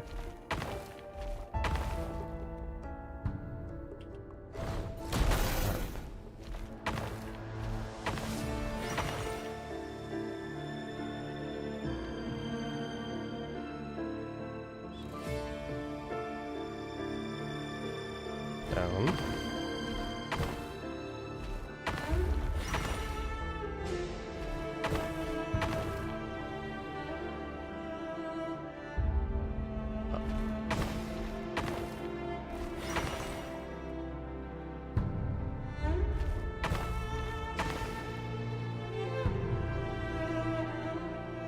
Oh, no. I need to... Okay.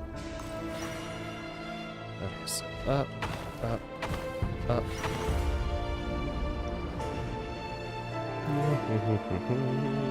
Author Thelindis. Over the course of this week, the research object was subjected to interference for a total of 60 hours for experimental purposes. The results are as follows.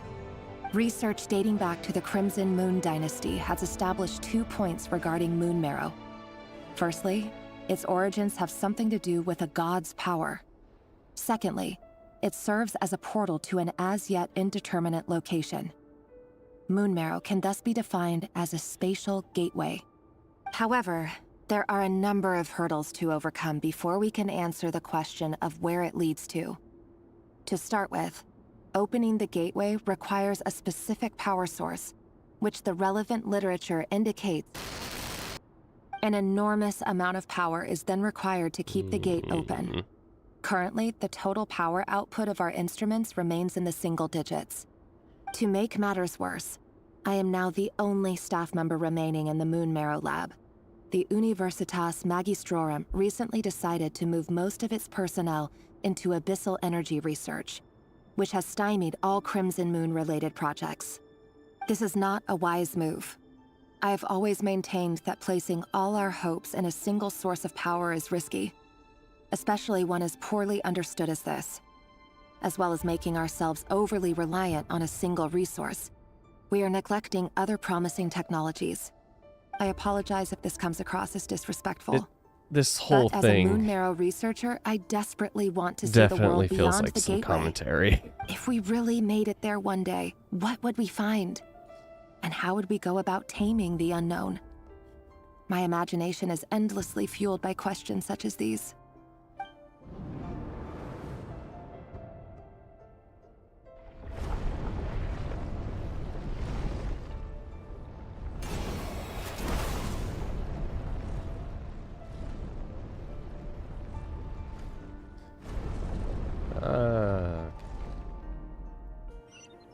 Hey, I have full head movement now, and it's not being blocked by my frickin' stand. Okay, so left, up.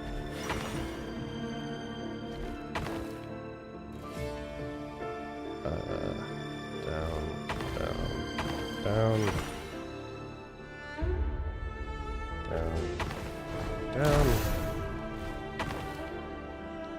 Return. Left. Return. Left. Down and left.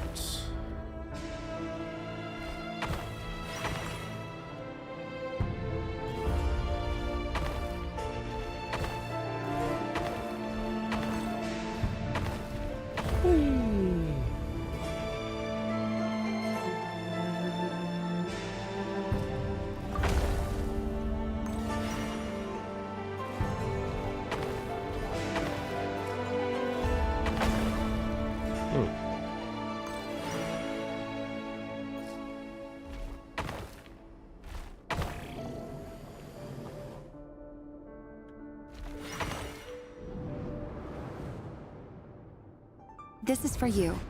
I heard you're gonna leave the city with your parents. The Lindis, did you hear about what happened? I've heard nothing.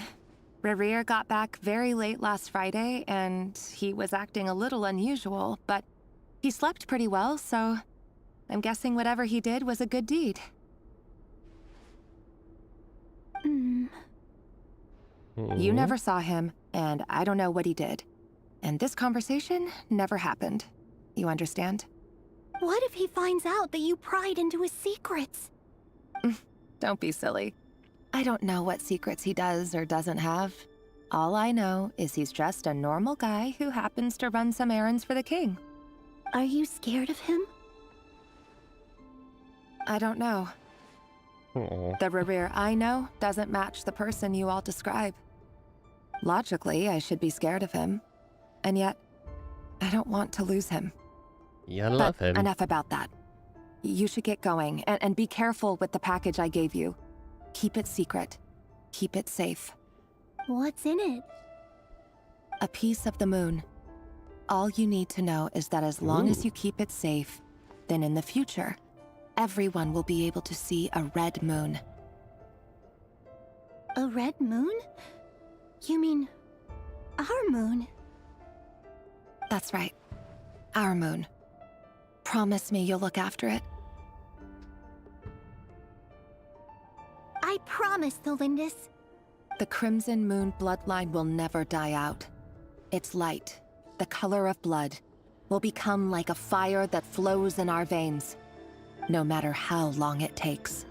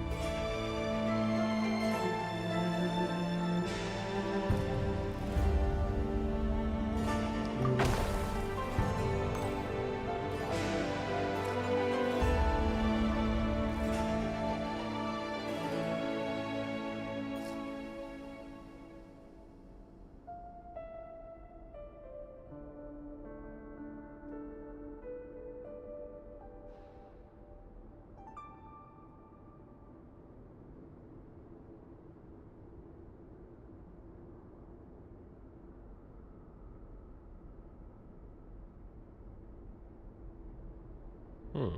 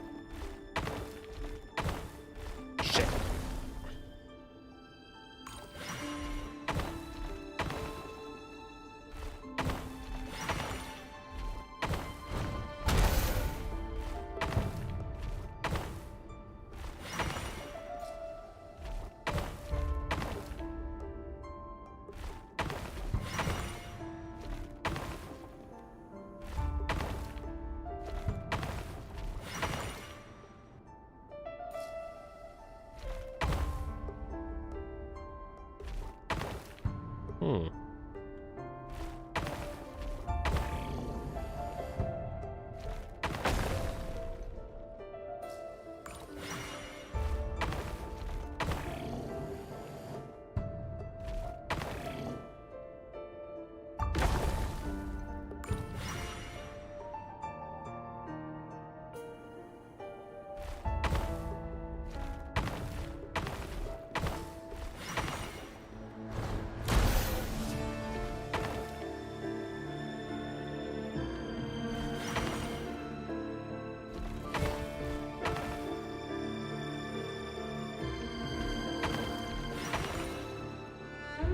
Hurry, everyone, and stick to the plan.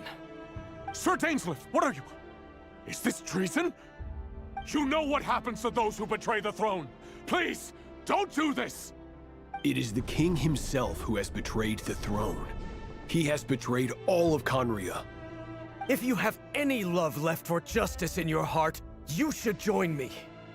It's showtime. Dane and his group will handle the troops in the palace. Then Hraptatir and Rhindaughter will disarm the security measures. My job is to enter the prison and rescue Vedifalnir. Stay safe. Wish me luck. Look after my brother. Draw your blade. It is time for justice to prevail.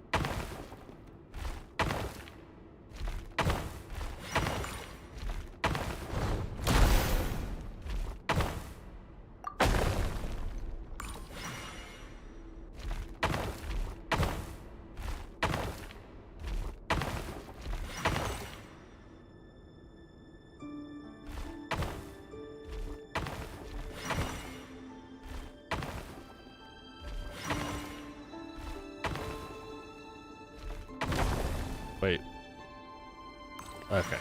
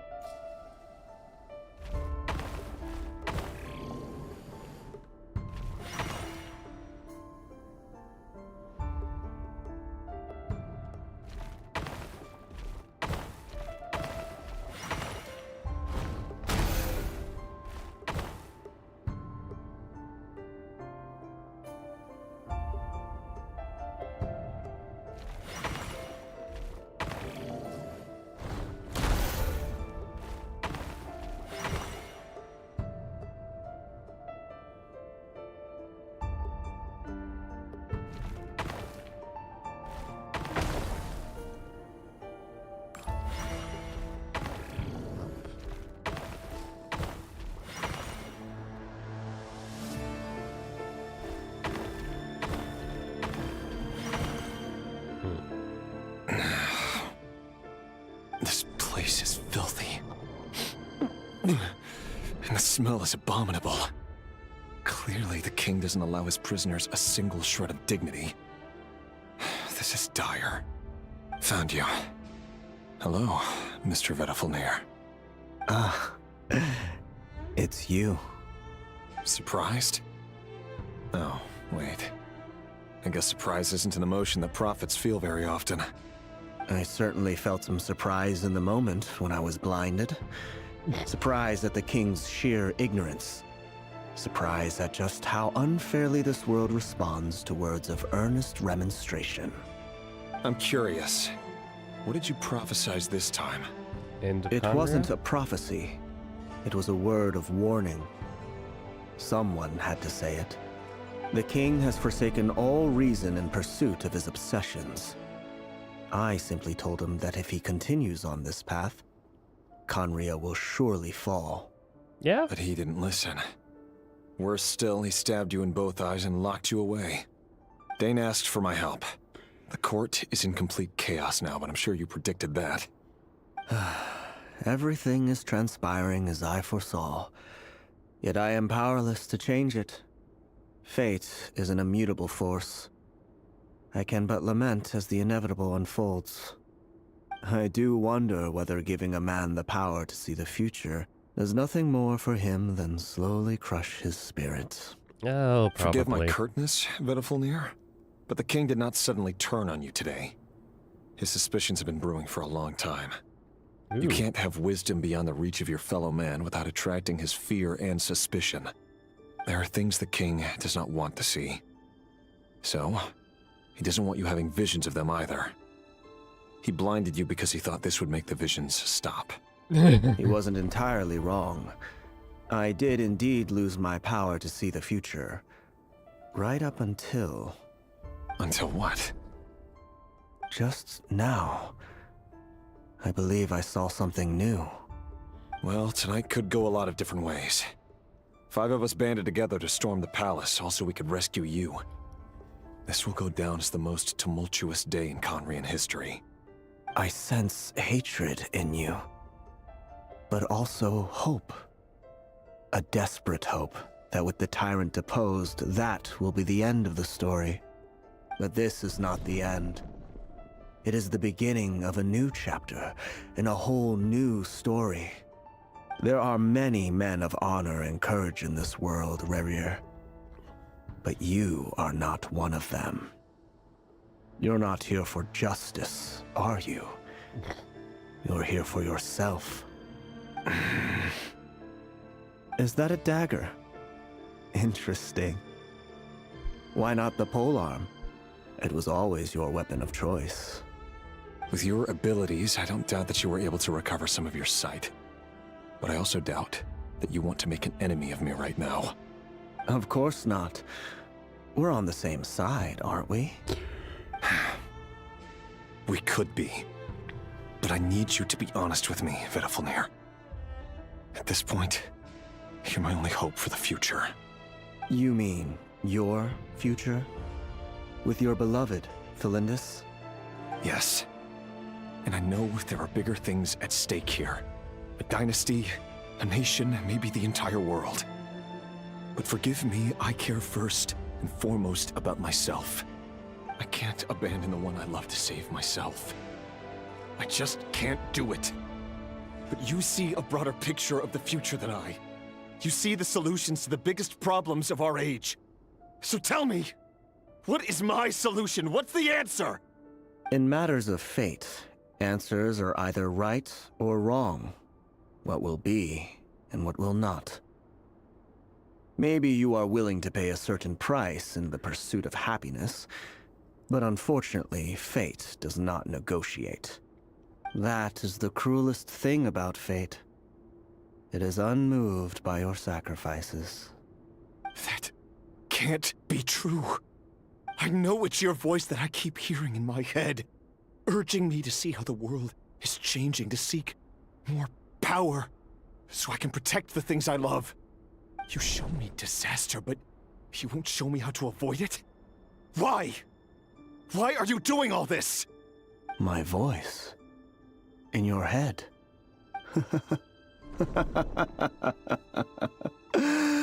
So, you hear it too. The voice that steals your mind gains your trust and drives you crazy. It turns out that we are not so different, you and I. Vtuber just broke into the strangest smile I've ever seen in my life, as if he'd discovered some monumental secret. But then he suddenly switched to looking extremely weary. Very well then. My advice to you is as follows. You must persevere. Whatever trials and tribulations you may face, be steadfast in the belief that they are your path to the future.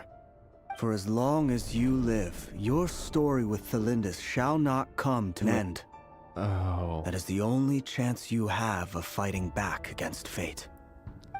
It is up to you whether you believe my words. Regardless, that is all I will say on the matter. I have no right to intervene any further. I will hold you to your word. Thank you for setting me free. In return, I will tell you one more thing that you cannot afford to ignore. Just then, a strange wave of energy rippled through the city. We had no idea what it could mean. If I were you, I would head to the Universitas Magistrorum. The Universitas? Oh no! I'm sure we'll be seeing each other again very soon, Rerir. Whatever Vtuber said, I didn't catch it. I didn't even help him out of the prison. There was no time to lose.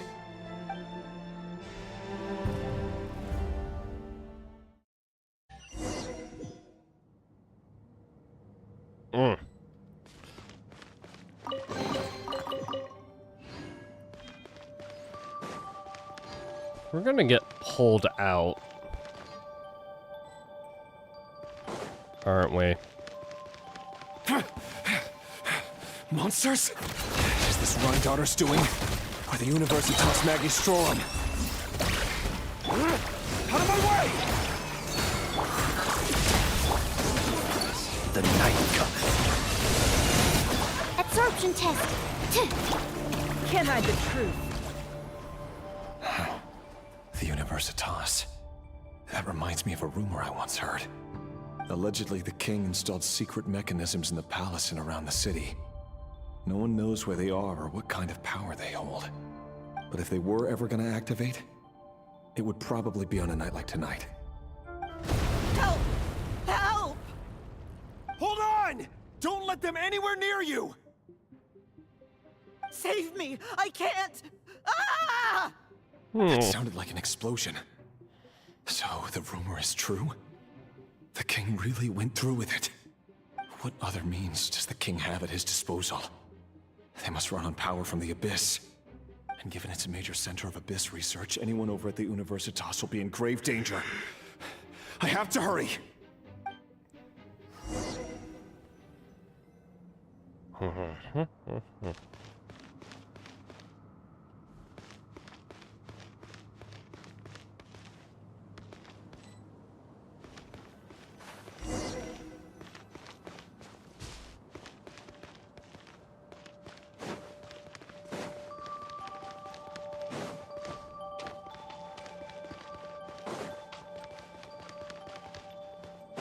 You won't let me switch. Why, game? Why? Why do you always stick us with... Ultimatum protocol. Cleanup sequence initiated. Look, the rainbow! Animal test 6308. Absorption test. Stand clear. It all adds up. It all falls into place. Installation chamber. Absorption test. She liked it. Ding dong water bomb. Observe. Beware the creatures of the night. See you at the graveyard. No more lies. Look, the rainbow! Kerplunk! Defensive mode engaged. Preparing for dust up. Animal test 6308. Animal hyperstasis. It all adds up. The deception ends here.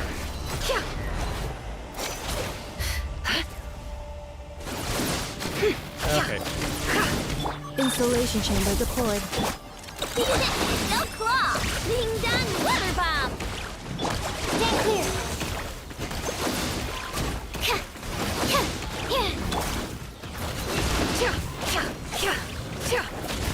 Annihilation mode. Cleanup sequence initiated. Burn. Yeah. Oh. You know what, honestly.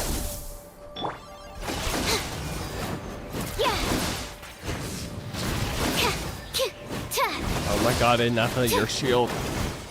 I should Okay. sleep on it.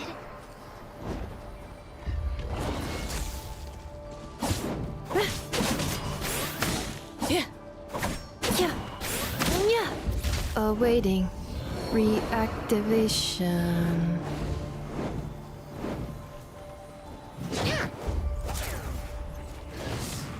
Enough.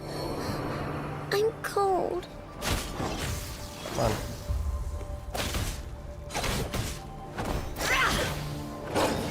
on. The sands of time.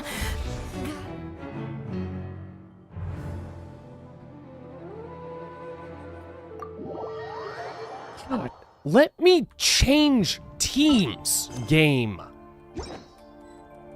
This is so stupid. Why isn't there a change? Why would you fucking give me a full combat area and not let me change teams?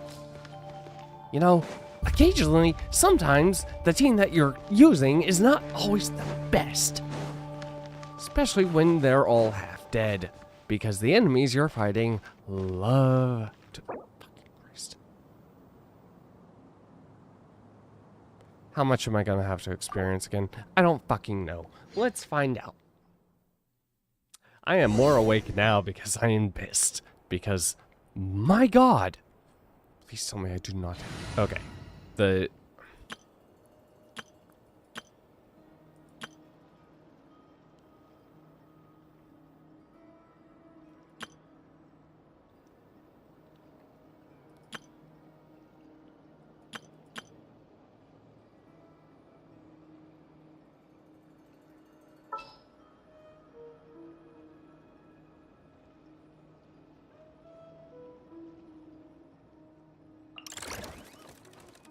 I know. Present.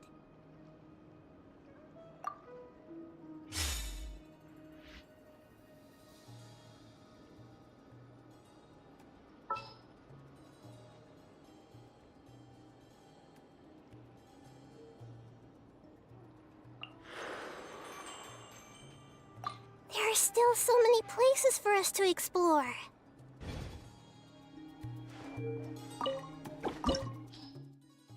Okay. Yeah, fuck you, game. I actually got a chance to change my damn team, but...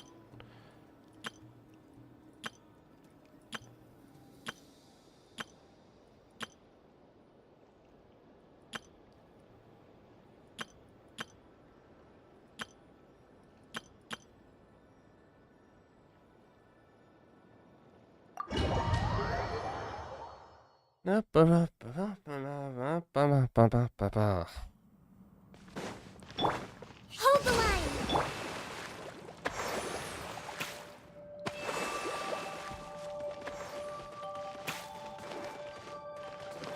Come on. Monsters?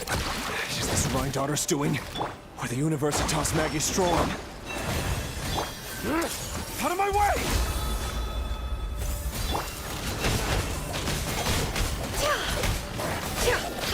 By the frost moon of old, receive my blessing.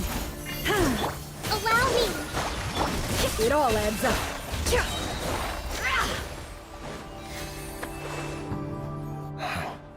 The universe. Allegedly the king, but if they were ever... Help! Hold on! Don't let them anywhere near you! Save me! That sounded like what other me. And given it's a major center of abyss research, anyone over at the...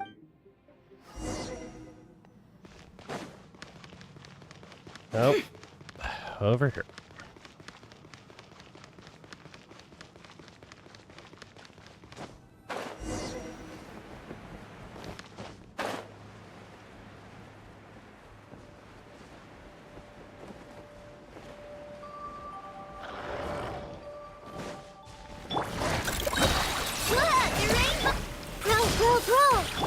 Branch into song. Thrust and rebuild. Billowing surge.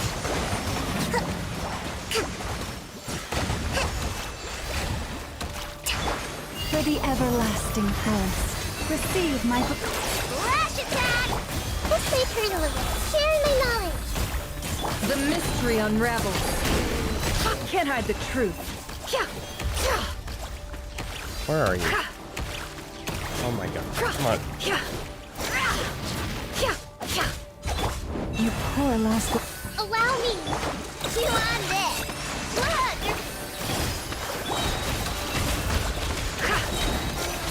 Seek within. With one heart, we pray. Forest? Torrent, bring refuge!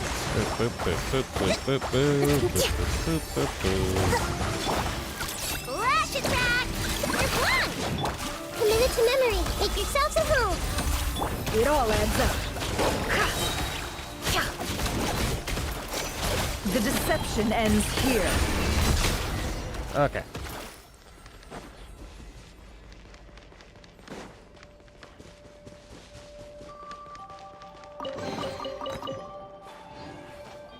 Off.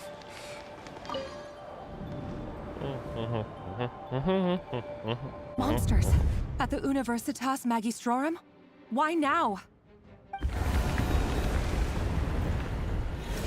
Oh no! They're coming!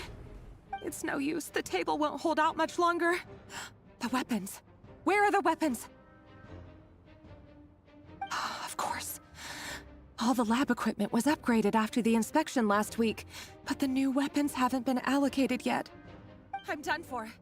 Is anyone there? I need help! Ah!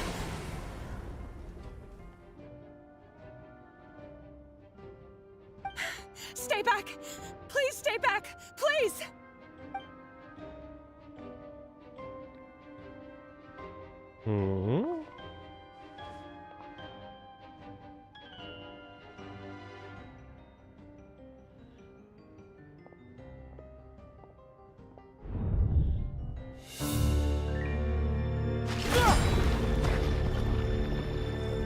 What's that? Reverie! So the rumors about your work are true. What? No! Listen, something happened at the palace tonight. We have to leave! You don't need to lie to me anymore. What do you mean? I know why you're worried, and I will respect the decision you've made. But it's okay, because I found a solution. I know how to end all this. You can have it back. The normal life you so desire. But until then, I'm afraid our wedding will have to wait. Cylinders? No, don't do it! Cylinders! Cylinders!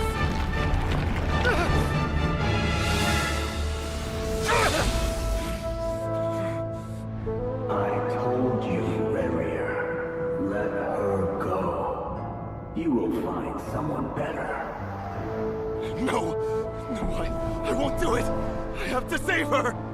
By what means exactly? A lowly pawn. You lack the power and the strength of will. Do you know a way? Tell me! Come to the palace. Join us.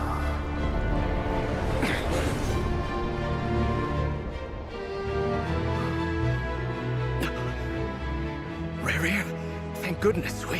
Step forth and take your share. You made it. Not you too. Get into the corruption. Hatred or grief, despair, desire. We all have our own.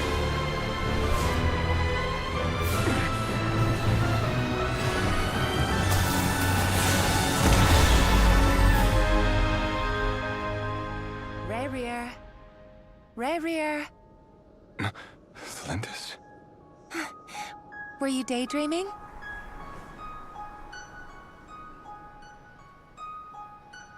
You still remember, Rarier? That question you asked me a couple of weeks ago? Oh. You mean the proposal? Yeah. I'm wondering, where do you think would be a good place to discuss it? Maybe in the garden? Or were you thinking a fancy restaurant? It's your choice.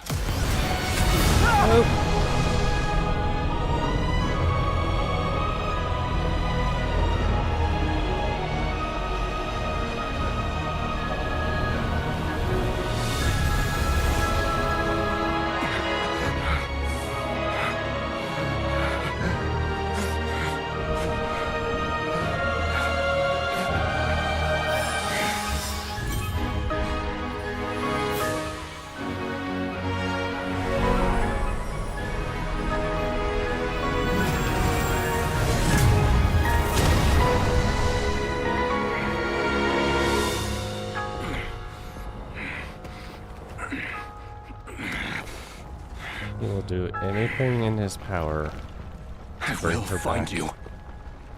And then you can give me your answer.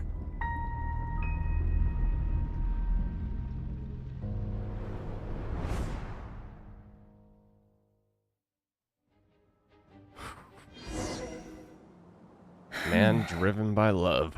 So that's how the Raker of Solnari was born. A monster created by circumstance is a monster all the same. Viewing other people's thoughts for too long can get uncomfortable.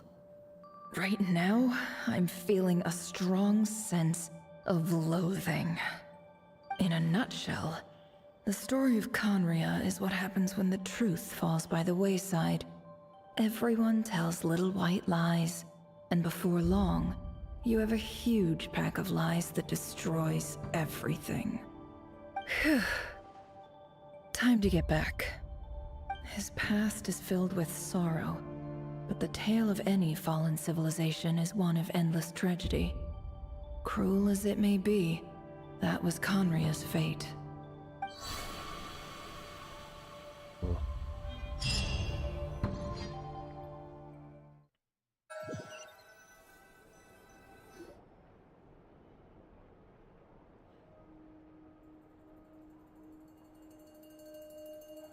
Everyone, I'm back.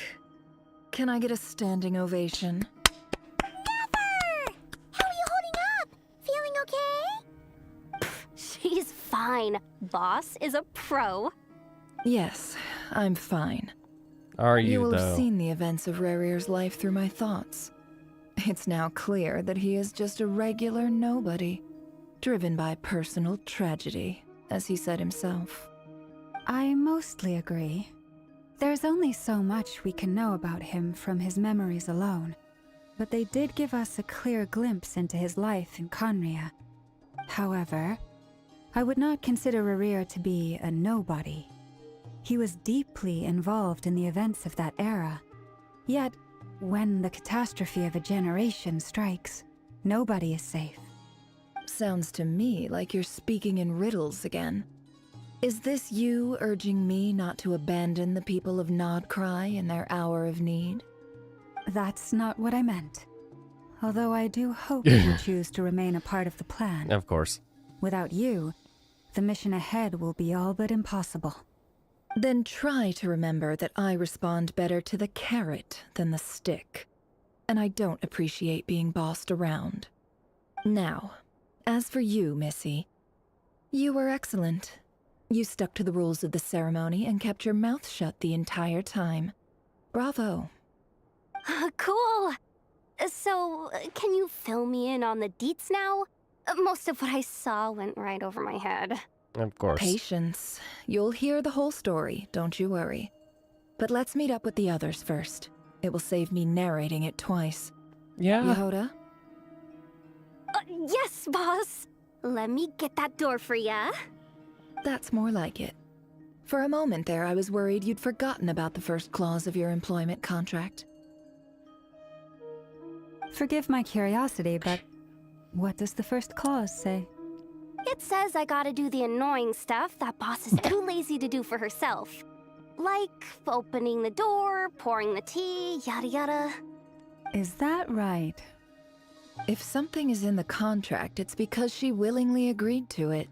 Yehoda Rest is assured that the kind of curatorium abides incredible. by the very strictest of labor policies. You don't seriously think I'm cruel enough to treat her like my slave? In any case, I've hardly shied away from my share of the work today.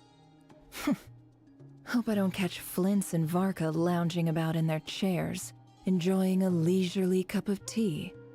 There's nothing I dislike more than other people enjoying themselves while I'm Thank hard at you work. for the follow.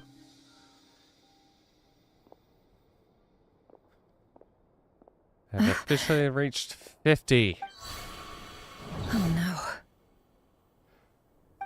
no. Oh, what did we just do?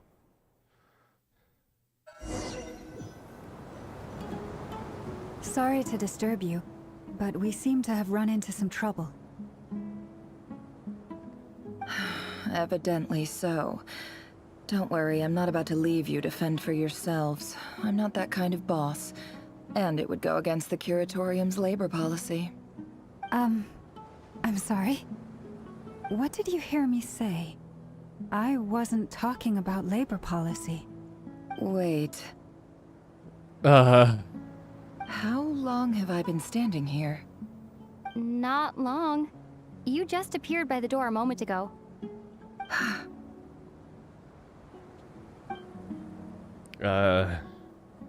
Boss, what's wrong?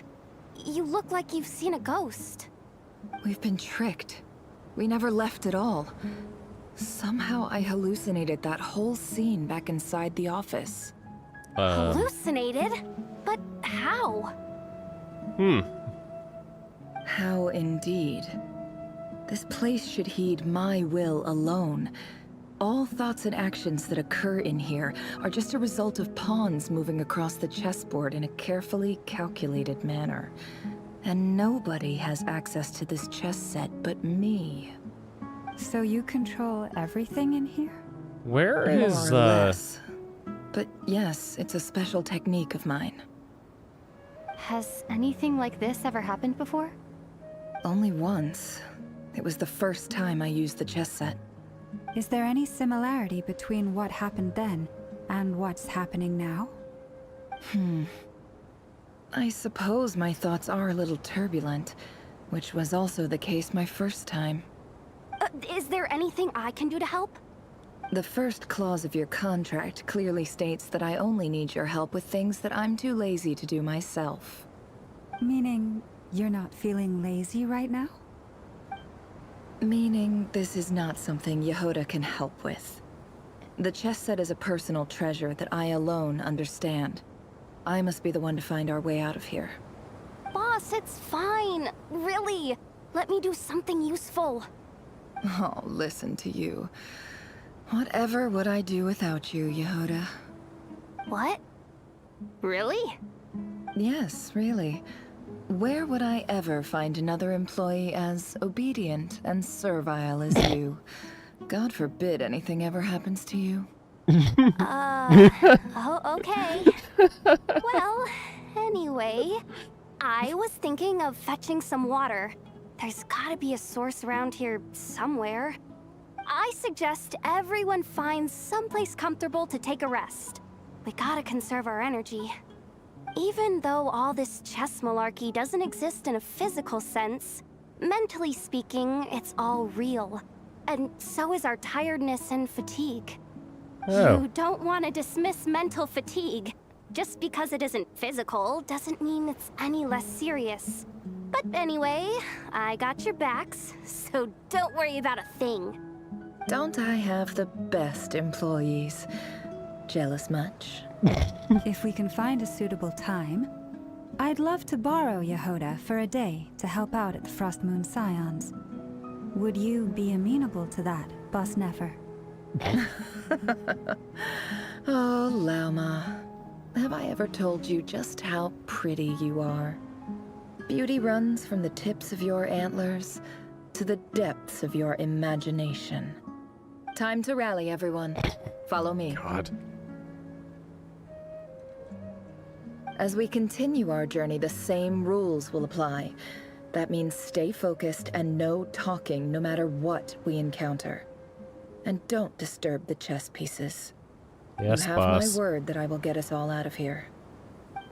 This looks an awful lot like the sandstorm area from the Sumeru.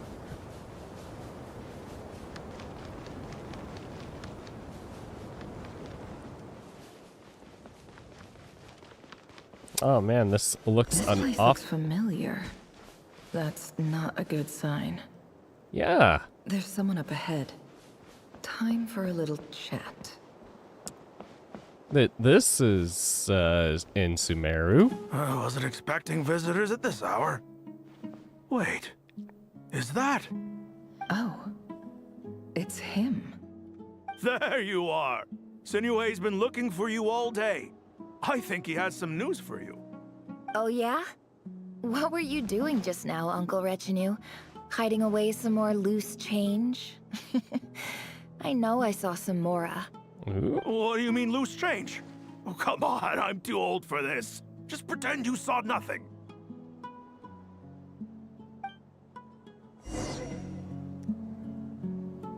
A young Nefer.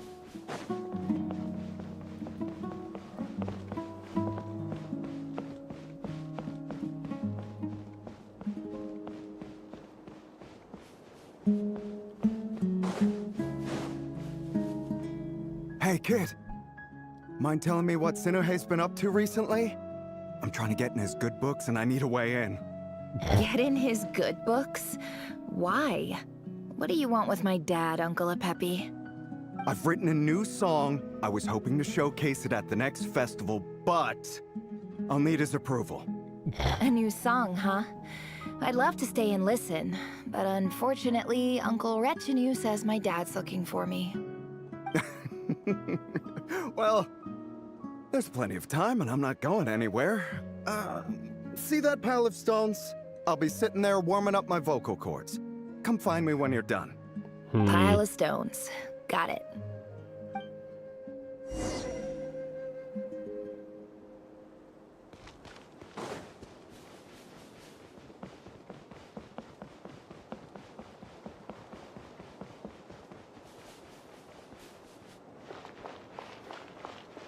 Hi, Dad. Uncle Retinue said you were looking for me. Ah, there's my little princess. If you'd gotten back just a little sooner, you could have shared the spoils of war with me. Spoils of war? Who were you fighting against, Dad? It was just a figure of speech. The aftermath of a sandstorm is no time to be waging war. I was talking about our war against thirst. I went out to fix our water supply problem, and now I'm back. Which means... We have a well again. Yay. That's right. I found a new one and brought back as much water as I could carry. It should last us for a good while. If it wasn't for these blasted sandstorms, our wells wouldn't be caving in. You wouldn't be spending all your time out searching for new water sources. As the chief of our tribe, I'm supposed to be leading us out of hardship and poverty, onto better things. You know how prosperous our ancestors were. I've told you all the stories. And look at us now, squeezed into these hovels. No one would choose this, if it wasn't for the endless wars over the years. But things are looking up. I started working with some folks from the academia a few months back. They gave me some contacts in return for my assistance in the desert. So you're the academia's helper now? Special ambassador, they call it. Think of it as a partnership. It's nothing bad, okay? We've been isolated here in the desert for too long. Seeking opportunities elsewhere is the best thing for us, and the fastest way to progress. So, do you get anything good out of being a special ambassador? Of course. My luck's improving all the time. One day, I swear I'm gonna lead us out of this place. We'll find somewhere new. Somewhere better.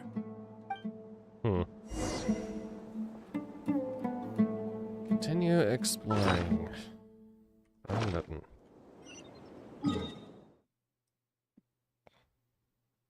Yeah, I'm a little out of the way.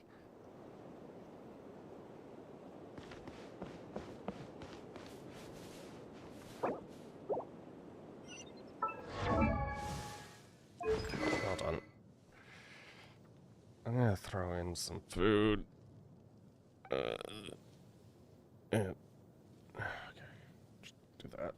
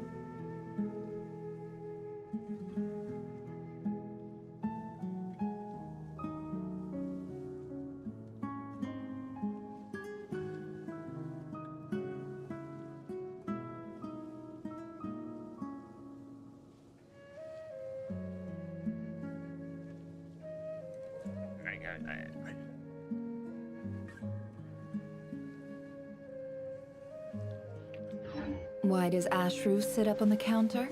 To welcome our clients, of course. A kitty's gotta earn his kibble somehow.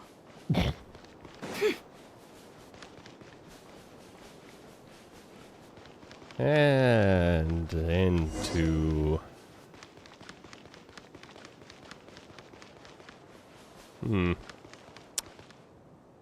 It's like a, That's our well, and you know it. You stole from us. Well, you've gone from chief to thief, and now you have to face the consequences. Did you really think you could take our water without permission and get away with it? You're either brave, stupid, or both. And that Special Ambassador Act? Yeah, nice try! We spoke to the academia. They said it was all news to them. You're a liar and a cheat!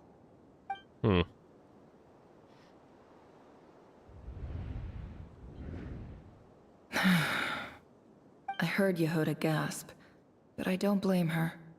Most people are terrified by the sight of blood. Corpses strewn across the ground. The wounds are clearly from scimitars and daggers. The desert dwellers' weapons of choice.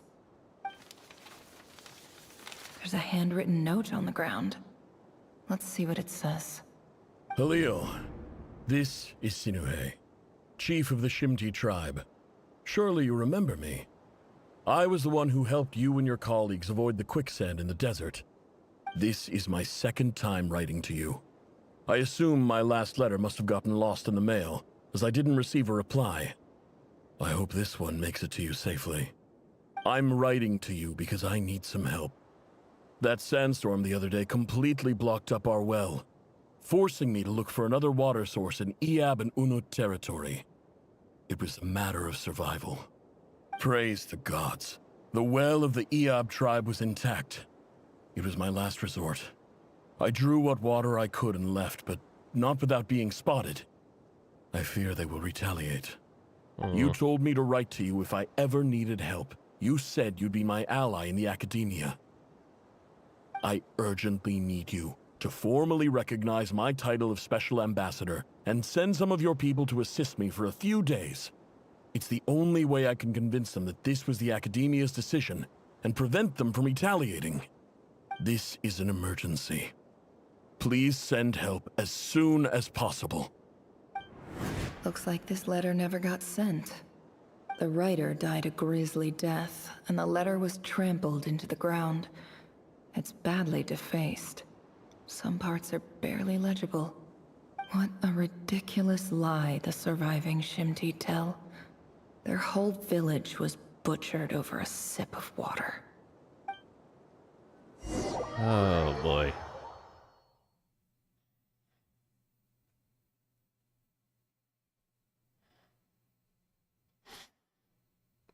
Everybody has hard lives. Officer, welcome. Welcome to our humble village.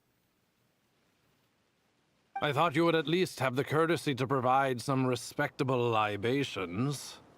This is the finest wine our village has to offer. I promise.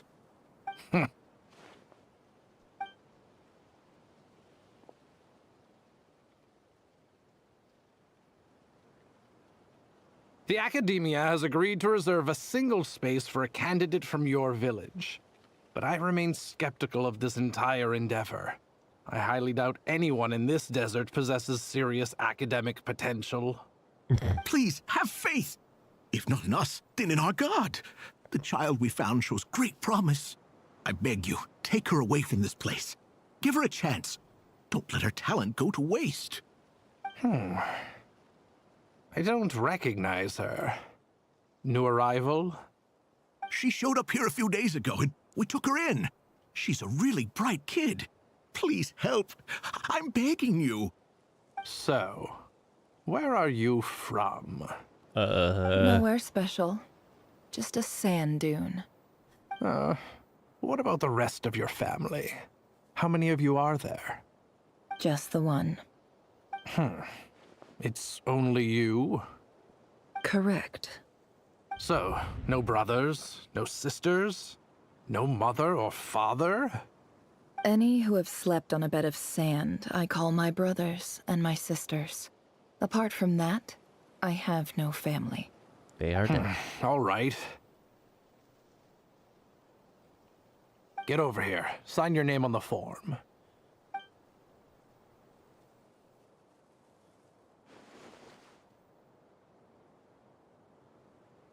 Never? You're rather fair-skinned for a desert dweller.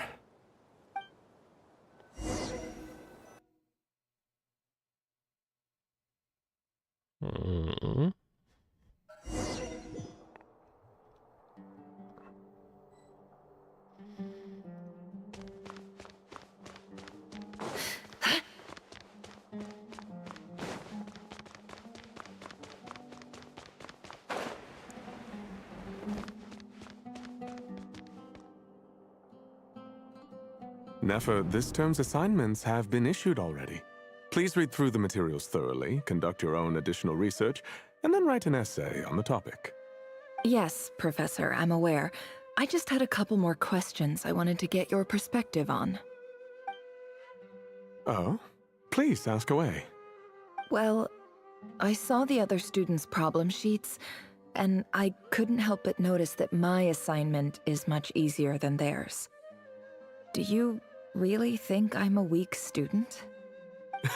A weak student? Goodness, no. Quite the opposite. You have a sharp mind. Almost too sharp. I think what you're saying is, a weak student wouldn't have noticed the discrepancy. And if they did, they certainly wouldn't complain about the lighter workload. You see, sharp as they come. You see things the way they are. And I'm sure you know why they're like that. Because of where I come from. Because I'm different. I'm sorry, Nefer. I don't like it any more than you do. It's just... Anyway, you said you had a couple of questions. What's the other one? I wanted to check. If someone sent me a letter to the academia, where do I go to collect it? Ah, your family wrote to you. Well, as long as they put your name on the envelope, someone should hand it right to you. Not exactly. It's not even a recent letter. I was just curious where the mail would end up if no one collects it. The House of Dana, I expect. I know there's a box for unclaimed mail somewhere in there, probably sitting on a shelf. Whatever you're looking for, that'd be the place to start. Okay, got it. Thank you, Professor. Oh, don't mention it. Honestly, I feel like I failed you. I'm supposed to be your teacher, but I haven't taught you anything. Hey, don't say that. You're a great teacher, and you do your best for all your students. But the rules are the rules. You're not allowed to teach students like me. It's not just the academia either. The whole world bends over backwards for the successful and leaves the losers to suffer and die. Oh, my dear child. Don't tell me you've given up on life already. I haven't. I just think that if you want to make it in this world, you have to find a way to become successful.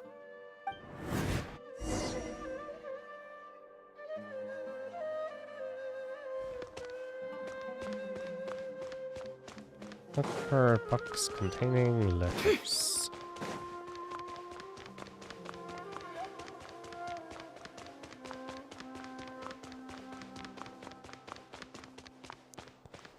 A box hidden in the corner.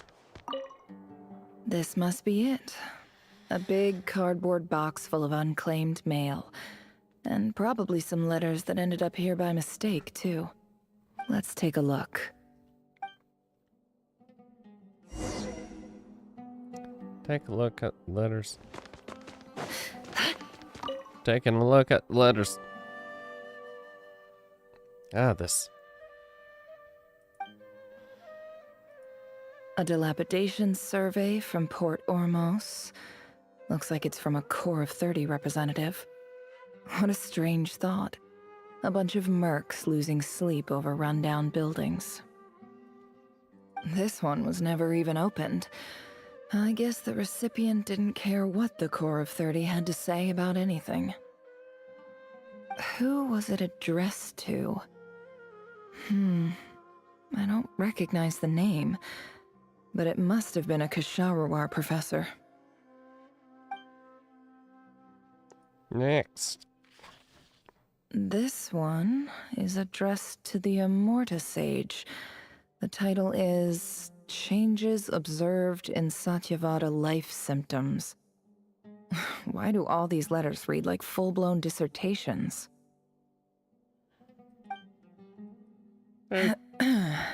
Guided by the incense, we became lost somewhere in the forest. All the barriers between levels of consciousness disappeared as our minds soared around in circles, looking for a branch to seek refuge on. In clinical terms, these symptoms fit the description of incense poisoning. The Immorta Darshan strictly prohibits the use of hallucinogenic substances, but I believe there are still people getting away with it. Yeah.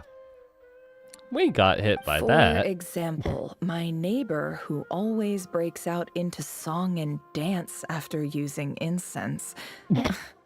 This seems like something the academia would want to know about. Why wasn't it collected? Oh, you know. Wait, what's this written on the back? It's so small. The note says, the sender authored this letter while under the influence of mushrooms. I would send it back, but no return address was provided. Stamped by the Grand Conservator of the House of Dana. Rip.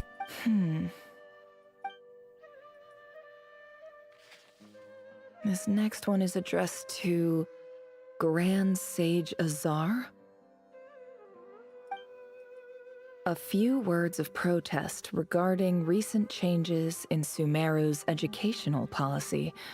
Ooh. In recent years, the academia has taken on a small number of students from the desert region, as per the policy to this effect. However, it appears to me that these students have not, in fact, been provided with educational opportunities that are, in any meaningful sense, equal to those enjoyed by their peers. Ah. As well as receiving dumbed-down assignments and perfunctory tutoring, they do not even have full access to the Akasha system. Education is the fundamental purpose of this institution, which should go without saying in a nation whose founding virtues are knowledge and wisdom. I ask you, is the lip service we pay to the policy of education for desert students truly the standard of pedagogy to which the academia aspires? As Grand Sage, policy decisions are your prerogative, but do not forget your roots. You and I were once students too, as was everyone else in this institution. I do hope you will give some serious attention to this matter. I encourage you to discuss issues like this with myself and others, and listen to some alternative opinions. No, that literally did not happen. Great letter. Shame it didn't get to where it needed to go. Really? And the sender is... Huh? Sage Cyrus of Spontamod. I didn't realize anyone else even knew how bad students like me have it in this place. God. The fact that a sage sent another sage a letter and that letter never got delivered. So this is where letters from the Sage of Spontamod end up? Nice one, Grand Sage. Really enlightened leadership. Oh, yeah. Whatever. This isn't what I came here for. Moving on. Although you might want to talk to Sage Cyrus if he's still there, I forget. I'm not exactly holding out hope that a letter sent from the desert would even make it here. But if it did, where else would it end up if not in this box? Well... I can't believe how much discarded mail there is. Must have been years since someone last went through it all. And this is just one box. The whole House of Dana is boxes on shelves. I don't believe for 1 second that any human being has sat down and read through all the documents in this place. Who has that much free time on their hands? You do, apparently, because your assignments are way too easy. And you're quite the curious little... Could this be it? Hmm? Least fancy envelope in the box, written on crude quality paper. And of course, it would be right at the bottom of the pile. Clearly, no one gave this letter so much as a first glance, let alone a second. The handwriting on this envelope looks very familiar. Greetings, Halil. My name is Sinuhe, chief of the Shimti tribe. I was the one who came to you and your colleague's aid when you ran into trouble in the Great Red Sand. I don't know how well you remember it now, but I brought you to safety and gave you some water and other supplies. You seemed very pleased and told me your name. In my tribe, learning a person's true name is serious business, and I therefore see you all as friends. You were kind enough to leave your contact details, so we could stay in touch. The Shimti tribe lives a harsh, nomadic existence in the desert.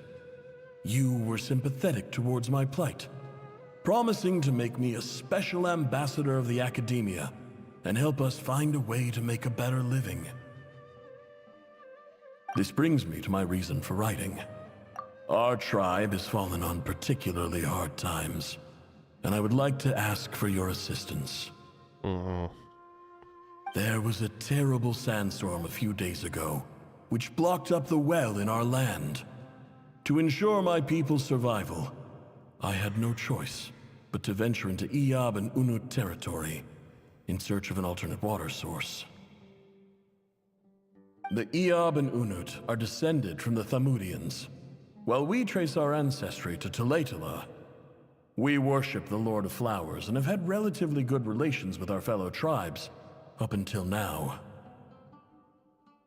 I found a well belonging to the Iyab tribe. They declined to help us, but I really had no other option, so I took some water to keep me and my tribe alive. My actions are certain to incur their wrath. When we met, you assured me that you would be my ally in the academia. I would like to take you up on that offer, because I really need your help. I wonder if you could send an academia representative to meet with me. That aside, the last time you were here, you mentioned that the academia had started accepting students from the desert, and I told you a little about my daughter, Nefer. Oh. We have next to no resources here in the desert, and my power and influence are limited. Would you consider enrolling my daughter at the academia? She is a smart girl. I know she won't disappoint you. Oh. Shit. Okay.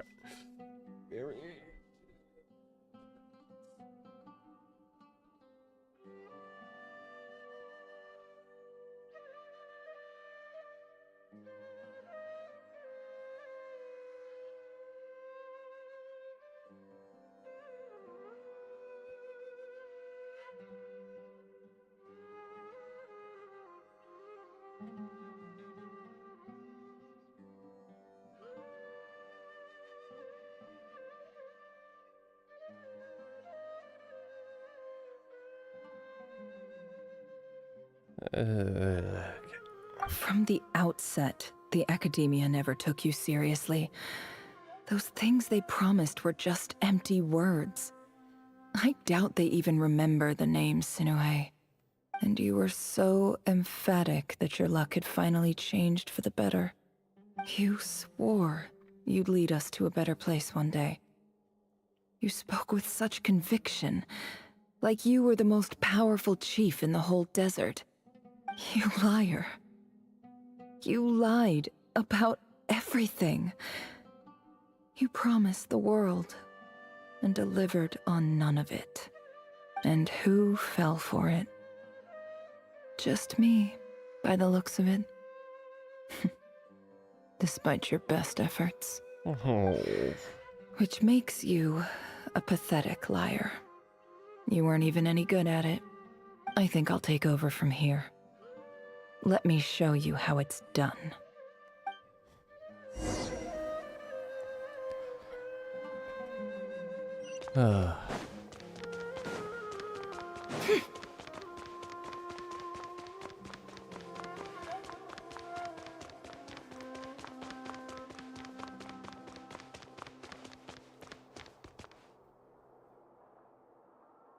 I just came to say goodbye. Thanks for everything you've done for me in my time here. Nefer? You packed your bags. Where are you going? I'm quitting. Something's come up in my hometown. Gonna head back and deal with it. Huh? But this was a hard-won opportunity for you. You know that better than I do. It was, but it doesn't matter. I have more important things to deal with and they can't wait. Oh, and I didn't want to overfill my bags, so I left some incense on your desk. Oh. I'm guessing her roommate. What's wrong? I thought you liked incense. Although, I did read somewhere in the House of Dana that it has hallucinogenic effects. Don't use it all at once, all right? Isn't this the stuff you brought from your hometown? You're just letting me have it? But you said it's a rare and valuable commodity. Yeah, about that. I lied. It's not rare at all. There's this bunch of ruins near my hometown that are practically overgrown with this plant. It's not worth much. Keep it, it's fine. But never... All right, that's all from me. You take care. Oh.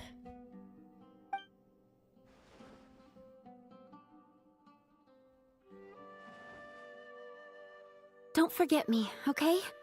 I mean, we're more than just classmates, right? We're friends. Yeah, I'll remember you. I lied again. That incense is worth a fortune, and it's a rare find even in those ruins. And as for remembering her, I have far too much to do when I get back. No time to reminisce.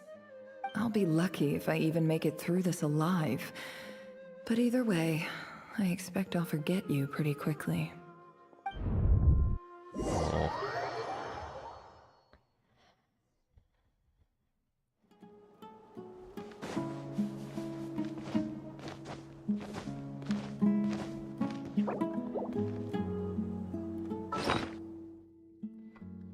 Okay, I'm about to get my...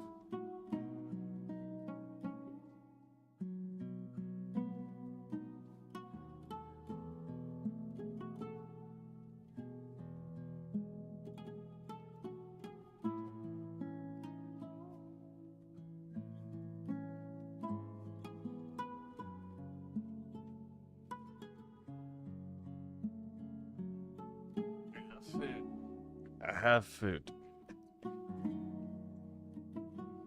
Okay.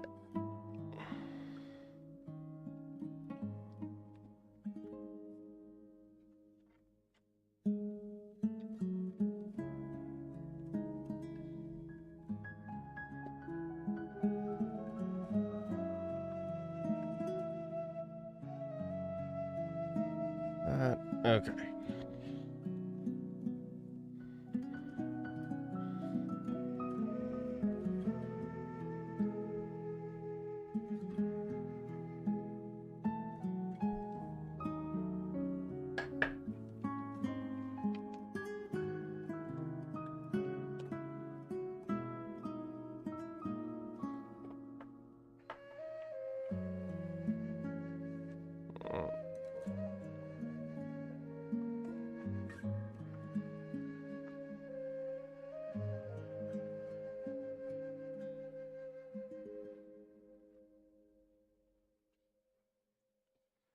Okay.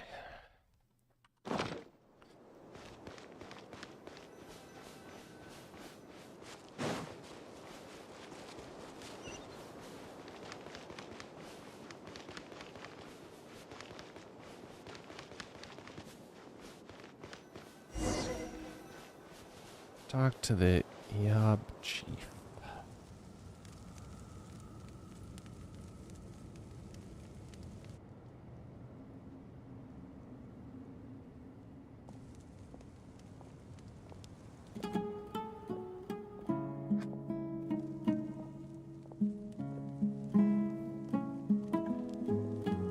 It's a pleasure to meet you, Mr. Arif. So, what does the Academia want? Since they've sent their special ambassador, I assume there's a big business deal to be made. If not, I'd be very disappointed. Please, sir, lower your blade. You're lucky I'm the one they sent. Not all special ambassadors share my admiration for the Iab people. The ever-shifting balance of power in the desert reduced the once great civilizations of this region to rubble and sand. But the story of the Iab has a very different trajectory. Others grew weak, but you grew strong, beginning in obscurity and moving to prosperity. You're the only ones who defied the trend. Huh. So, you do know who you're dealing with?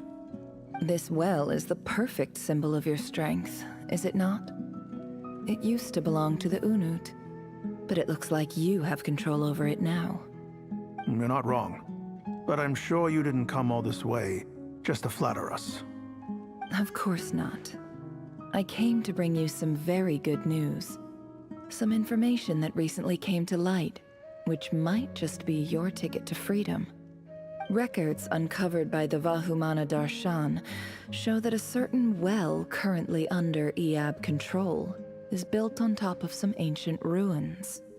These ruins are of great archaeological interest to the Academia. I checked the map carefully on my way over here, and I'm confident that this is the well in question. The Academia is offering 50 million mora in return for excavation rights. 50 million? No, wait.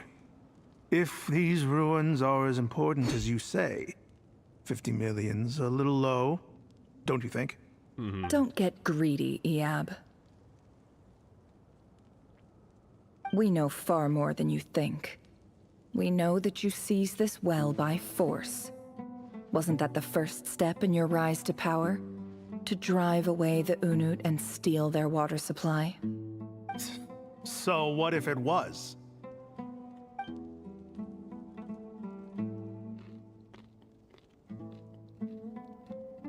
Don't worry. As unscrupulous as it was, it's something we're willing to overlook. The Academia is only interested in dealing with the de facto power holders in the region. I hope I am making myself clear. And I hope your words are the truth. If I find out the Academia is trying to play me, I'll hunt down every one of your people and make you watch as I cut their heads off one by one. I assure you, Chief, that would not be in your long-term interests. You don't want to make an enemy of the Academia. You see how I'm dressed, don't you? I appreciate that you've never been to the rainforest, but surely even you recognize an ambassador's attire when you see it. And what does a barbarian like you have to lose anyway? You really think the Sumeru Academia would bother to come all this way just to lie to you? We have more important things to worry about. All right, I take your point. The Academia is the highest authority in the land. I'm sure you're trustworthy people. In that case, yeah, real. We have a deal. We will sell you the excavation rights. I'd like to thank you, Ambassador. This is good news indeed. Excellent news. In fact, it calls for a celebration. Would you do us the honor of staying a while and enjoying some Iab hospitality? Gladly. I am partial to wine myself, and I trust you are as well. So let's indulge in a few drinks together, in celebration of this momentous occasion. Oh. Elated in Iab. The Iab drink their way. But when new day when the new day dawns, some shocking news. Chief! Chief, it's an emergency! It's the Unut. They've taken the well. What? Well, don't just stand there. Take it back. Yes, Chief. I have every confidence in the Iab's military superiority, and yet... What is it? The Unut's response was alarmingly fast. The day after we reach a deal, they seize the well. This can't be a coincidence. Perhaps there is a traitor in your midst. I don't think so. I am obliged to remind you, Chief, that the Academia will only deal with the de facto power holders. If you cannot regain control over the well, I'm afraid you won't see a single mora of that 50 million. No! Please, Ambassador, just give me some time. I swear the Unut will not get away with this. That well is ours, and so is the mora. Glad to hear it. I will wait here for an update. If there is a traitor, I will find them. In the meantime, make yourself at home. I'll report back as soon as I have an update. Much obliged. Wow. All it took was a few words and I've got him wrapped around my finger. What an amazing feeling. So, in summary, Ambassador, the Academia would rather negotiate with our tribe instead of the Iab. Yes? The Eab are ruthless murderers who don't listen to reason. And now they have the gall to interfere in our research projects in the desert region. So let me ask you, Chief. If you were the academia, what would you do? God. Kill them all. Of course. Precisely. The academia does not tolerate those who stand in our way. The Eab have held back our academic pursuits for too long, and our patience is wearing thin. At the same time, there is simply no way that the academia can be seen to be intervening in desert affairs. I'm sure you understand where I'm coming from. We have our own rules out here. If the rainforest dwellers raised arms against a desert tribe, it'd start a bloody war. Right. We can't confront them ourselves, but we can support their enemies. The Unot have always had strained relations with the Eab, which makes you our natural allies. Natural allies. Weren't the Eab your allies once? You were quick to send them after us to protect your interests back when we stole that water. And now look at you. You're at each other's throats. Let me be clear. The academia wishes to collaborate with the legally recognized rulers of the desert in this matter. We are asking for excavation rights to that well, and our offer is 50 million mora. Say no more. I believe we have an understanding. Is she going to destroy the well? Good. Then I suggest you get to work. Get us access to that well, and the mora's yours. You see, Dad? Lying is easy when you know how. People will believe anything.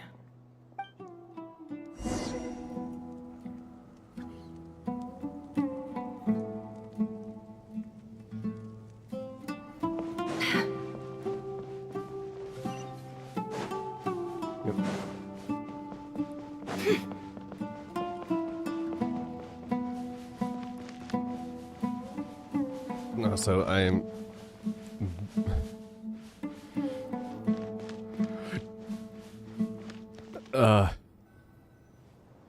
Why do all these characters have to have such good personalities?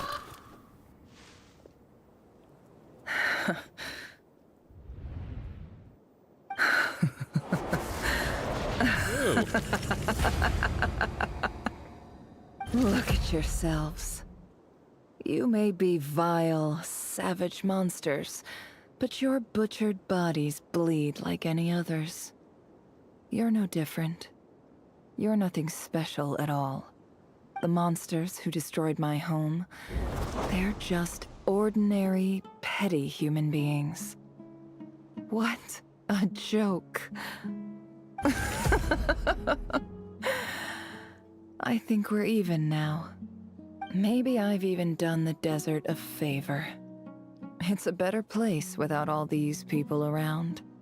Oh, Sinuhe, my gullible fool of a father. Perhaps if you'd been as ruthless as I was today, our tribespeople would still be alive. In this dog-eat-dog world, a chief needs to be tough to survive. But you couldn't do what had to be done. So I did it for you. Nefer, it's okay. All of this is in the past now. I believe I remember you promising to remain silent. Yeah, but even so... Yehoda, is there anything you can do to ease the tension? You got this, Yehoda. It's your time to shine. Or just...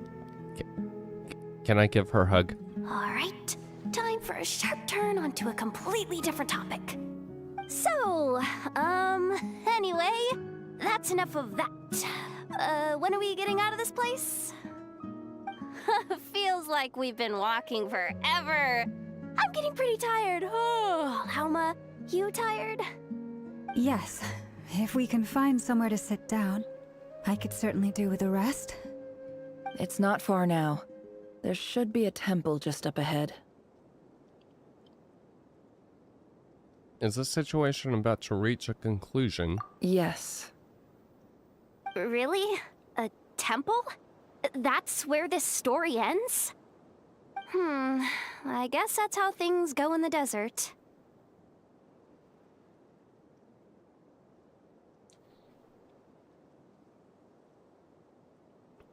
I've been to a similar place with a friend in the desert before.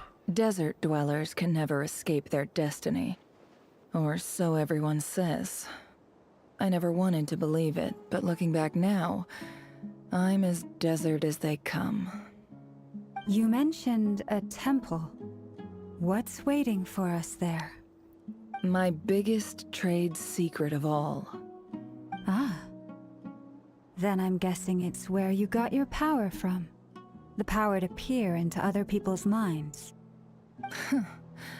I didn't know you were clued up on any other religions. I'm no expert in the history of Sumeru, but since you come from the desert, I would imagine it has something to do with King Deshret. And the 7 pillars who served him. Sounds impressive. I have some friends with connections to this stuff. Specifically with Hermanubis. Ah, I know who you mean. General Mahamatra Sino. The spirit of Hermanubis dwells within him. That's Boss Neff for ya.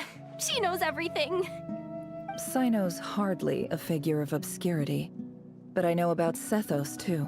Yeah. What about him? Is he a big deal or something? A bit. Well, he's not a small deal, let's put it that way. You know your stuff. Please, this is the bare bone basics. Save the flattery. Thanks for your patience, everyone. I'm sure it's been a lot to take in. With any luck, that's our exit just up ahead.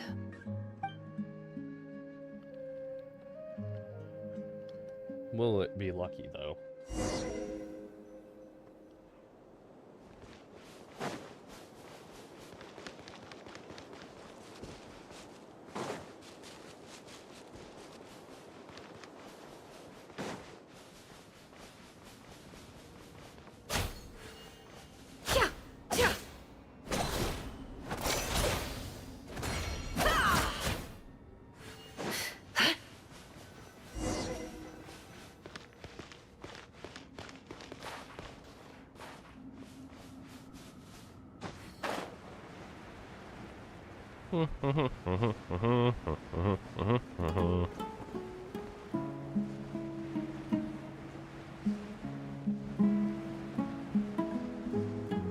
Is this the temple from the World Quest?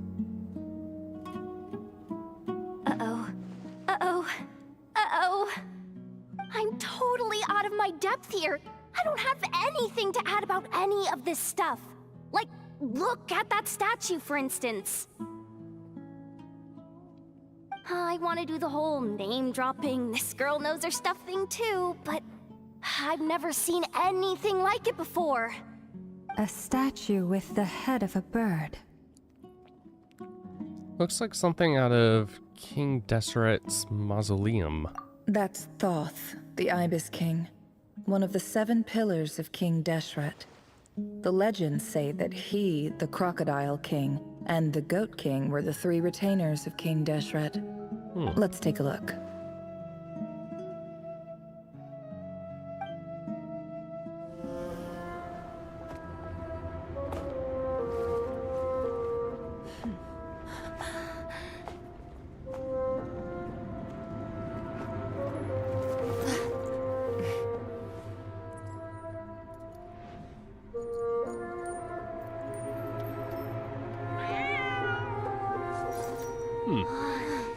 It's just Ashru.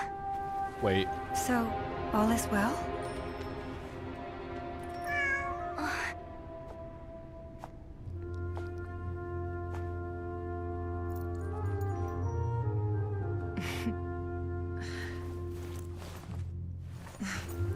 Typically speaking, at this point, the world disintegrates. Then we find ourselves back in the outside world. Besides, these are my memories. There's nothing to fear. You're sure? Of course. It's almost over. Hold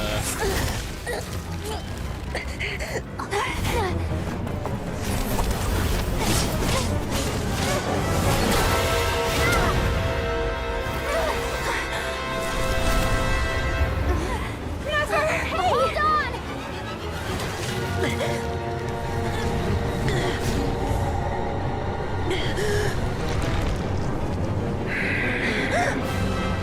Oh. Knowing too much is always a death sentence.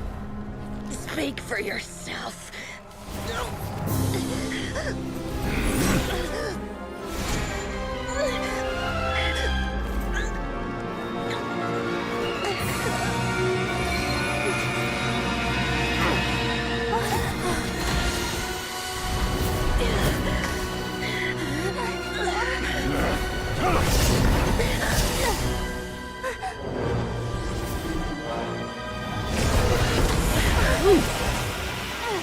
Thank you, Benz.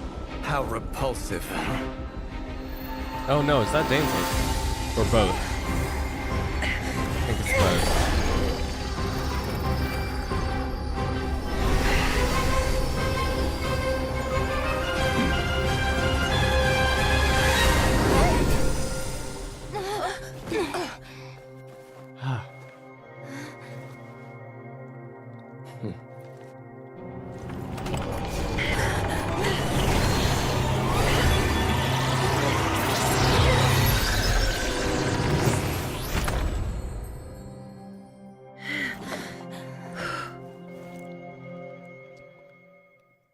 Need a break? Need a massage?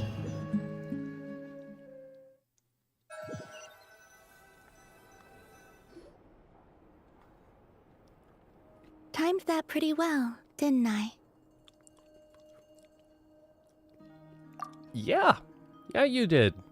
It's okay. I'm just glad no one was hurt. Paimon noticed you doing something too, Dainsleif.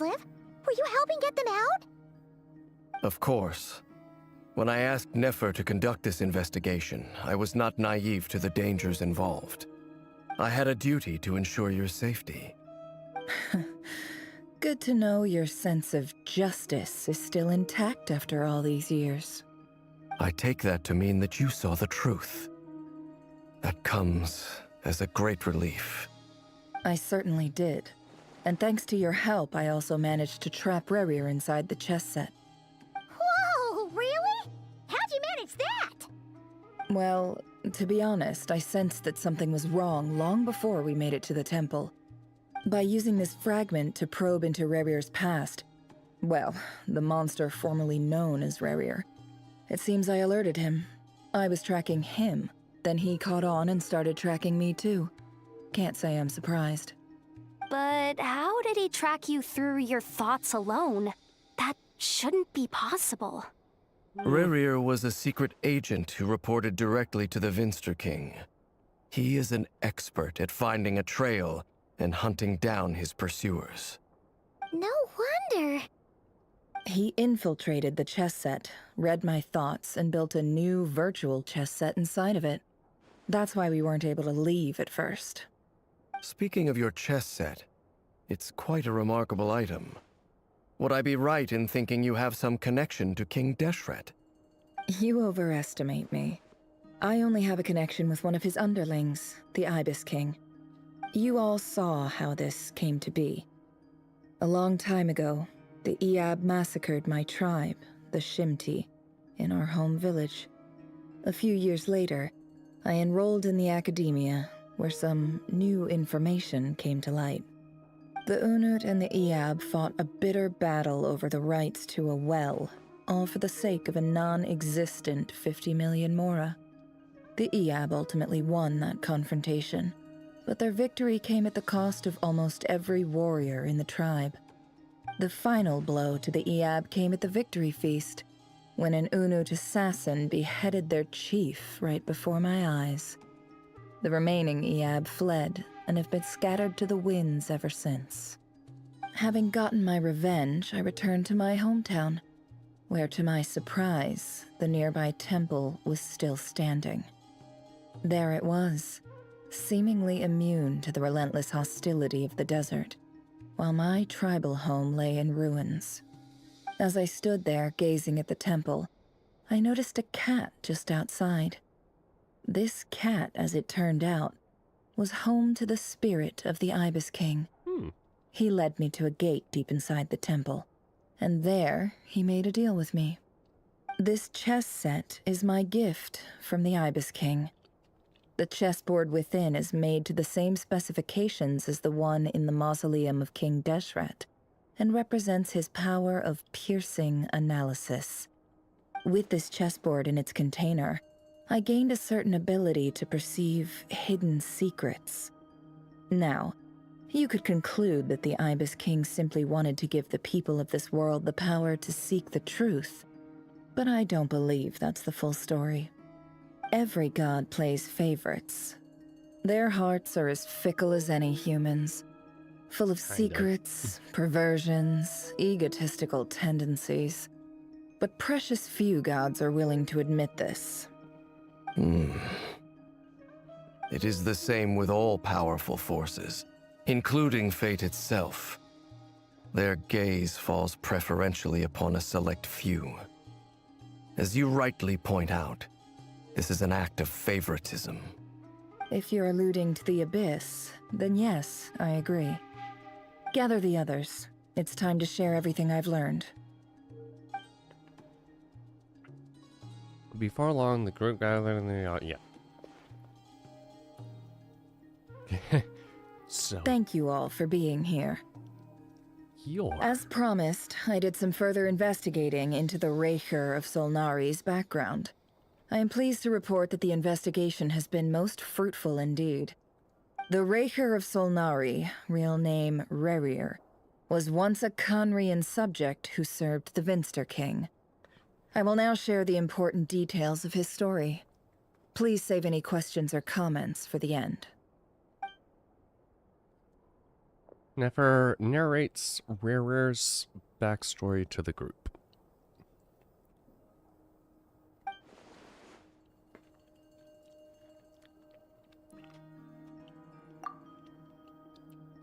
At the Vister King's behest, he gathered intelligence and assassinated descendants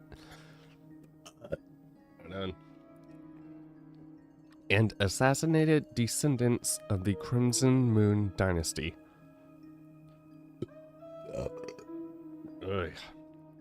Unwilling to take down his beloved Tholindis,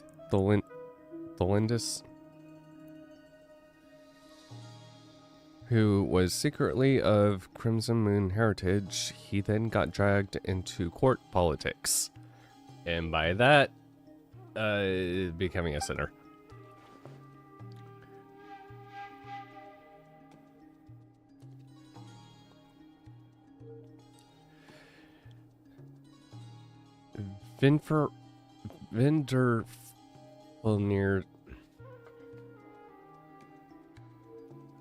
Vinderfalnir's voice, which spoke to him of his fate, was like a reflection of the moon.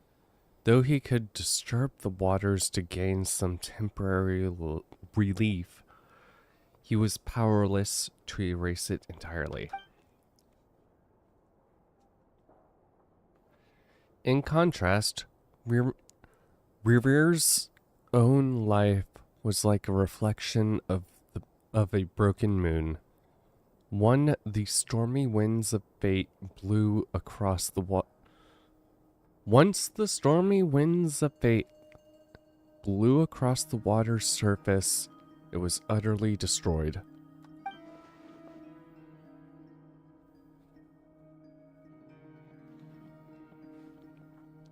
Tholindis smuggled away a piece of the moon before disappearing through the mysterious portal. It was passed down through the ages, finally falling into the hands of the knave.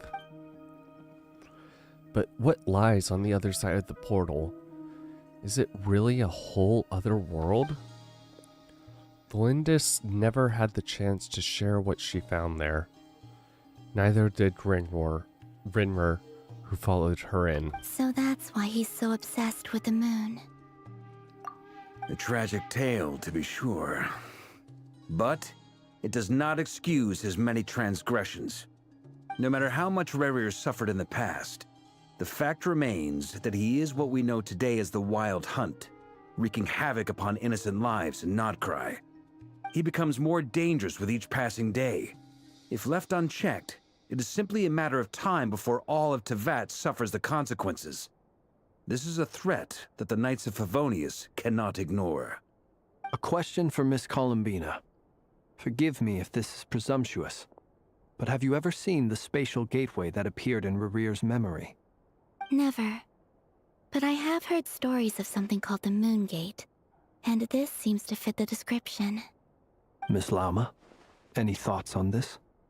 In the lore of the Frost Moon Scions, the moon is believed to hold many secrets. Some sources speak of ancient knowledge, others of a gateway to the unknown. The term Moon Gate is one I have heard before, but as is the case with all of our legends, there are no records of any first-hand witnesses. We cannot know whether it truly exists. Then back to Miss Columbina. As a moon goddess yourself, do you have some idea of where the Moon Gate leads to? Not at this stage, sorry.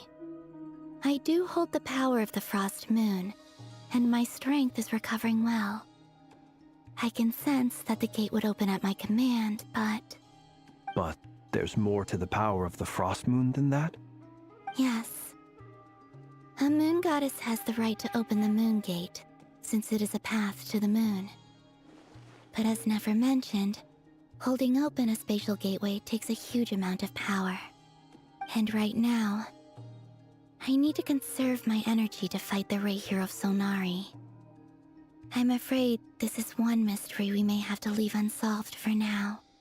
I agree. Better to save your strength. But if you'll humor me for a moment, I have a bold conjecture of my own regarding the world beyond the gateway. I highly suspect that neither Tholindis nor Rerir made it through unscathed. The evidence pointing to this is the fact that the Rahier of Solnari exists in the form of countless fragments. With the abyssal power he wields, no ordinary foe can touch him, let alone tear him to shreds.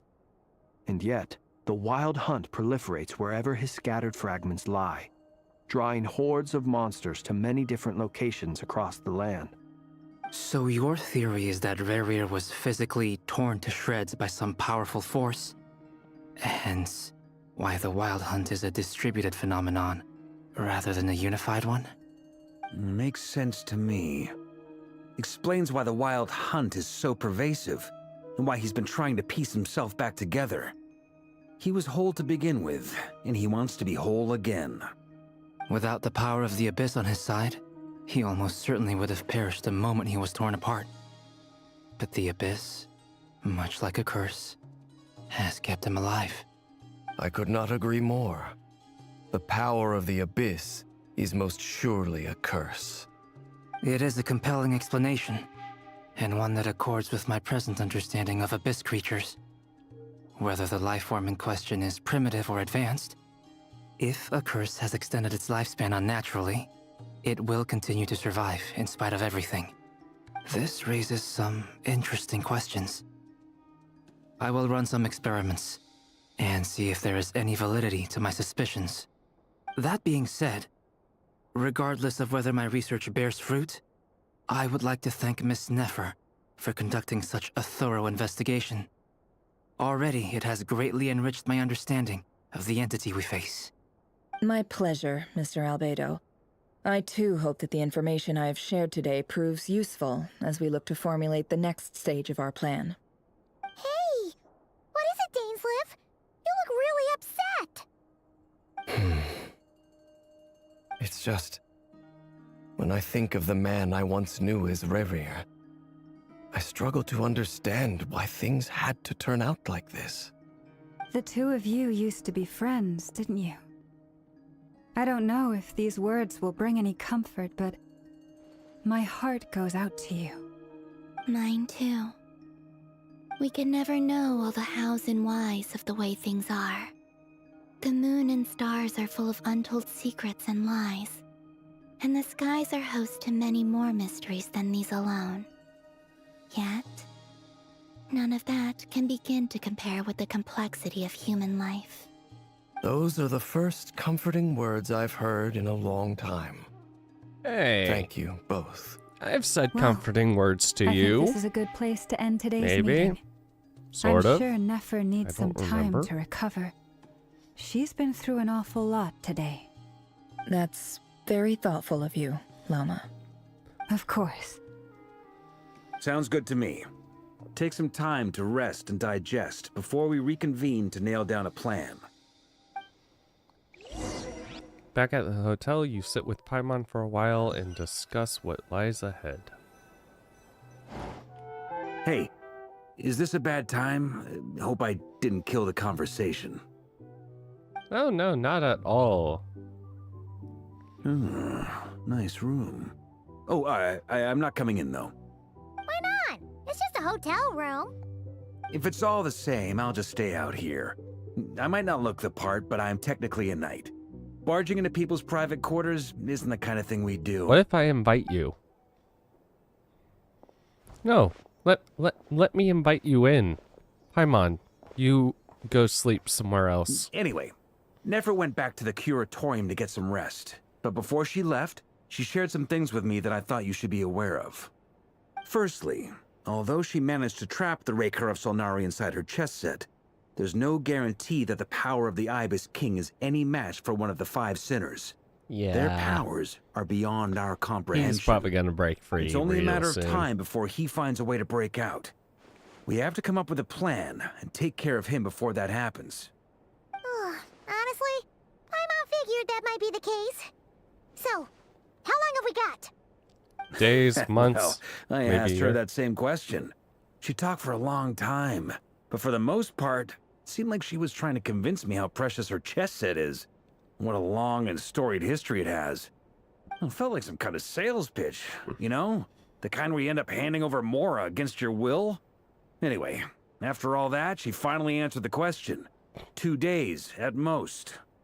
2 days? No. Holy moly! Can we even recruit enough help in that time? That I will remains to be not seen. get out of the game. Which brings me to the second issue.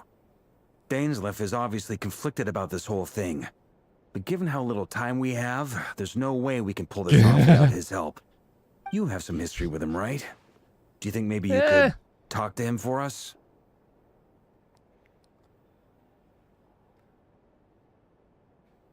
You know,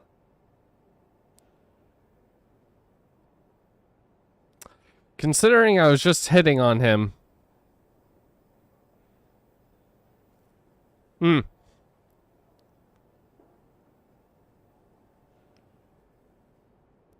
And I didn't dye part of it blue.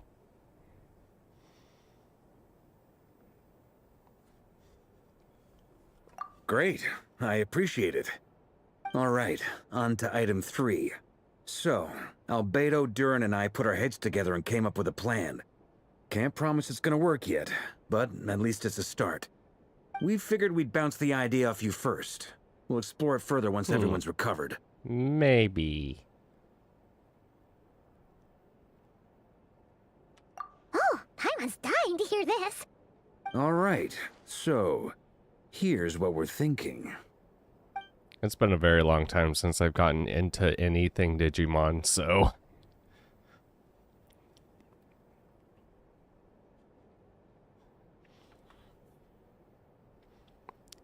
Because also, the ones I fondly... The anime I fondly remember was, Frontiers. The one that everyone hates. So, my experience with Digimon ain't great.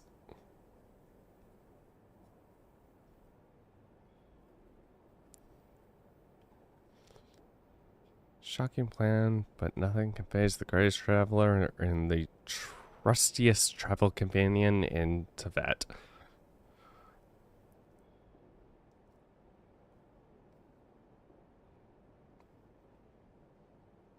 Yeah.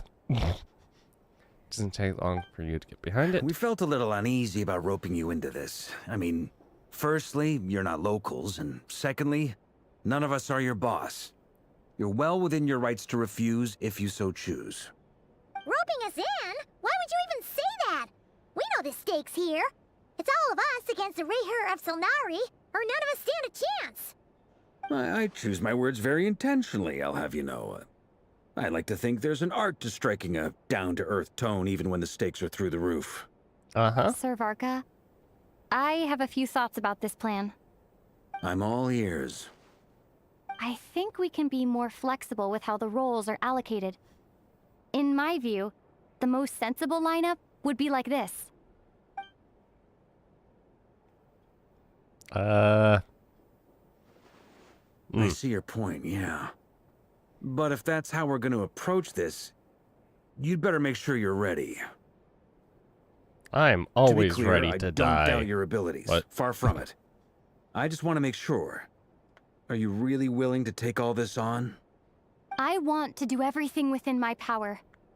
The Rayher of Solnari is a truly fearsome opponent, and if I do my part, it'll greatly reduce the risk for everyone else involved. Well, that tracks with what I've heard. Jean's mentioned in her letters that you're so diligent it's almost abnormal. As in, most people weigh up the risks and rewards in situations like this. But you seem to just march towards danger without a moment's hesitation. Yeah. Of course, everyone appreciates a fearless pioneer. But all that aside, I'm the Grand Master of the Knights of Favonius, and you're our honorary knight. I want to make sure your courage doesn't come at the expense of your safety. Thank you, Sir Varka. Well, I should be the one thanking you. It means a lot to have you on board. I'll give some serious thought to your suggestions. Varka gives a very knightly bow and says he'll see you at the hotel again later tonight. He has arranged for everyone to meet up and finalize the plan of action. Oh. In an effort to lighten the mood, you book out the hotel for this meeting so you could all chat over a drink. As the moon rises in the sky, you and Paimon leave your room, discussing whether Paimon has any other options than fruit juice. Water. Fruit juice or water. That's all. Everyone is already waiting for you. They're chatting and smiling. Clearly the rest has done them good. As well as the existing crew, some unexpected help has arrived. Still, you remain conscious of the fact that the future of Krai rests in what is decided tonight.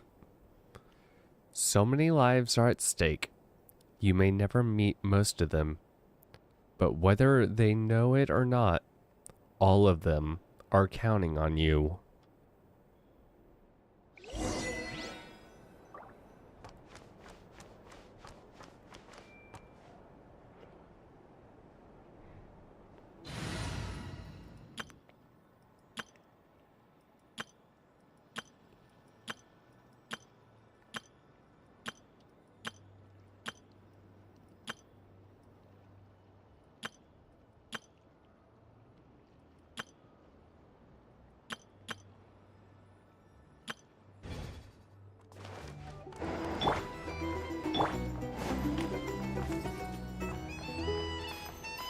Who are some... Oh.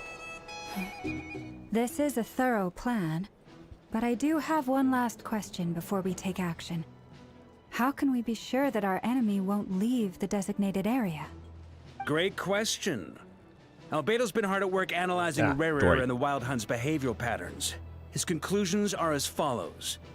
Firstly, from the earliest known confrontation until now, Rayher has never displayed any ability to manipulate the dimension of space. So it's unlikely he has any power in that domain. Secondly, he seems to have a particularly strong vendetta against our group. If we put him in a fight-or-flight situation, he'll choose to fight every time. Thirdly, finally, and most importantly, he is consumed by hatred, both for the moon and for his enemies. Turns out, we tick both of those boxes. we have a reincarnated moon in our ranks, and a spy who accessed his private memories without permission. He'll be baying for blood, not looking to escape. As someone who's had their fair share of interactions with the Wild Hunt, those all seem like valid observations to me.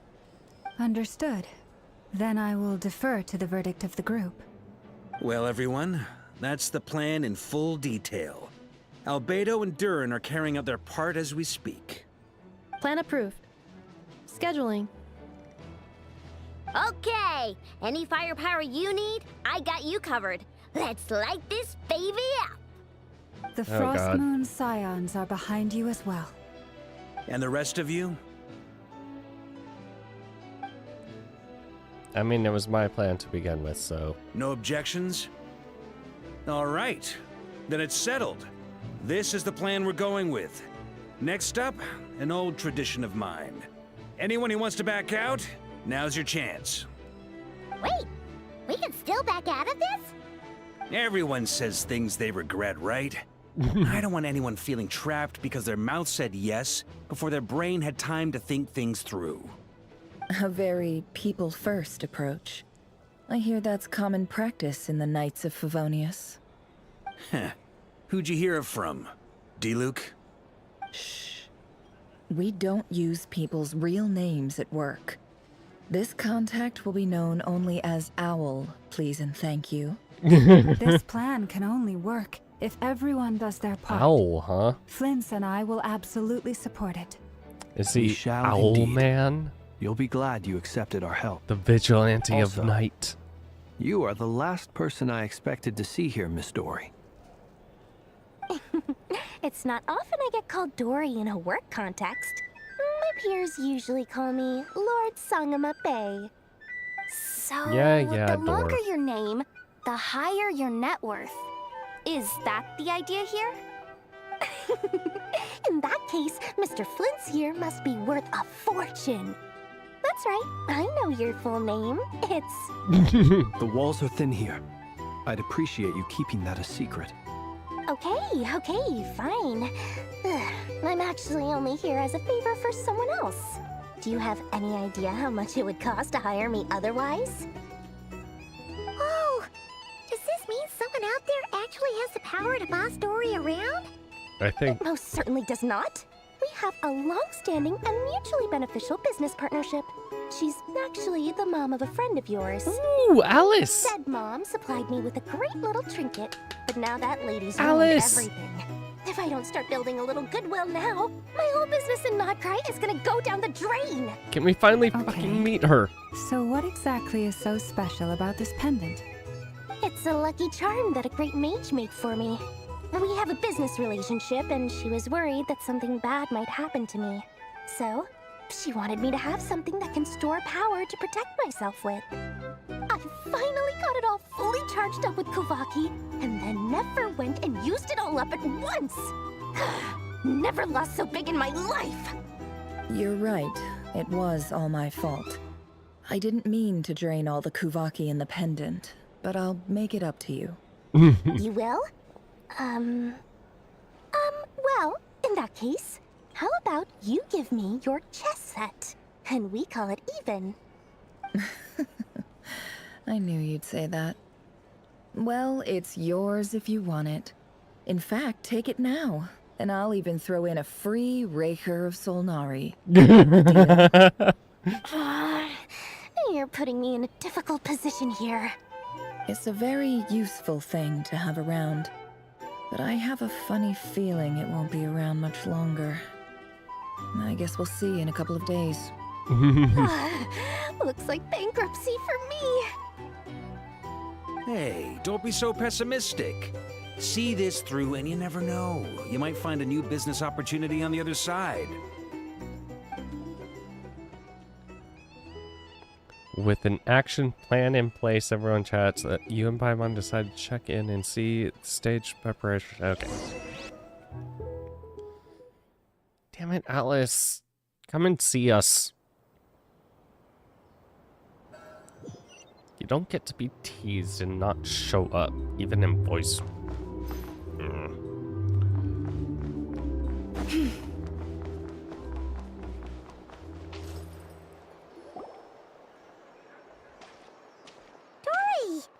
things going? Feeling ready? Oh, I was born ready. We only have 2 days. You think Lord Sangama Bay would let an opportunity like this slip by? Don't forget, when something's in high demand, the people with the goods on hand get to charge the highest price of all, even higher than the sellers taking advance orders. Ta-da! See? It's right here. Oh, it's so pretty. Did you make it? I had no idea you're so skilled with your hands.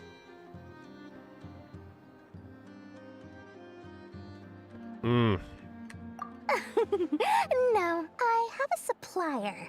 We go way back, so he made me a very attractive offer.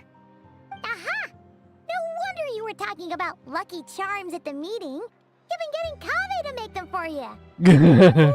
That's not the full story.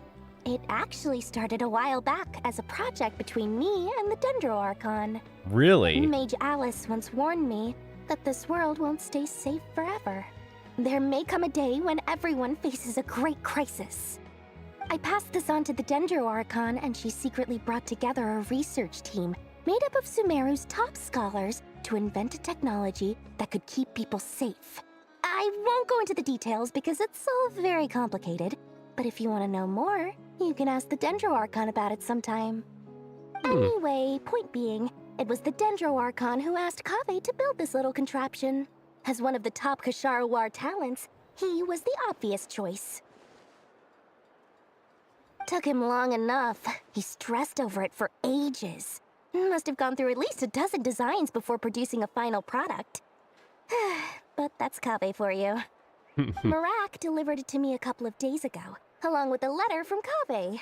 Could I ask why I'm sending this technology to you? And what's your proposed use case? Has it been approved by the relevant authorities? So nosy. My fault for sending him the research permit to begin with. Surely Nahida must have told him you were involved in this project. He was probably just nervous because you're always so secretive about your business. Could be, could be. Anyway, I just replied, let's hope there never has to be a use case, because it would involve grave danger. Fair enough. Yeah. It sounds like he was just being cautious.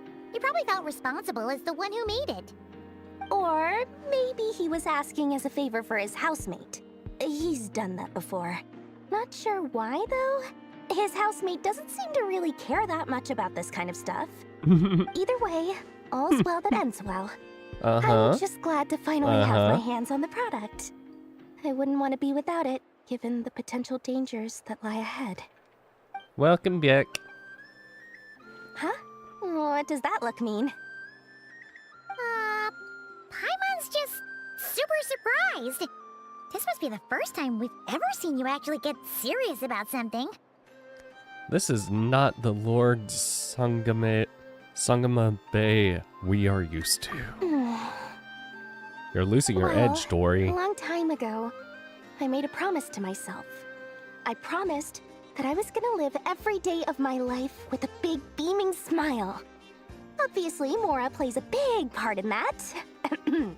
But there are always gonna be times in life when you have to give something back. That could mean paying back a debt, returning a favor, or showing some kindness. Alice has been a huge help to me over the years. She was the first investor I ever had. And I want my investors to know that Lord Sangama Bay is the best in the business. And more than that, no one knows what the future will bring. Whatever happens, I want to make sure the Dendro Archon and all of Sumeru is prepared to face whatever comes. You never intended to ask for it back, did you? Oh, that? I was just making sure Nefer and I are square.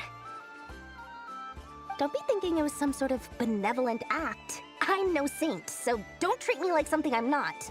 My priority is doing the business that I want to do, so long as my conscience lets me, but it usually does. That's the Lord Sangama Bay business model. All right, if you say so. I do say so, and that's the whole point. I'm a businesswoman. Don't go trying to figure out what kind of person I am. You'll exhaust yourself. Much easier for everyone involved if you just take my word for it. Oh, and could you two help me get this stuff where it needs to be? Thanks so much. You're my favorite assistants. Yeah, yeah. Ooh.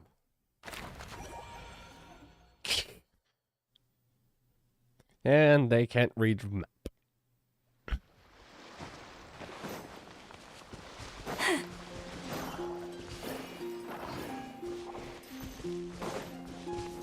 Alright, you two. What's going on? Traveler, Paimon. It's good to see you. Hey, Durin. Everything going smoothly over here? Sort of. As you're probably aware, Varka, Durin, and I captured some abyssal creatures from the Wild Hunt. Per the plan, we dissected and analyzed some samples of these creatures. The process went very smoothly. The findings, however, come with some troubling implications. What? You can actually dissect the Wild Hunt? That depends on your definition of Wild Hunt and dissection. Harmless, lifeless. These words are accurate descriptions. The Wild Hunt is an interesting phenomenon. In and of itself, it doesn't seem to possess anything akin to a human personality. But taken as a collective, the medium through which the Wild Hunt is summoned does appear to have a soul. Master griped a lot about the wise Horoptotire, and seemed somewhat fascinated with the foul Certology. But she barely mentioned Rerir at all. I don't think that was because of his lower social standing, though. Anyway, it's a pity. I should like to hear her thoughts on the nature of the lifeform he has become today. It's a strange mix. The furious energy of an abyssal being channeled through a fractured physical existence. A consequence of being torn apart by an unknown power. Perhaps the only explanation for his survival in this state is that he sacrificed a degree of individuality in exchange for a continued existence. Oh, sorry. Once I get talking about interesting research, I have a tendency to go on indefinitely. Back to our research findings. Essentially, they confirm my hypothesis.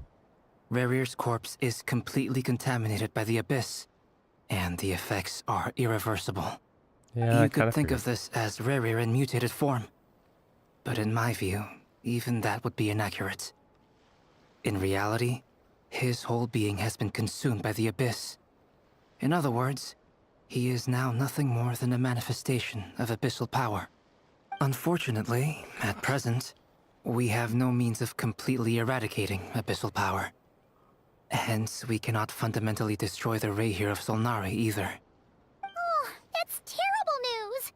So, that's it? We can't defeat him? Not even if we get the power of the Three Moons? Miss Columbina's situation is a difficult one. She can never achieve wholeness when the world does not accept her presence. It's as if her creator banished her to a place she can never be accepted. It means she spends most of her energy just on her own survival. Given the circumstances, it's only natural to despair. But we must see this plan through to the end. Time to kick off the backup plan. Oh, Paimon almost forgot! This is for you. Dory asked us to bring it. Ah, how wonderful. Well, thank you for making the trip. Durin and I will be heading off shortly. I'm sorry I won't be there to protect you in person this time. Please be careful. We will. And we will then. get you later. Stay safe. How much longer is left? Actual question.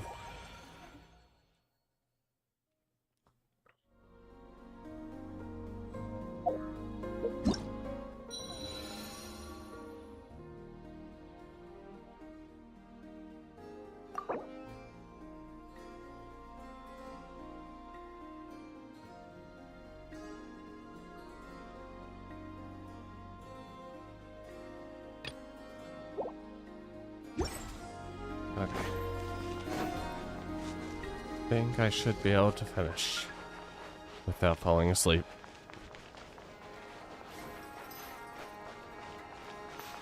Oh boy, what are you two doing? Miss Lauma, is everyone here? Yes. The fate of my flock is in your hands, Grandmaster Varka. Please keep them safe. My lady, what are you saying? Within the next 24 hours, we will face the biggest crisis the world has ever seen. This is not a burden that we deserve to bear, but I believe that we reap what we sow in this life. So I intend to act. I must do what I think is right. For me, that means fighting for the future of Krai. This gentleman is the Grand Master of the Knights of Favonius, Varka, Knight of Boreas. In my absence, please follow his lead. Hey, everyone. Guess I should They introduce have not myself. done a good job with his lip syncing. Well, to start with, I know my way around a battlefield. Biggest strengths are honesty and hard workingness. Anyway, point is, I don't intend to let Lauma down. I'm gonna do everything in my power to keep every last one of you safe and sound. Mm-hmm. And Prosperous Enclave.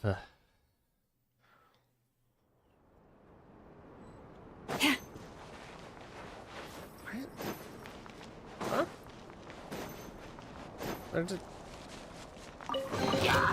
The world blushes the moonlight. Everyone hold hands!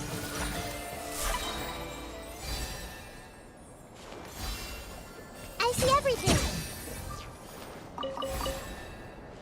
Okay.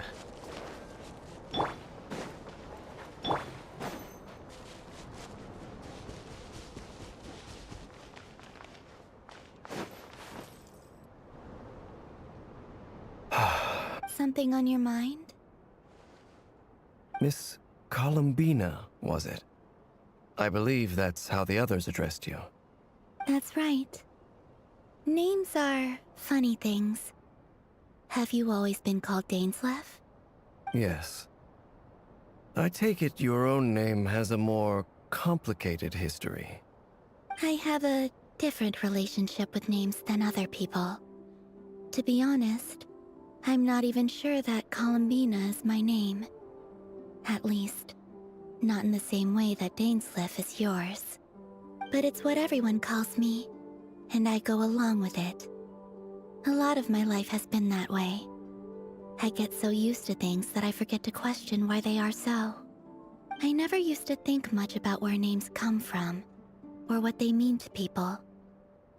Maybe something's wrong with me. You're different from other people. I sensed it the first time we met. You're more perceptive than most. I'm sure your long life and rich range of experience explains that. Do you ever find yourself missing Conria, Mr. Dainsleff? Difficult to answer. I have dreamed of the past many, many times. Sometimes I'm fighting tooth and nail. Other times I'm lying on the ground, defeated. I don't recall any happy moments from that time. It has been too long. Is that because hatred survives longer than love and affection?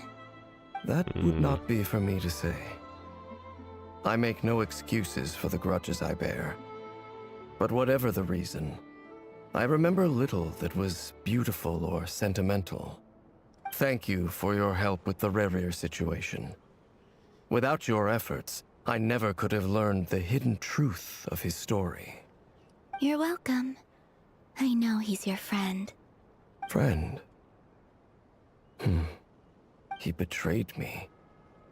And I never really understood what he was going through in life. Some friendship, that is. Okay. So, do you plan to fight him with us? You see, you're torn. Now you know what really happened. You see the things he's done in a new light. I need some time. Of course. I completely understand. Anyone else in your position would feel conflicted too. Actually, I went through something similar myself recently. Something happened that changed my perspective on a situation. A situation I took for granted at the time, but now I feel very grateful for it. You mean the Harbingers who still support you, even though you've left the Fatui? Yes. I always thought they were only helping me because Harbingers are forced to work together. But then I abandoned them. A warrant was even put out for my arrest. And even now, they still support me. Which means I was wrong about them all along. Clearly, they view you as a friend. Even I if some feel of a them little don't guilty want now. to admit it. I regret not seeing her help for what it was, and not treasuring it. I see the guilt that you're feeling now, because I feel it too. Hopefully, talking about it will do us both some good. Have you noticed that the Traveler and Paimon are over there? I think they've been listening. Huh. Shall we say hello? Sure. Hello. Ah! They caught us! We were just concerned. I apologize for making you worry. No doubt you wish to know where I stand on the plan to take down the Reher of Solnari. I'm afraid I need a little time, but I will seriously consider joining you. You will? Oh, thank you so much! Everyone will be so grateful to hear that! They needn't be. This was something that I was going to have to face up to eventually. That doesn't matter to them. They're grateful to you regardless. You can't control their gratitude, so just accept it. And then, have a think about whether you're willing to join us.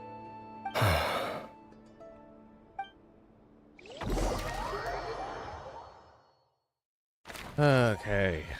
Sanctum of the Oathkeeper. It's nearly showtime! Let's go rendezvous with the others. You know the place.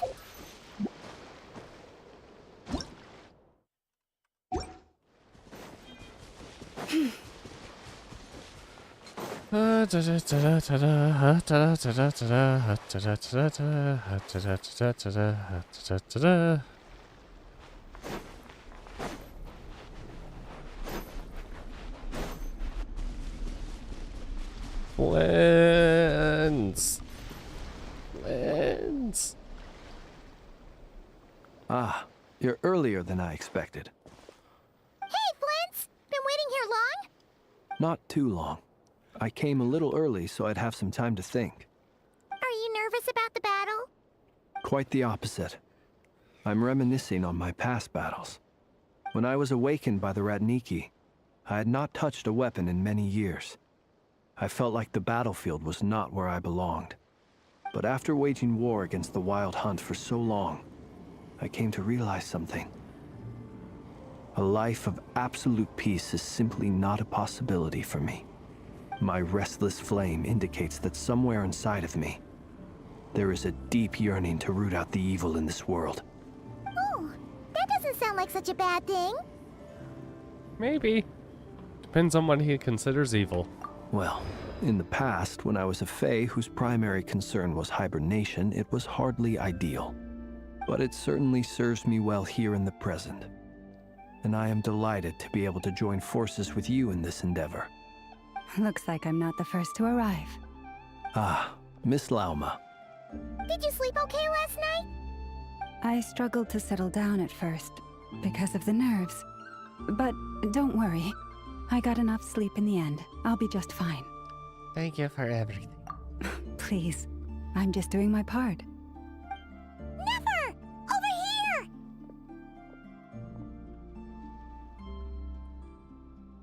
Goods have been delivered. Ino asked me to relay a message.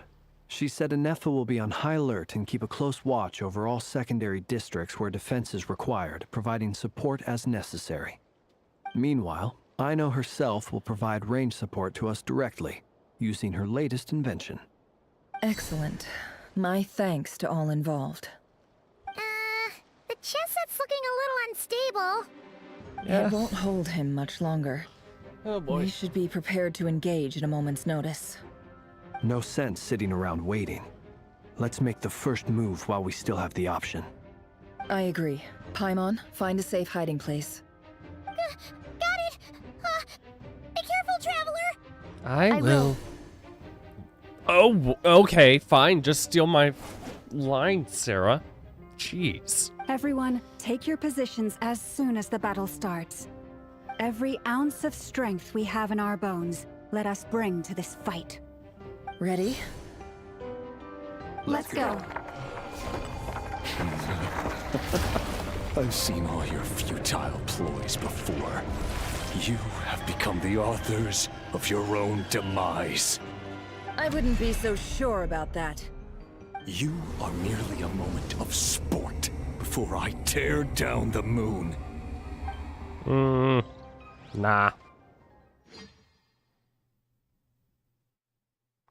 Fancy loading screen.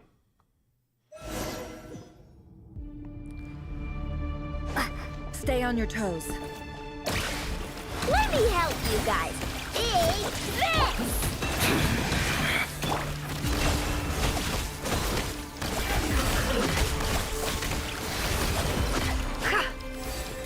Move! The moonlight! I trace you! Be silent. Move!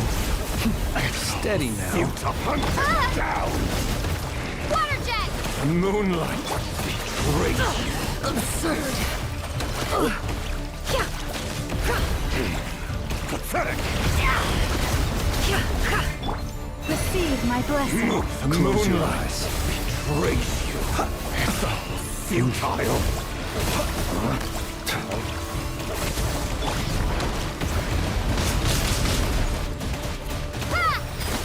The mystery unravels.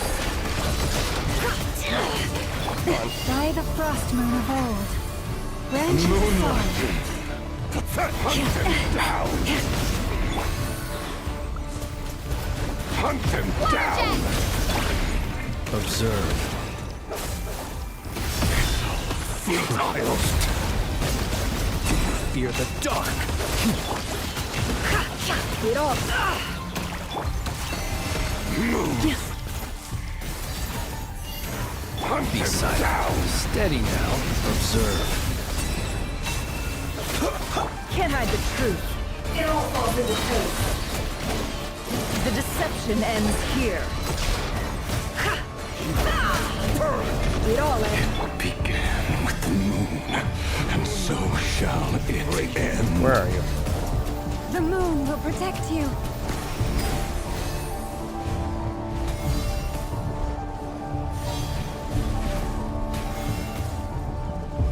Move!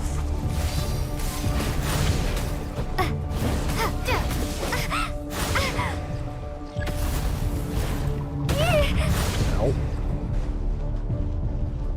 Do you see now? Protect us. No more lies. Pitiful here. When will it be as you foretold? Move!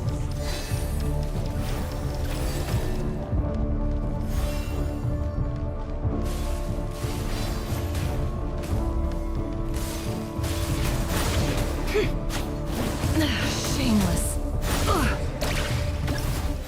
God. It all ends. Storm's not welcome here. We pray, lush as the moonlight. The night cometh. Wipe out! No more lies. Time to come clean. Moon! Pathetic! Come on.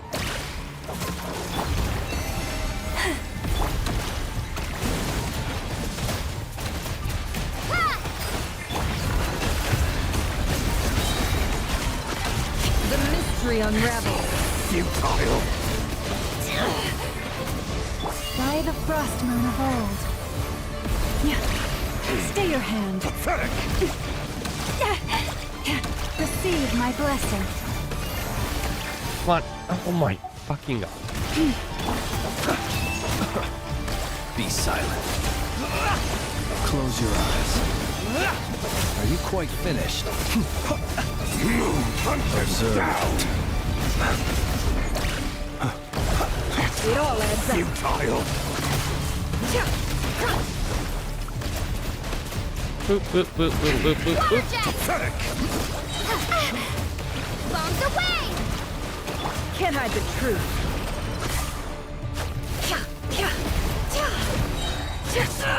Futile. No.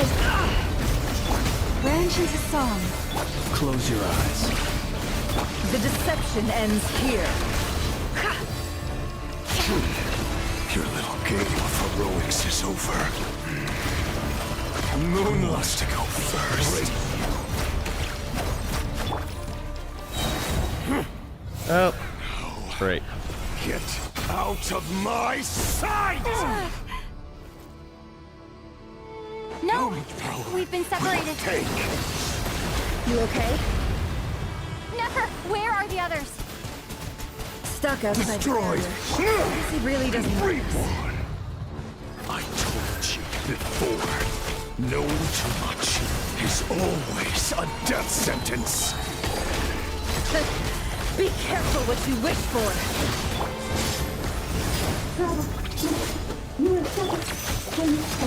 Lauma! Can you hear me? Hold on, wait. Silence. Voices are gone. But at least I know they're still there. I need to focus. Stick to the plan. Remember my most important task. Stalling him. If I can stall him for long enough, the moment will come. Unravel.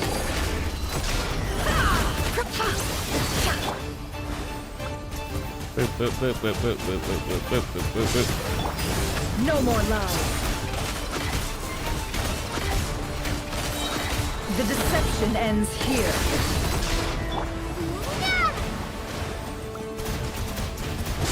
Water jet! It all adds up.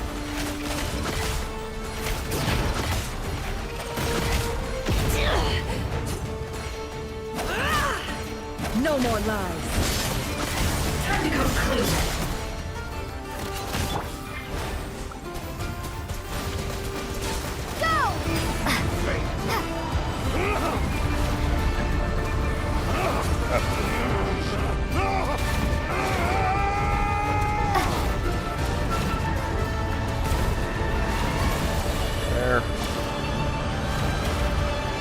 Where?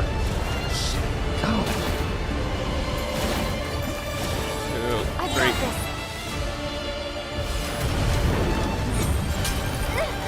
The shield's broken. I can't keep this up. Don't push your luck. How much power will it take?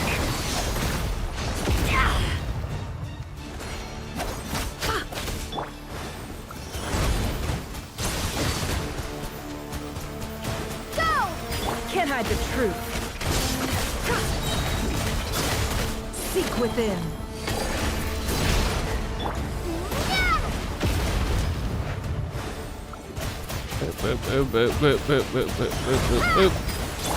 No more lies. Okay, just trial.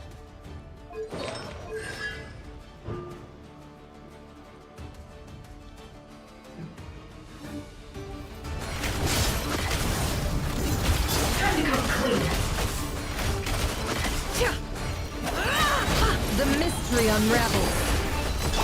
Wipe out!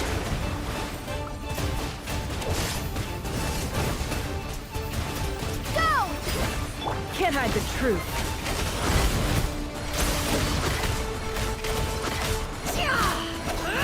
No more lies. It all falls into place.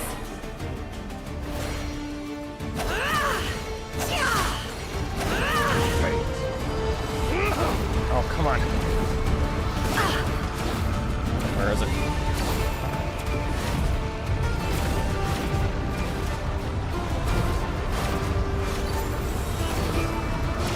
Curses. There's no other way.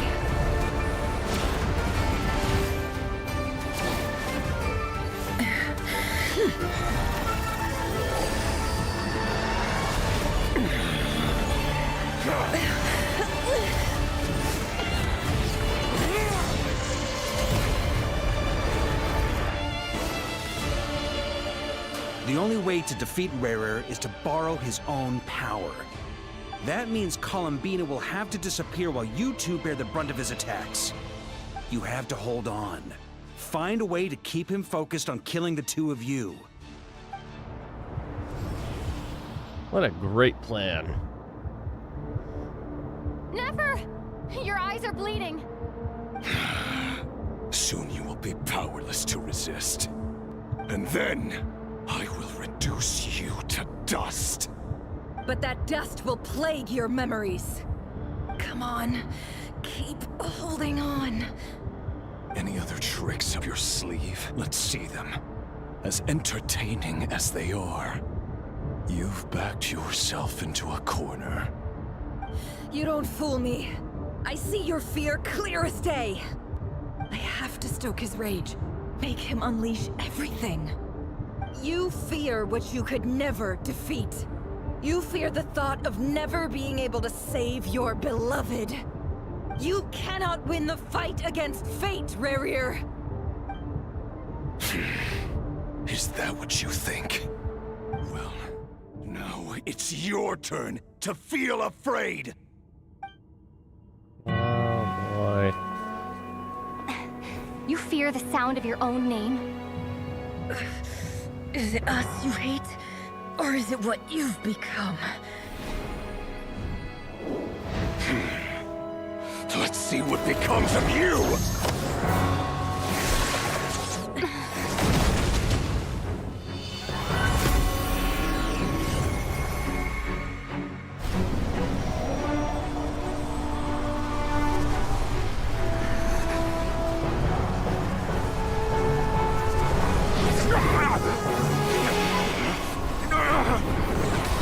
What's happening?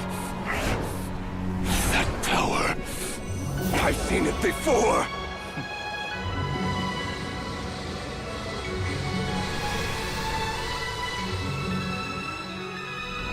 His power is on another level. We'll need to use an alchemical array to convert his power into a usable form. Then quickly channel it into Columbina, rendering her powerful enough to compete with him. I'll join you. I can help. If I release enough abyssal energy into a confined space, it'll create a potential difference, allowing us to extract a huge amount of elemental energy. Next, I'll synchronize with everyone's minds using Pyro, then give you temporary access to their abilities and fields of view. But it won't last long. Can you see? Well enough. So, we have a student of Gold Rhine-Daughter in our midst. Oh, not a student.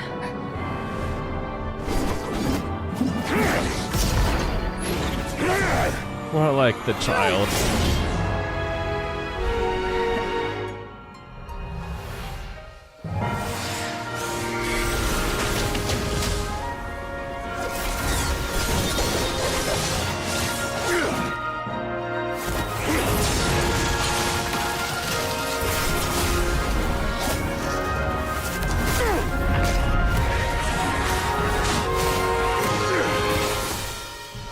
You use my own power against me? Just like how you stole Kuvaki. Look familiar?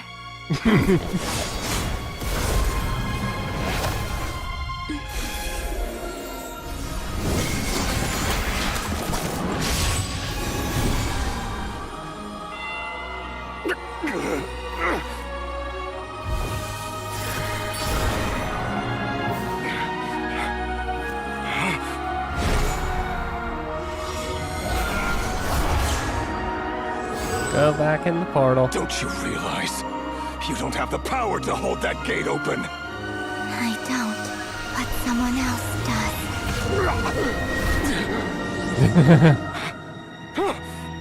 Goodbye, Rarer.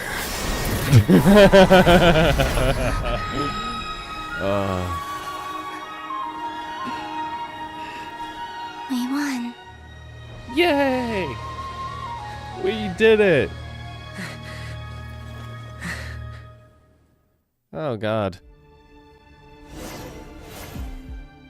Now, how long is that gonna hold? That's gonna hold him for like another 1,000 years or so, right? We won't have to worry about him for like 1,000 years now. Oh no! Your eyes. Nefer, how are your eyes? They're fine. Apart from the blindness, of course. It's not too late. Let me handle it.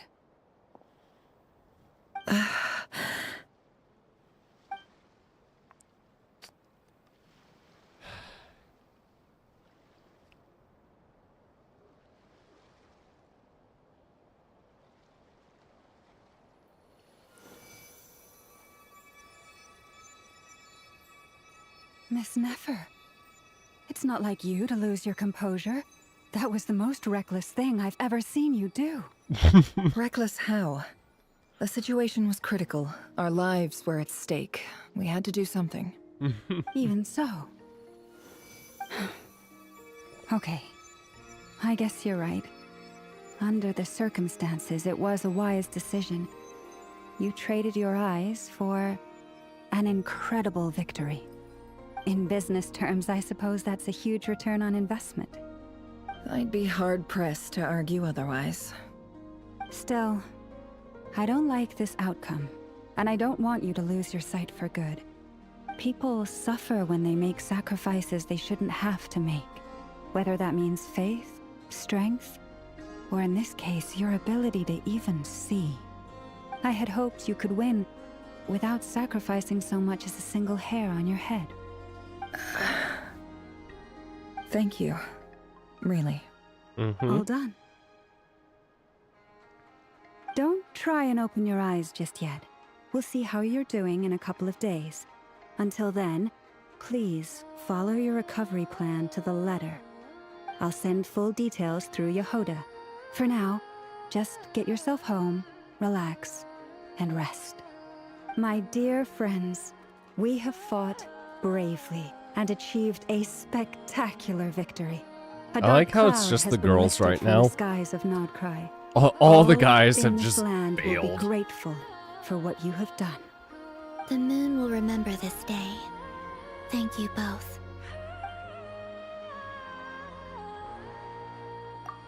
Yehoda shows up and helps Nefer get home. And you, of course, have Paimon escort you back. The sight of Nefer navigating the road with her eyes closed is a new one for you. She proceeds cautiously, but as her silhouette disappears into the distance, you notice she seems almost smug.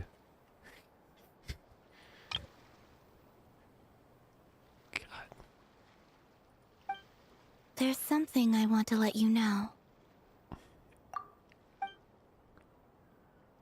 What is it?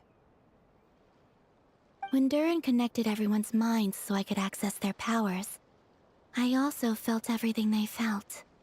And since Nefer's eyes were injured, my eyes are hurting now too.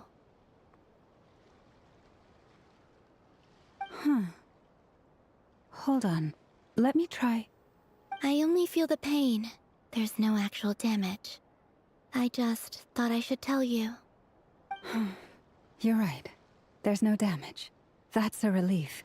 Oh. But I must say, I'm surprised to hear the Kutar share something like this with me. In the past, you never used to open up about yourself. Things are a little different now from how they were. I'm learning to share how I truly feel with my friends. Friends?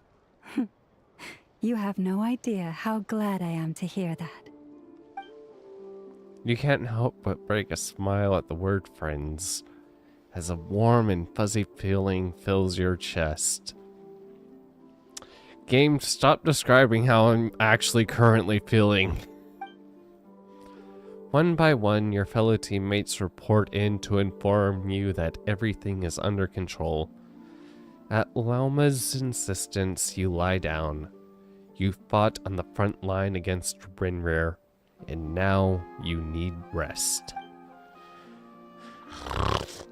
Oh, don't tell me to rest quite yet, game. finish this.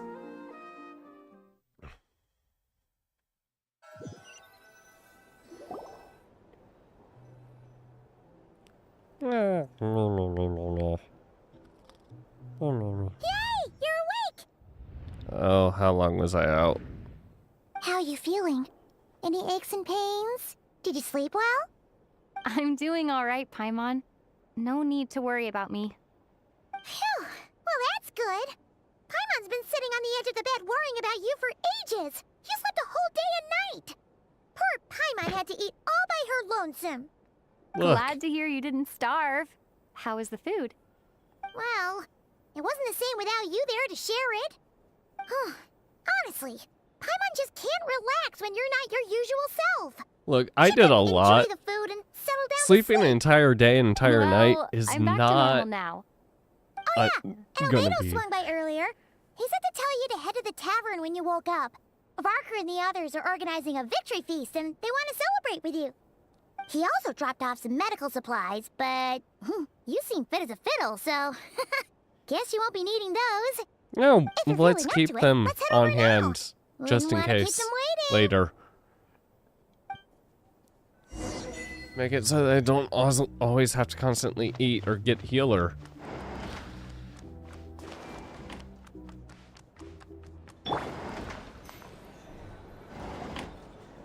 I spy a Dory. We're here! Oh, Traveler and Paimon! Perfect timing! We were literally just saying how there's no way we're holding this victory feast without you any longer, and we would have postponed it till tomorrow. How are you feeling today? Much better, thanks. Don't worry about me. Relieved to hear it. If that changes, just let me know. Happy to check you over at any time. Yep. Sure. We're here for you. Anything you need, just let us know. Mm-hmm. Oh wait, where's Nefer? How are her eyes doing? Nefer's right over there. I'm sure she'd love to catch up with you. I also see a Varka.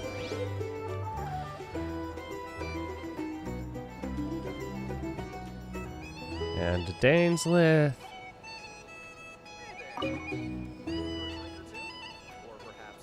Is this just gonna be the... We're here! It is the same exact... Oh, Traveler and Paimon! Oh my god. How are you feeling today? Much better. Relieved to hear it. Yep. Oh wait, where's Nefer? How are her eyes? Nefer's right over there. I'm sure she'd love to. It's the same exact... Okay. Sure, game. Alright. Hi, Dory. Hello, you. Recovered from the battle? Mostly recovered. Thanks. Come on, what do you mean? Of course I'm gonna ask. I care about my friend's well-being. And we are friends, aren't we? Get yourself a drink. You've more than earned it. In fact, today, your drinks are on me. Lord Sangamabe's got you covered. Ooh, you're feeling really? real generous. What about Paimon? Has she earned it too? Has she? Please? Well, you haven't been through quite as much as the Traveler, but... what the heck, sure. Yay! Wow! Drinks on Dory! What a historic day. Hey, keep your voice down, or everyone else is gonna want in too.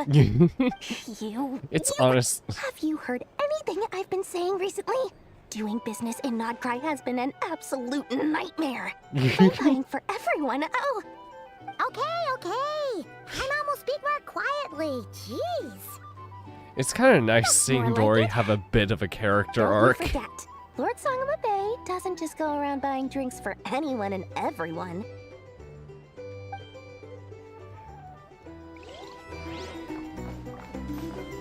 But, as small as it is, it's still a bit of an arc. Oh, Dane, how are you doing? I see you've recovered. You bet.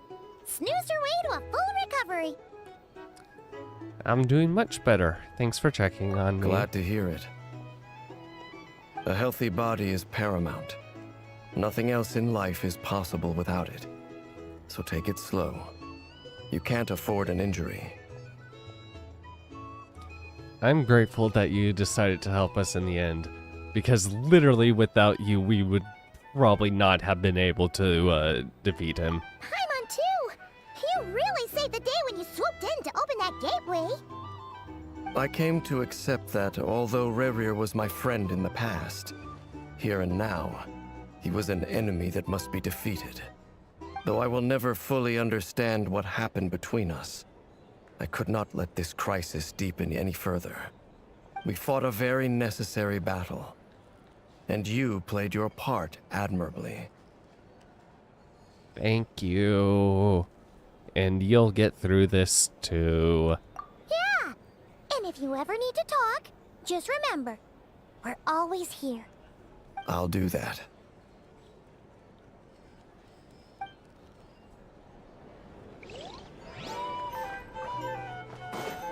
Also, no Flynn. Interesting. Okay, Varka. I thought of 1,000 ways to congratulate you, but now you're here, words are failing me. Oh, are they? The honorary knight stuns them speechless once again. Well said. The honorary knight showed us all how it's done. The other knights tell me that Mondstadt was the first stop on your journey. All of us are truly delighted to count you as our friend. I'd like to thank you for supporting the Knights of Favonius, and also for helping us save Nodcry. Oh, Grandmaster, please don't. You're gonna make me blush. Nonsense. Of course I'm gonna mention it. This is more than just business. It's a relationship. And there can be no relationship without showing gratitude where it's due. Mm-hmm. How far are we going with this relationship, buddy? Because there is a hotel room that you bought under my name.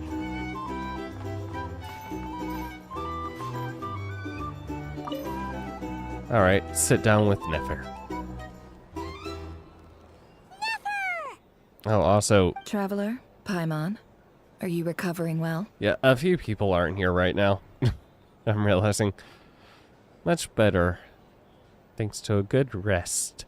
And you can finally see again. Turns out that moon chanter has some real talent after all. My eyes were mostly recovered after just a couple days rest. I can actually open them again now. Yeah, but you gotta be careful. Lauma says not to strain your eyes while they're still healing. Yes, thank you. I'm well aware. Yehuda, could I borrow you for a moment? I could do with an extra pair of hands. Oh, sure. Coming. Did you hear that? I gotta go help Lauma for a second. You guys chat among yourselves. I'll grab us some drinks on the way back. Paimon, you still like them sweet? You bet. Make it extra sweet. She seems like a kid excited with two moms now.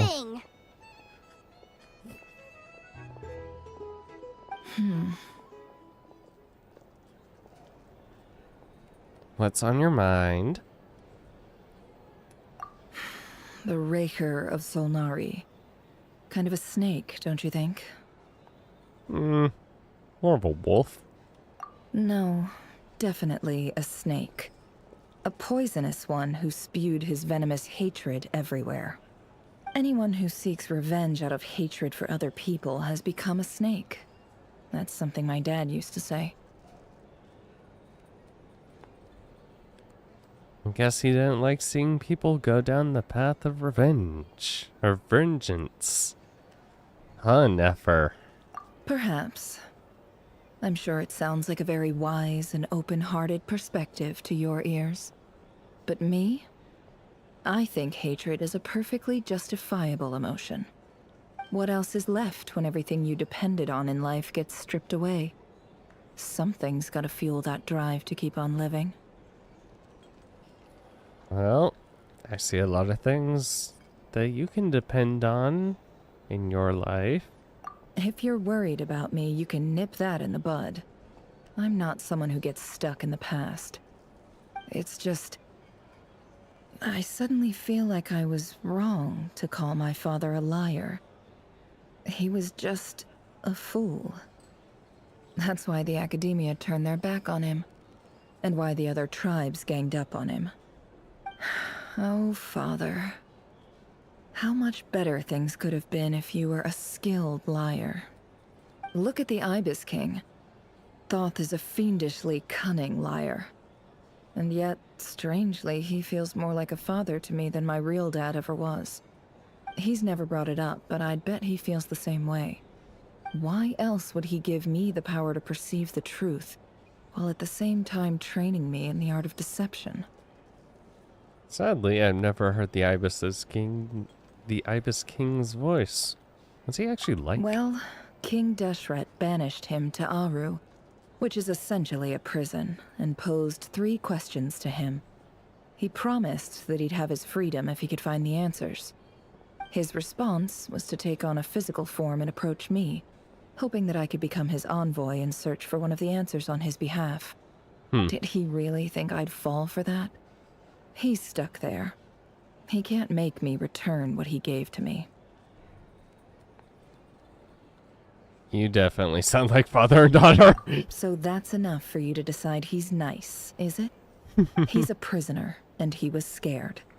So he decided to perform some good deeds to win people's approval. He lives in fear because he's a deceiver. How is Rerir any different? You can't work as a spy your whole life and expect a happy ending. It's preposterous. Yet I can't say I don't understand it. Liars live in the darkness of their own making, but it's still human nature to want to go on living. They say that a liar's soul is the most worthless thing in the world. What do you think? I think there are more worthless things, honestly.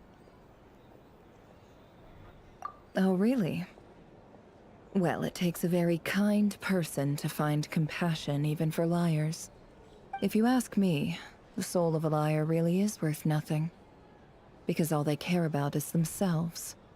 For example, when something good falls into my lap, I don't go sharing the news around. Stops other people trying to steal it from me.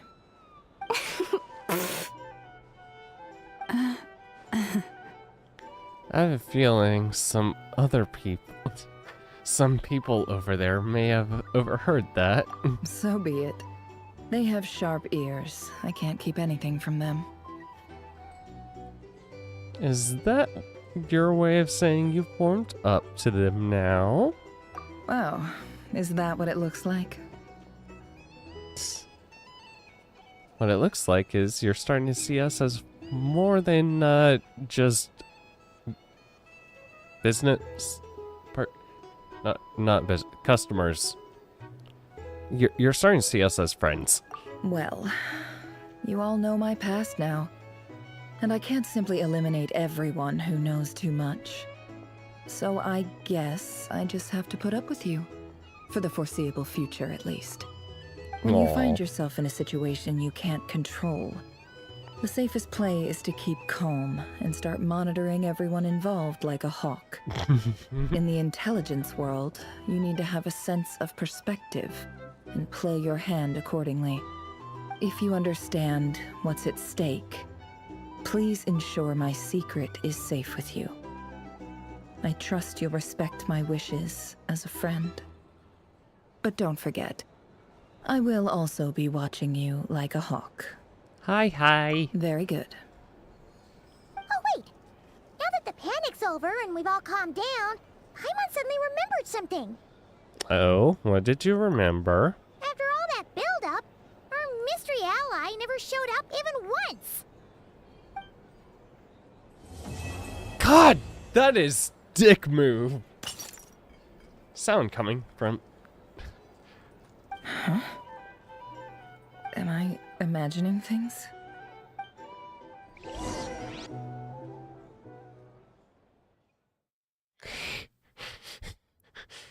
Oh, game. So, that close colleague who stayed behind with you? What's he been up to recently? Don't know, don't care. I get more normal human interaction from hanging out with Bosco too than him. Although, now you mention it, he hasn't bothered me in a while. I wonder if... If he's disappeared without a trace, it's the biggest gift he ever gave to the world. But I somehow doubt that's what's going on. He won't lie low forever. So we'd better stay on guard.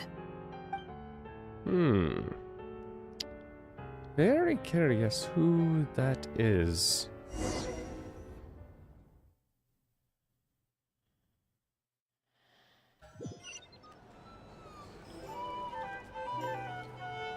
Listen to what everyone is talking about.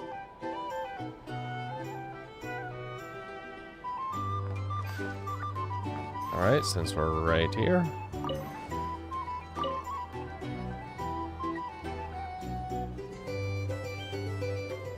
Ah, Lord Sangama Bay.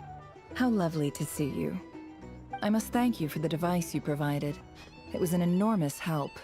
Would I be right in thinking that it was developed by the Academia? Why come and ask me when you clearly know already? I mostly came to thank you.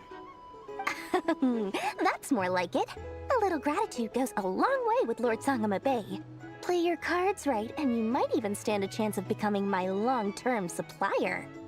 The chance to work with such a kind and charitable investor as yourself would be a great honor for the Curatorium. Huh? Charitable? Who said anything about charity? First time hearing about it. Let's see. The first plot of land you purchased in Krai, your desert interests, and... Stop! What do you think you're doing? Exposing my investment history! It's nothing to hide from. They're all perfectly legitimate investments.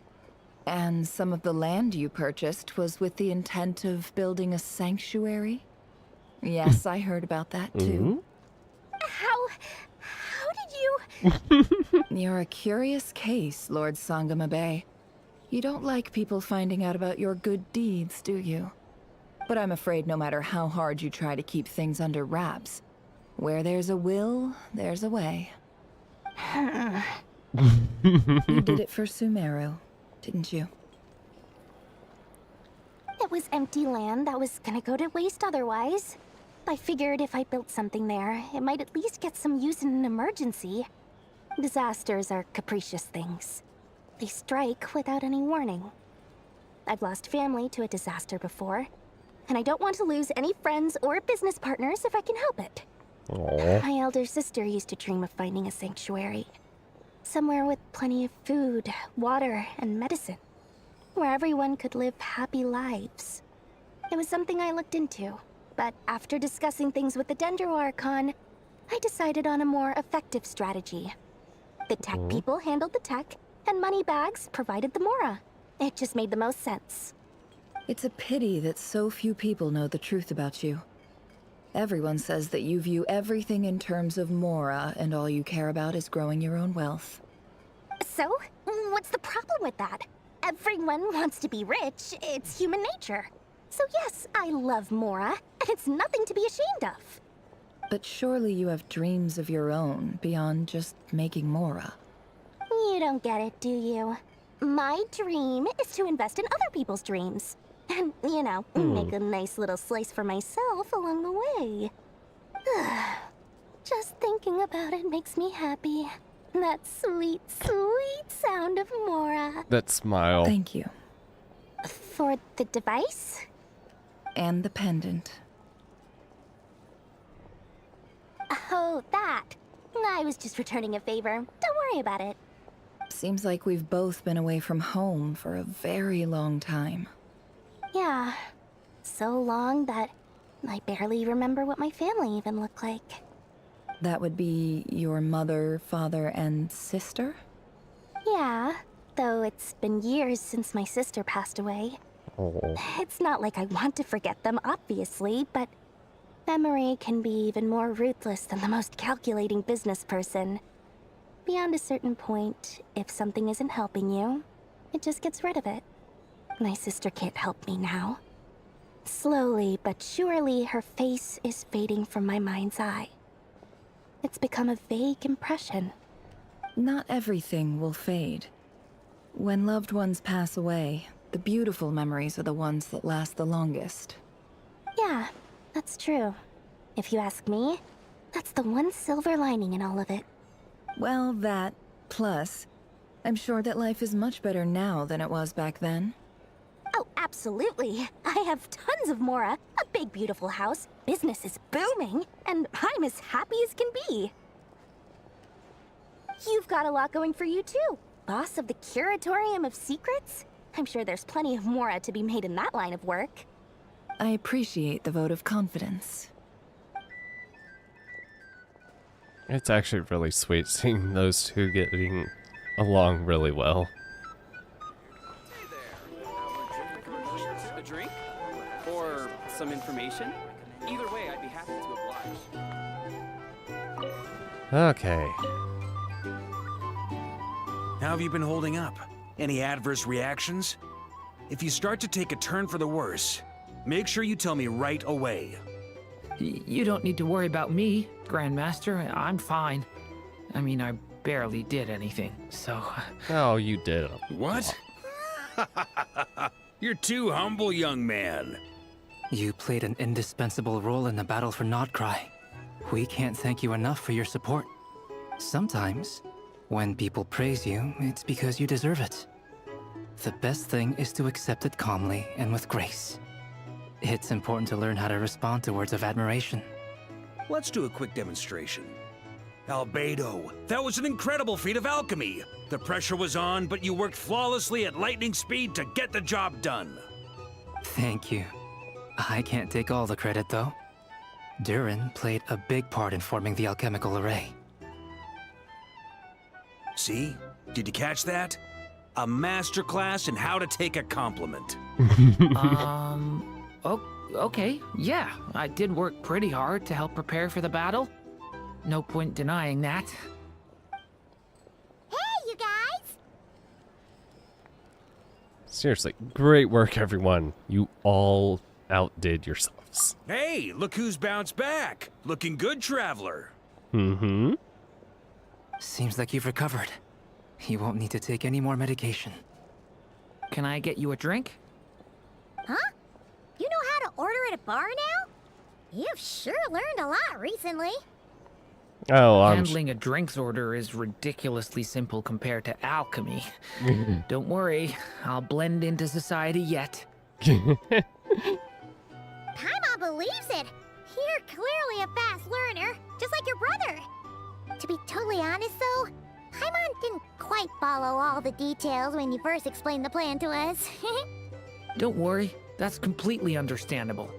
Unless you're a student of alchemy, it's hard to grasp the principle and how the process works. To put it in the simplest terms, we saw how our enemy stole the power of Kuvaki. And that gave us the idea of stealing his power to turn it against him. When facing an enemy you have no hope of defeating, it's best not to engage them in battle. So, instead of looking for a way to overpower him, we decided to help Columbina get strong enough to at least stand up to him in a fight. For this to work, we had to analyze his modes of attack, confirm who his main target was, and make sure that he wouldn't go beyond the range of the alchemical array. For added security, we prepared a total of 4 arrays. But to mitigate the impact of the battle, we identified one location in particular as the ideal spot, which is where the confrontation took place. The alchemical array absorbed his abyssal power. Then Durin processed it to render it usable by Columbina. That power enabled her to do what would otherwise have been nigh on impossible. What surprised me was that Dainsleif actually agreed to join us. Given his history with Rerir, he had every right to sit this one out.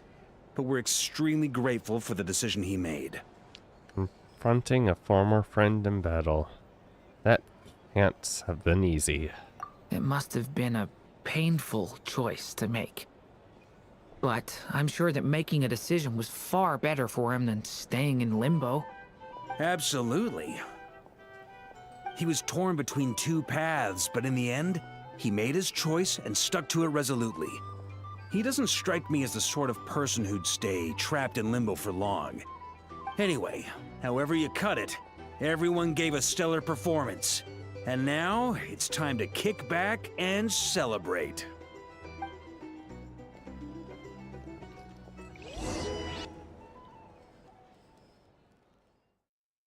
And what are we getting now?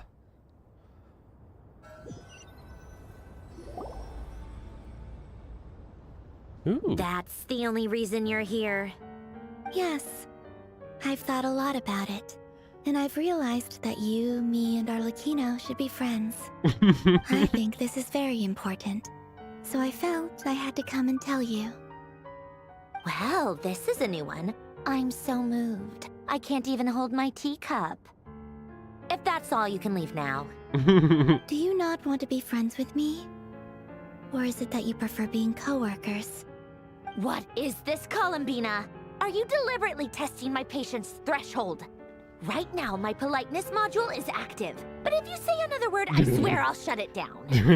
If your politeness module was active, wouldn't you say the word please at some point? Colonia, please see Lady Columbina to the door. Will you still invite me to your next tea party? What? Yes, I think you will. Bye-bye, dear Sandrone. Ah. Catching up with the friend. Last time, the Wild Hunt escorted you out. Would you rather I handled it myself this time? I want it to... We just wanted to, see how you were doing now that it's all over. Why? Out of concern for my safety? I hope you didn't seriously think that the Rahir of Solnari would be able to lay so much as a finger upon me, given how prepared I was. Mostly because you kind of helped us out, so we just wanted to check you were okay. Looks like all your robots are fixed, huh? I spy books and teacups on the table. Oh, don't you worry about that. Tea time is already a write-off. The visitor before you managed to kill my appetite. Oh. If you're in the mood for tea, go ahead and help yourself. Otherwise, it's going to waste. My coasters are still missing in action, though. Use this notebook instead. Whoa! Pretty hefty notebook. Look at all those calculations. You can ignore those. They're just dumb scribblings. I doodle and write in my free time. Sometimes I remember the distant, dreamlike past. Sometimes I imagine the far-flung future. And other times, I grit my teeth and note down all the crazy nonsense going on in the present. Some people do the crosswords in the newspaper. This is my equivalent of that.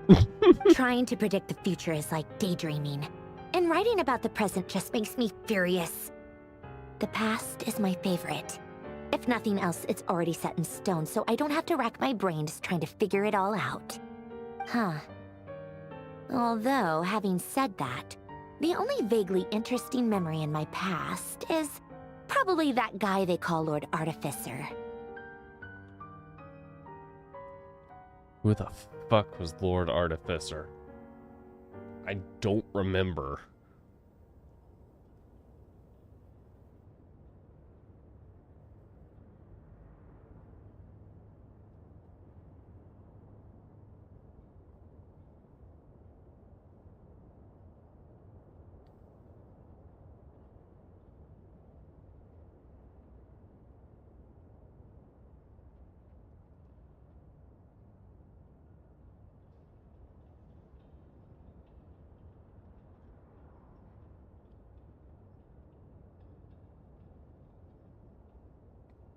Fontanian. Was this?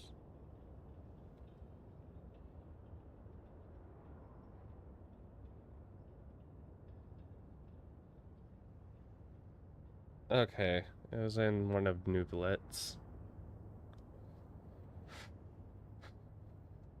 Who else? Pretty much all the mecha and Fontaine are his Oh, that personal guy. handiwork. You know, if I clicked further, yeah. God. Wait, are you saying you know him? Like, personally? As a friend? I mean, I guess we were friendly enough. How old are you? Yep. In fact, I'm probably the only normal person left who knew him at all. We used to chat occasionally back when he was still around. Before he passed away, he asked me to destroy all his manuscripts. I honored his request, but I did read through everything first before destroying them. I mean, I couldn't let the genius of Lord Artificer Alain Guillotin disappear like that. Would have been such a waste. So, that's where the formulas in your notebook are from? I just told you. Those are my equivalent of crossword puzzles. They're just dumb formulas that I solve for fun when I'm bored. Alain's work was like epic poetry. The formulas in my notebook are just silly little riddles in comparison. Not that there's anything bad about them. I mean, at least, solving those riddles isn't going to hurt anyone. Except me, 'cause I lose a few brain cells in the process. Anyway, while we're on the topic, I might as well tell you about what happened to him and his friends. Alain Guillotin had two close buddies, René and Jacob. They spent their childhood years together in the Narzissenkreuz Institute. They were all quite competitive, so there was some rivalry between them, but it was a friendly rivalry. But beneath the friendship and the rivalry ran something deeper, a sense of nostalgia for the past. Unfortunately, childhood would end. The prophecy would come true, the apocalypse would arrive, and the future would never be. A mad dream that would normally only capture the minds of lunatics began to take root in their hearts. A dream of saving the world. And if René and Alain had been people of lesser wits, that dream would probably have ended up as something for them to joke about in their older years. But alas, they were some of the sharpest minds around. They nurtured that dream with the full power of their intellect, and it grew into something that ate away at their souls. The first of them to fall under its spell was René. Against Alain's wishes, he persisted in experimenting on a mutual friend of theirs to try and save their life. Alain did not approve and parted ways with René. It's complicated. Alain wanted to believe that René only did what he did for the sake of their friendship. But when he told me about what happened, I could tell he still had some suspicions about René's motives. Perhaps the seed that would grow into a nightmare had already sprouted in René's mind. Even then, the next time they met, René's soul had been completely engulfed by the dream of salvation. His futile attempt to change the tide of fate only resulted in a wave that swallowed up the world, even before the apocalypse came. And although that wave died down eventually, I hear that it just recently came back with a vengeance. As I understand, René wanted to live out his dream of salvation once more. But I'm told that the attempted resurgence finally died out for good. At long last, René awoke from his deluded dream. Though of course by then it was far too late. What do you think of René? Do you admire his transcendent genius? His view that any price was worth paying to achieve the lofty goal of saving the world? Or do you despise him? Dismiss him as an evil madman who wrought havoc on the lives of everyone around him as he pursued his delusional dream? Same difference, really. Just a matter of perspective.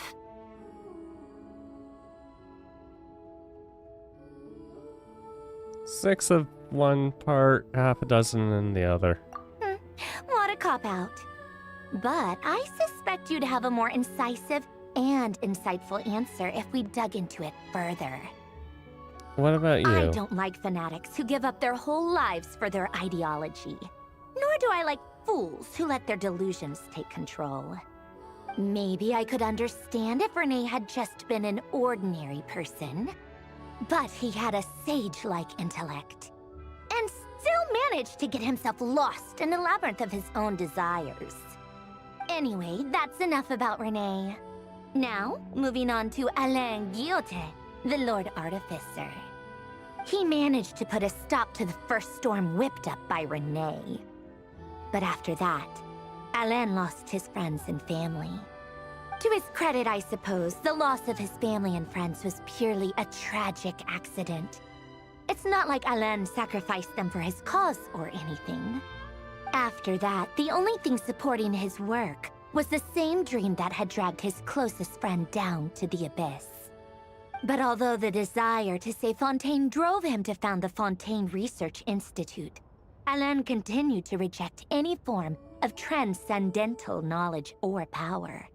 He was suspicious and fearful of it, having seen the way it had affected his closest friend.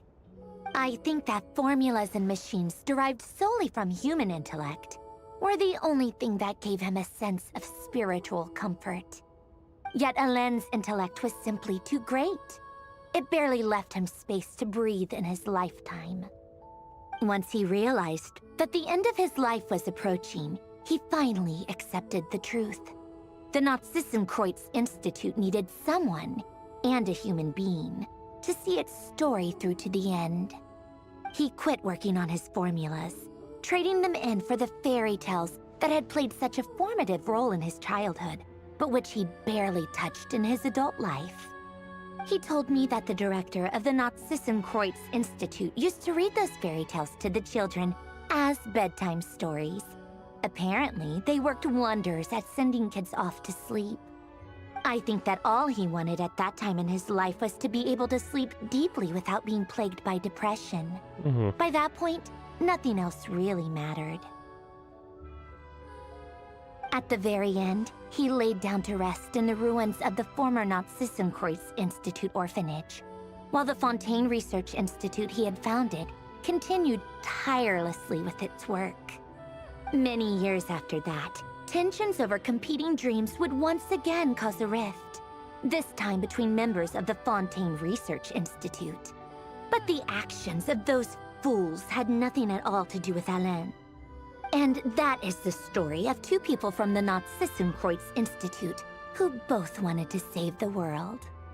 One went all in on his fantasy of salvation without ever looking back, and ended up calmly sinking to the bottom of the deepest sea. The other sought desperately to burn bright in his life, even though he wasn't sure where he was going. I do sometimes wonder, why is it that people like them have such grand hopes of saving the world? Even the grandest tree starts as a tiny seed. So perhaps, for each of them, their mission to save the world began with a very simple desire: to save themselves. They were young children with friends and family who mattered to them, desires to explore the meaning of life, ambitions to have a successful career. They didn't want to see all of that taken away in one fell swoop. Or maybe they just wanted to find something to anchor themselves within the chaos, to stop them getting quietly swept away by the storms of life. But instead, the search for their own salvation took them down the rocky road laid out by fate. Do you think the desire to save oneself is enough of a justification to try and save the world?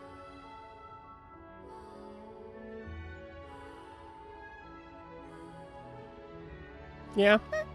The way you said that sounded just like Alain. I asked him the same question back when he was in his prime, putting all of his energy into his work. He gave the exact same answer as you did. No elaboration, just a quick short answer before getting right back to his work. He was always that way. All right, tea time's over. I owe Arlecchino a favor for telling me these stories. I'll have to bring a whole sack of gifts the next time I visit the House of the Hearth. I'm gonna go tinker with Polonia now. You guys can do whatever you want, as long as it doesn't involve interrupting me. So I can go beat up all your guards. Polonia, exit hibernation mode. Begin diagnostics.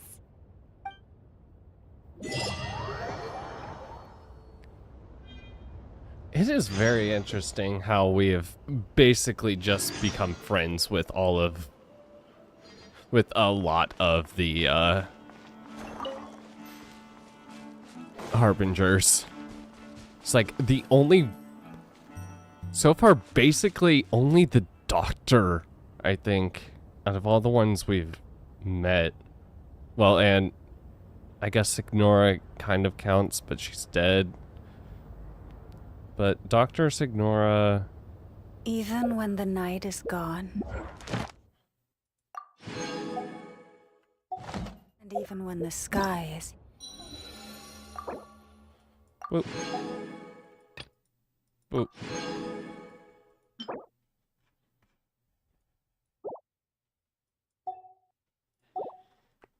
Hidden from view. Still the moon. Hold on. Shines. Oh, there are a lot of things. Oh, there are a lot of things.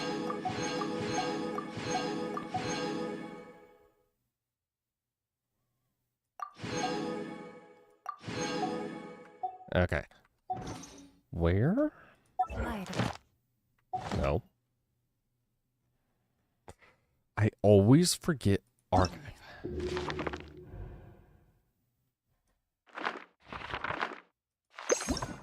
It's not in here.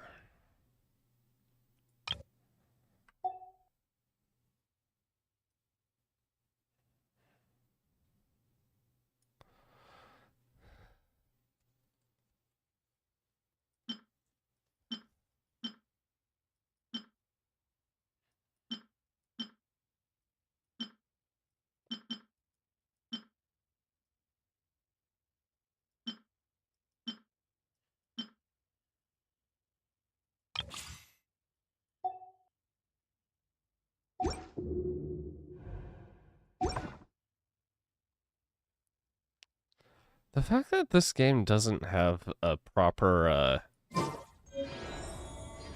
system to look at the lore and such, kind of annoying, honestly. Okay.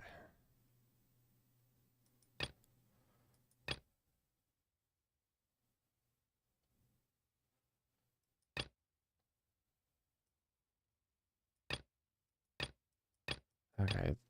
And then that. Yeah, I think I'm gonna call it here. I am falling asleep. I'm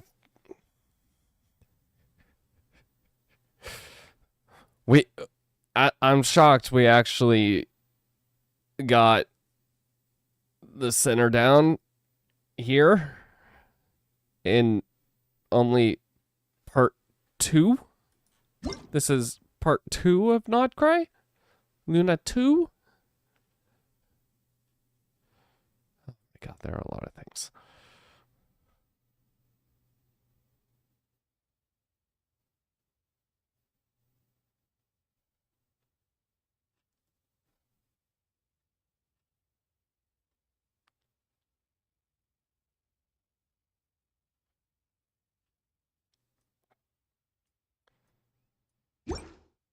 Yeah, so thank you all so much for watching. I will be back next week. Bye.